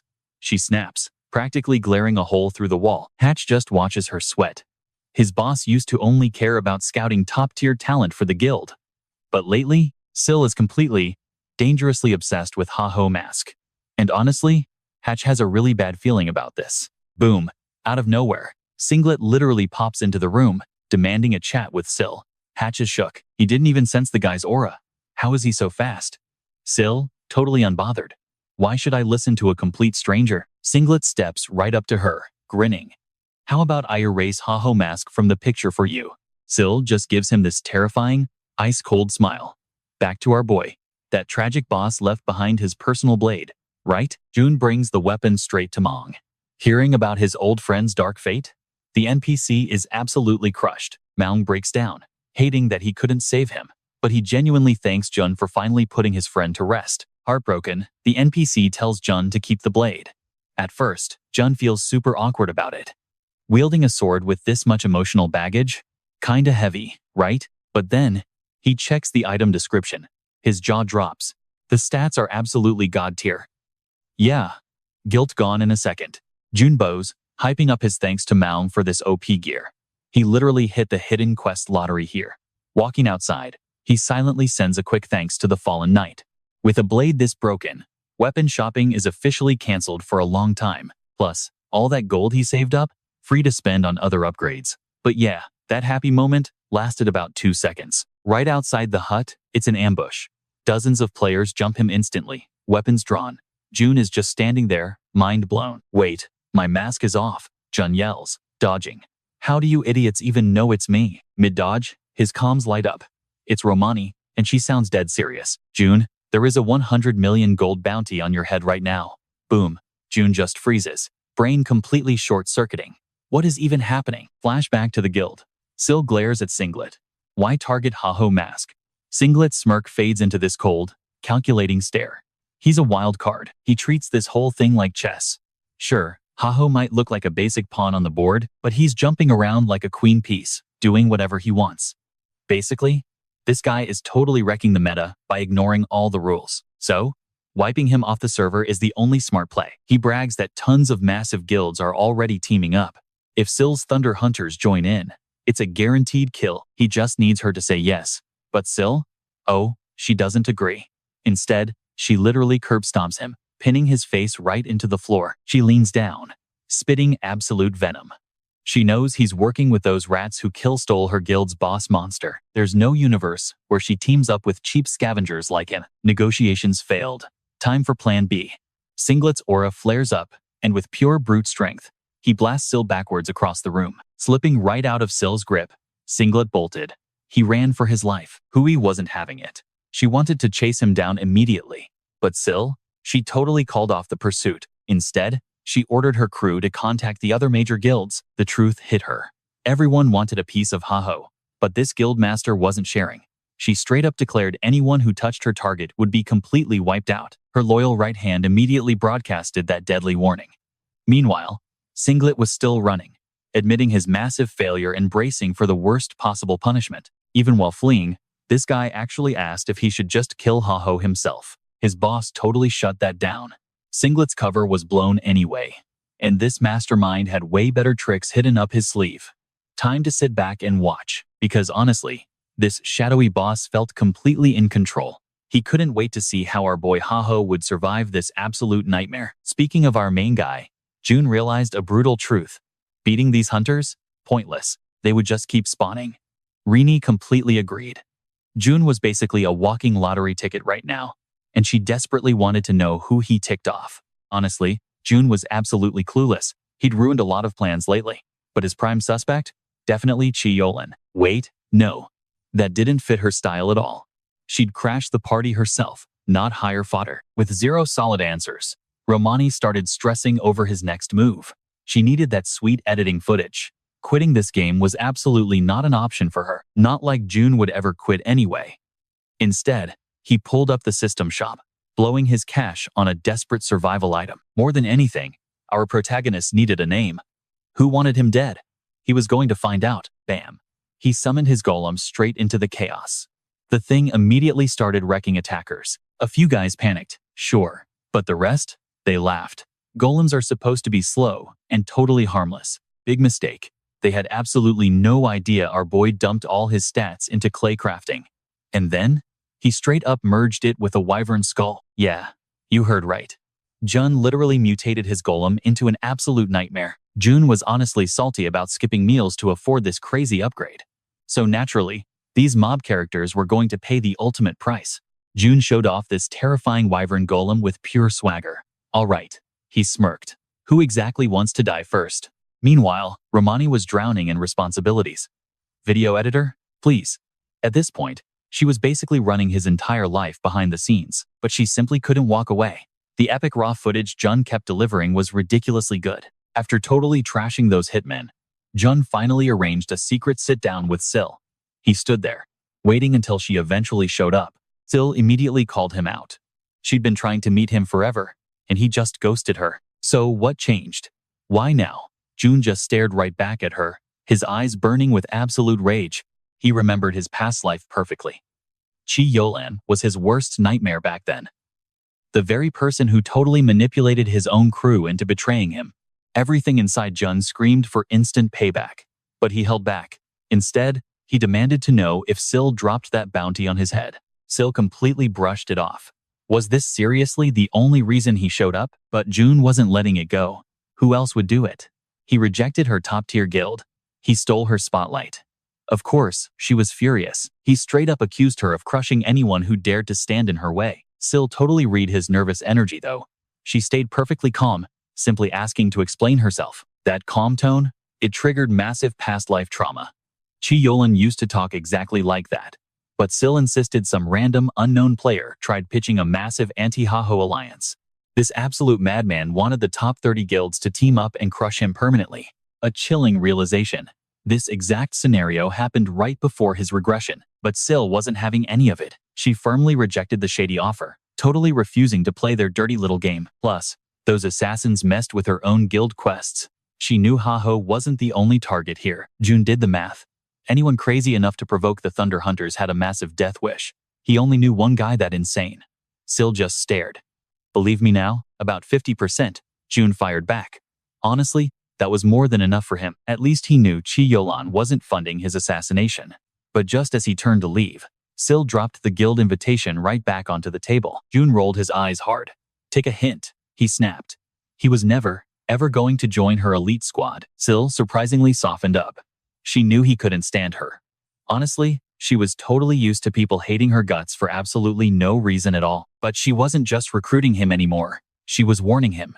You literally cannot survive alone when there is a 100 million gold target on your back. She was offering legit, top-tier protection, but it required his trust first. She promised, no strings attached, completely his call. Jun's answer? Ice cold. He would rather die than join the Thunder Hunters. Sil warned him to drop the ego, but Jayhun insisted he'd never join. His ultimate goal? Becoming Warlord's absolute strongest player, completely solo. He swore to never accept guild invites. At first, Sil just thought it was totally childish, but honestly, she just smiled. Sil told him to give it everything, wished him luck, and promised to be his ultimate rival. And Jayhun? He took that straight up as war, especially since she smiled while saying it. So, our boy hopped on his golem, leaving Chikalan behind. Taking a breather, Jayhun remembered something. In his past life, Chalan was heavily hunted, meaning something massive happened before his regression. But priorities first. That mystery could wait until he figured out exactly who put that massive bounty on him. Right on cue, Romani called him up, aggressively demanding to know what insane stunt he pulled today. Get this, a new wanted poster dropped everywhere, absolutely skyrocketing the reward. Romani practically begged to know if he'd scored a mega-rich sponsor. Jayhun just sighed. No sponsor. Just a completely unhinged woman who wouldn't leave him alone. Meanwhile, over at Masandre Castle, things got ugly. A young kid was getting violently jumped. Thugs cornered him for a quest item. Their logic? The kid was too weak anyway, so let the big guys handle it. The boy snapped back he wasn't getting robbed again. Boom. Took a brutal kick. The bully laughed, saying he just needed physical persuasion. But right before the next hit, someone intervened. The thugs were stunned when Jayhun casually asked if the boy was Git, the quest guy. Git nodded, completely confused about the quest guy title. That's when it clicked for Jayhun. Way too early.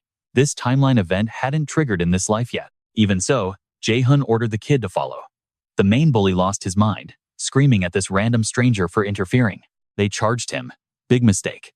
Jayhun countered. Smash? He put the entire gang to sleep instantly. Git's jaw literally dropped. This random dude one-shot 3 players. Noticing the kid's absolute shock, Jayhun shrugged, claimed he was just a friendly good guy passing by to help. Still trembling from the ambush, the boy quickly thanked our overpowered protagonist for saving him. Honestly, he had basically given up. Without that last-second rescue, all his hard work would have been totally hijacked. Jayhun explained the targeted mission was a ruin exploration. Completing it, it instantly nullifies that massive blocking field behind them. Git was totally shocked. How did he know this? Instead of explaining his cheats, our guy straight up demands the quest, instantly making Git think he's just another terrifying bully. Flash forward. Jayhun hikes to the ruins, looking completely miserable. He's stuck bringing Git, and the kid keeps whining constantly. Finally snapping, Jayhun tells him to zip it, stop complaining, get stronger, and maybe people will stop treating you like loot. But Git bites back. It's completely hopeless. He's tried fighting back 100 times, always failing. The kid basically breaks down. He hates being dead weight, but everything he tries just leads to getting stomped on. He confessed that joining team raids was always a disaster because he'd just panic and mess everything up completely. Going solo? Even basic mobs deleted him, so he quit exploring entirely, grinding boring, low-level NPC fetch quests in the village instead. That insane grind finally triggered this hidden quest. For the very first time, this brutal game was actually rewarding his efforts. That's exactly why he fought those thugs tooth and nail. He only surrendered to Jayhun because he knew he'd instantly get deleted. Instead, he stubbornly convinced Jayhun to agree. Jayhun shoots back if Git refuses to change, he can stay pathetic forever. Either way, this dungeon is getting completely cleared. But then, he drops some tough wisdom. Just because you've been a punching bag doesn't mean you're locked into it forever. Git freezes, taking it in. Just an hour ago, he thought he'd die if he didn't surrender the quest. Now, Jayhun just marched ahead, leaving him behind. Git seriously debated logging out and ditching this crazy guy. But wait, bailing means the quest fails entirely. Plus, Jayhun would absolutely hunt him down for brutal revenge. Playing it safe, Git decides to hug the dungeon entrance. He'd wait right there until his scary new partner finished. Bad idea. A massive monster spawns right on top of him. Absolute nightmare fuel. Deep inside, Jayhun hears the echoing, terrified screams. Git came sprinting back, literally tackling him in absolute terror. Our guy tries peeling the kid off, basically exposing him to the boss. Sigh. He can't let Git die, so he fights, grumbling that this brat's screaming is worse than the monster. A little later, they finally lost the massive monsters. Jayhun glares, accusing him of aggroing it on purpose. Git violently shakes his head, apologizing frantically for attracting them. Our guy is absolutely livid. He tells Git to freeze, right there. Don't move. I'll solo the boss and come back. Git is literally shaking. You're fighting the boss? Alone? He stammers. He knows this place all too well. It's the giant spider's lair, a notoriously brutal nightmare zone, and it gets worse. The path is crawling with little suicide bomber spiders that endlessly respawn on contact. The main boss? An absolute tank. Its shell is literally solid steel, meaning physical hits usually bounce right off. Jayhun just smirks. If it's that tough, come help then. He jokes sarcastically. Git immediately backs down. No way. He just wishes him luck. But Jayhun? He has zero stress. He'll just dodge the little guys, wreck the main boss. Easy. He sprints straight at the beast. And Git watches. Mind blown, our boy didn't trigger a single strand of web. The monster finally senses an intruder. But way too late. Boom. Jayhun lands the first strike. He instantly crushes one of its massive legs, making it perfectly clear this is just the warm-up. His game plan? Break the legs, then execute the body. Git just stares from the sidelines, absolutely speechless. Soloing a raid boss? If Jayhun keeps this up, he's actually going to win. But then, disaster. Git looks down. He stepped on a web. And, in this dungeon, that's an instant dinner bell for the hatchlings. Bam. A tiny spider instantly detonates right on him, acting like a giant flare that aggroes every single hatchling nearby. Git screams out in pure agony. He's trapped, completely swallowed up by a sea of creeping nightmares. A massive explosion violently rips through the cavern. But somehow, Jayhun yanks him out at the exact last second, calling him dead weight, obviously. Still shaking, the kid asks why he saved him. Jayhun completely loses it. Shut your mouth and run to the exit. He refuses to let this mission tank now. If you make me fail, he growls. I'm coming after you next. Paralyzed by pure terror, Git watches Jayhun get buried by the swarm instead of him. Sprinting away, the guilt hits him like a truck. Why is he so useless? Always dragging people down. Always running when things get real. And of course, he trips over a rock and face plants hard, making everything way worse. He just lies there, sobbing out of pure frustration. He desperately wants to fight, to do literally anything, but he's powerless. He's basically accepted his loser status. Lethal dungeons like this? Definitely not meant for weaklings. But right in the middle of his panic, Jayhun's words echo in his head. You've been dead weight until now, but you can change. The tears stop. A spark ignites. Meanwhile, back in the boss room, our main character is completely wrapped in a brutal web cocoon. But wait for it. Reap. Jayhun tears right through it. He literally let himself get caught just to absorb the blast and save the kid. Now free, he is totally ready to finish this. But with his summons gone, it's a pure solo run. Then footsteps. Git is back. Jayhun glares at him. Why are you here? I couldn't just leave you to fight alone. Git stammers, ready to back him up. Jayhun scoffs. He doesn't need a sidekick, and this was incredibly stupid. But Git stands firm. He's sick of running away. Today is the day he finally stops hiding and actually helps take down a boss. Jayhun is not having it. He reminds the kid he's already saved his neck twice today, and his patience is absolutely zero. Get out while you still can, he warns him. The last thing he needs is a crying liability ruining his boss raid. Still, the kid literally begs to stay. He knows he can make a difference. Talking a big game is one thing. His body violently shakes from terror, but he holds strong. For the first time ever, he is planting his feet. Grabbing his torch, he starts desperately burning the respawning spiders. Fast forward, he finally collapses, exhausted. Ding. The system notification hits dungeon cleared. But honestly, Git feels massive guilt taking any credit. Jayhun literally carried this entire raid. But hey, at least the kid finally did something useful. But that tiny victory? Gone in a second. Cut back to our main character. Right after executing the boss, those trash-tier bandits from before suddenly show up, and they've got Git. They smirk, thanking Jayhun for clearing the whole dungeon for them. Jayhun doesn't even blink. Is this a negotiation? He asks coldly. The leader demands all the loot, or the kid gets it. And if I say no? Jayhun challenges.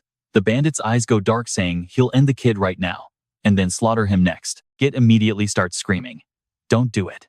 He knows Jayhun risked his life for those rewards and refuses to let him lose them now. Bam! The bandit punches the kid, laughing at how totally pathetic he still is. He sneers that a weakling like him has absolutely zero clue. So he needs to shut up. But get this, Git literally spits right in his face. Compared to those spiders, he grins. You guys are absolute garbage. Furious, the bandit violently lunges with his blade. But you already know it's time for our main character to finally snap. Jayhun makes it simple. They want the reward? Fine. But first, they gotta fight him and actually win. The gang leader just laughs it off.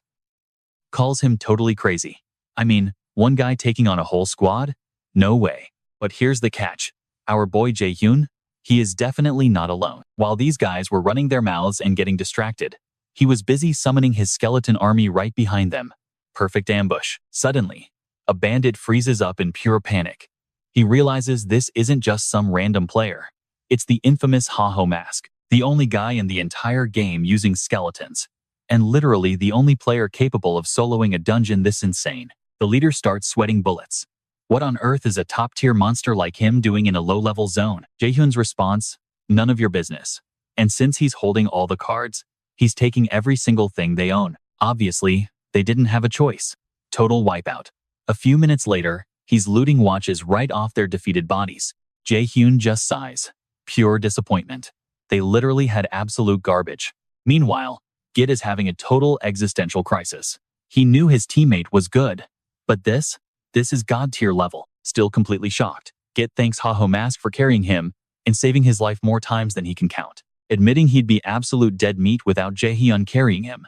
Then he bows out gracefully, promising to get out of his hair and stop bothering him for good. But before he can run off, Jayhun stops him in his tracks, tells the kid to just keep the quest reward. Git immediately refuses, saying he didn't earn it at all. But Jayhun just looks at him. Are you going to keep playing Warlord? The kid literally bursts into tears, swearing he'll give the game his absolute all. Cut to later, Jayhun finally drops the mask, and man, getting back into his normal gear feels way better. He only wore the disguise to dodge those annoying bounty hunters. But since his cover got totally blown anyway, might as well drop it. Still, that mission was a massive win. He found Git the system's designated rare quest magnet. That kid is going to be incredibly useful later. Though looking at the crying mess, Jayhun seriously wonders if this guy will actually become the legendary questmaster from his past life. Whatever. The massive blockade field just vanished into thin air. It's finally time to move in. His target? The Cursed Territory. The exact starting point for Chapter 2 of Warlord's epic main quest. Over in Ricky City's main square, some random player rolls up, hyped to explore the brand new map territory. The barrier literally just dropped, but the place is already absolutely packed with players everywhere. His buddy, Nuppy, shuts down his hype fast, reminding him that every single person standing here is basically competition. Just look around. Ares Guild is here, Triple Wing 2. Both heavyweights from the top 30 rankings are already setting up. Even the Hydra Guild showed up in force, and they are absolute favorites to clear the main quest first. The secret is definitely out. Seeing all these massive powerhouses, our random guy completely loses hope. How can his tiny guild even compete with this insane lineup? Right in the middle of this panic, a voice cuts through the crowd. You're in my way. Move. Jaws drop. It's Haho Mask. Jayhun's popularity had absolutely exploded after everyone realized he completely destroyed that impossible blockade field. Honestly, even Jayhun was totally shocked to see this massive crowd waiting here. News travels way too fast in this game, and that means his competition just multiplied by 100. The whispers start instantly. Some bitter players swear he's getting secret help from the devs, calling his skills completely impossible. Jayhun just ignores the hate. Let them cry about it. He knows his power is pure skill, and everyone else is just wildly jealous. But then, someone calls him Chiolan's pet dog. Rumor has it the Thunder Queen threatened to slaughter anyone who touched him. On top of that, rumor says he's flirting with the Red Buffaloes. Absolute madness. So now people think massive guild leaders are literally fighting over him, wondering what he did to seduce the players who killed the corrupted count. Okay, that crossed the line. Jayhun snaps, grabbing one gossip. He is nobody's pet, and definitely not a lover. He demands names. Who the hell is spreading these insane rumors? But before punches get thrown, a pirate steps right in. It's Sarabo, a Secret Order NPC. He tells our boy to cool off. There's way too much at stake right now. Seeing the quest NPC appear, The crowd goes absolutely wild. Jayhun realizes this is the real deal and finally backs down. With everyone finally quiet, Sarabo steps up. He's got some massive lore to drop on them right now. The pirate explains the dark history here. This entire land is completely cursed, the result of the corrupted Count's sick, twisted experiments. Because of that dark magic, every single monster in the zone is infected. Their first job? Exterminate them all. A smile creeps onto Jayhun's face. He remembers this perfectly from his past life. Next step? Capturing the legendary goat-headed chimera. Game on. Now, this annoying beast? Super tricky, but totally beatable. June knows its exact spawn point. But wait, the pirate captain throws a huge curveball. They need the evil eye. Just like that, John's entire strategy shatters. Panic spreads fast. The evil eye? That is a level 150 cursed beast. Pure nightmare. But Sarabo doesn't care at all. No monster, no moving forward. Simple, right? Here's the catch. Only 4 teams get approved for this crazy mission. Either form an alliance right now, or drop out. No team? You are disqualified immediately. Absolute chaos explodes in the crowd. The pirate just laughs it off, saying participation is completely optional. Then he smugly wishes the brave ones good luck. Instantly, total madness breaks out. Players are literally sprinting toward the objective. But John? Just standing there. Frozen. Someone bumps into him mid-sprint, instantly recognizing our boy as Ha-Ho Mask. But he stops, totally confused. Why does the legendary mask look so stressed? Jayhun is spiraling right now. Why isn't the timeline matching his past life? The future is warping right before his eyes, and he desperately needs answers. In his mind, it breaks down to 2 options. 1. His regression completely altered the timeline. Or 2. His memories from the past life are completely wrong. Now, he has to figure out which nightmare is actually the reality. Cut to Singlet. He's trekking through the cursed zone, radioing his boss to kick off the main quest immediately. But his real goal? The second this ends, he's hunting down Ha-Ho Mask. Fast forward a bit, a massive chimera suddenly drops in on some random players. One guy is fighting for his life out there, dodging, weaving, screaming for his mages to hurry up. Nuppy yells back that he needs more time to cast. Tension is peaking. The monster goes entirely berserk, charging straight at their poor decoy player. Boom! The spell finally fires off. A massive fireball hits dead center, completely incinerating the beast. The bait player collapses, gasping for air as the victory system pops up. The squad is wiped, but Nuppy, no breaks. He orders everyone back into formation for Wave 2. But one teammate is already breaking down. He's begging to quit, terrified of those mutant goat chimeras. He's losing it, crying that this main quest is just way too insane. There is no way they can beat the top-tier guilds. Nuppy instantly snaps, telling him to shut up and focus. Why? Because something huge is happening near their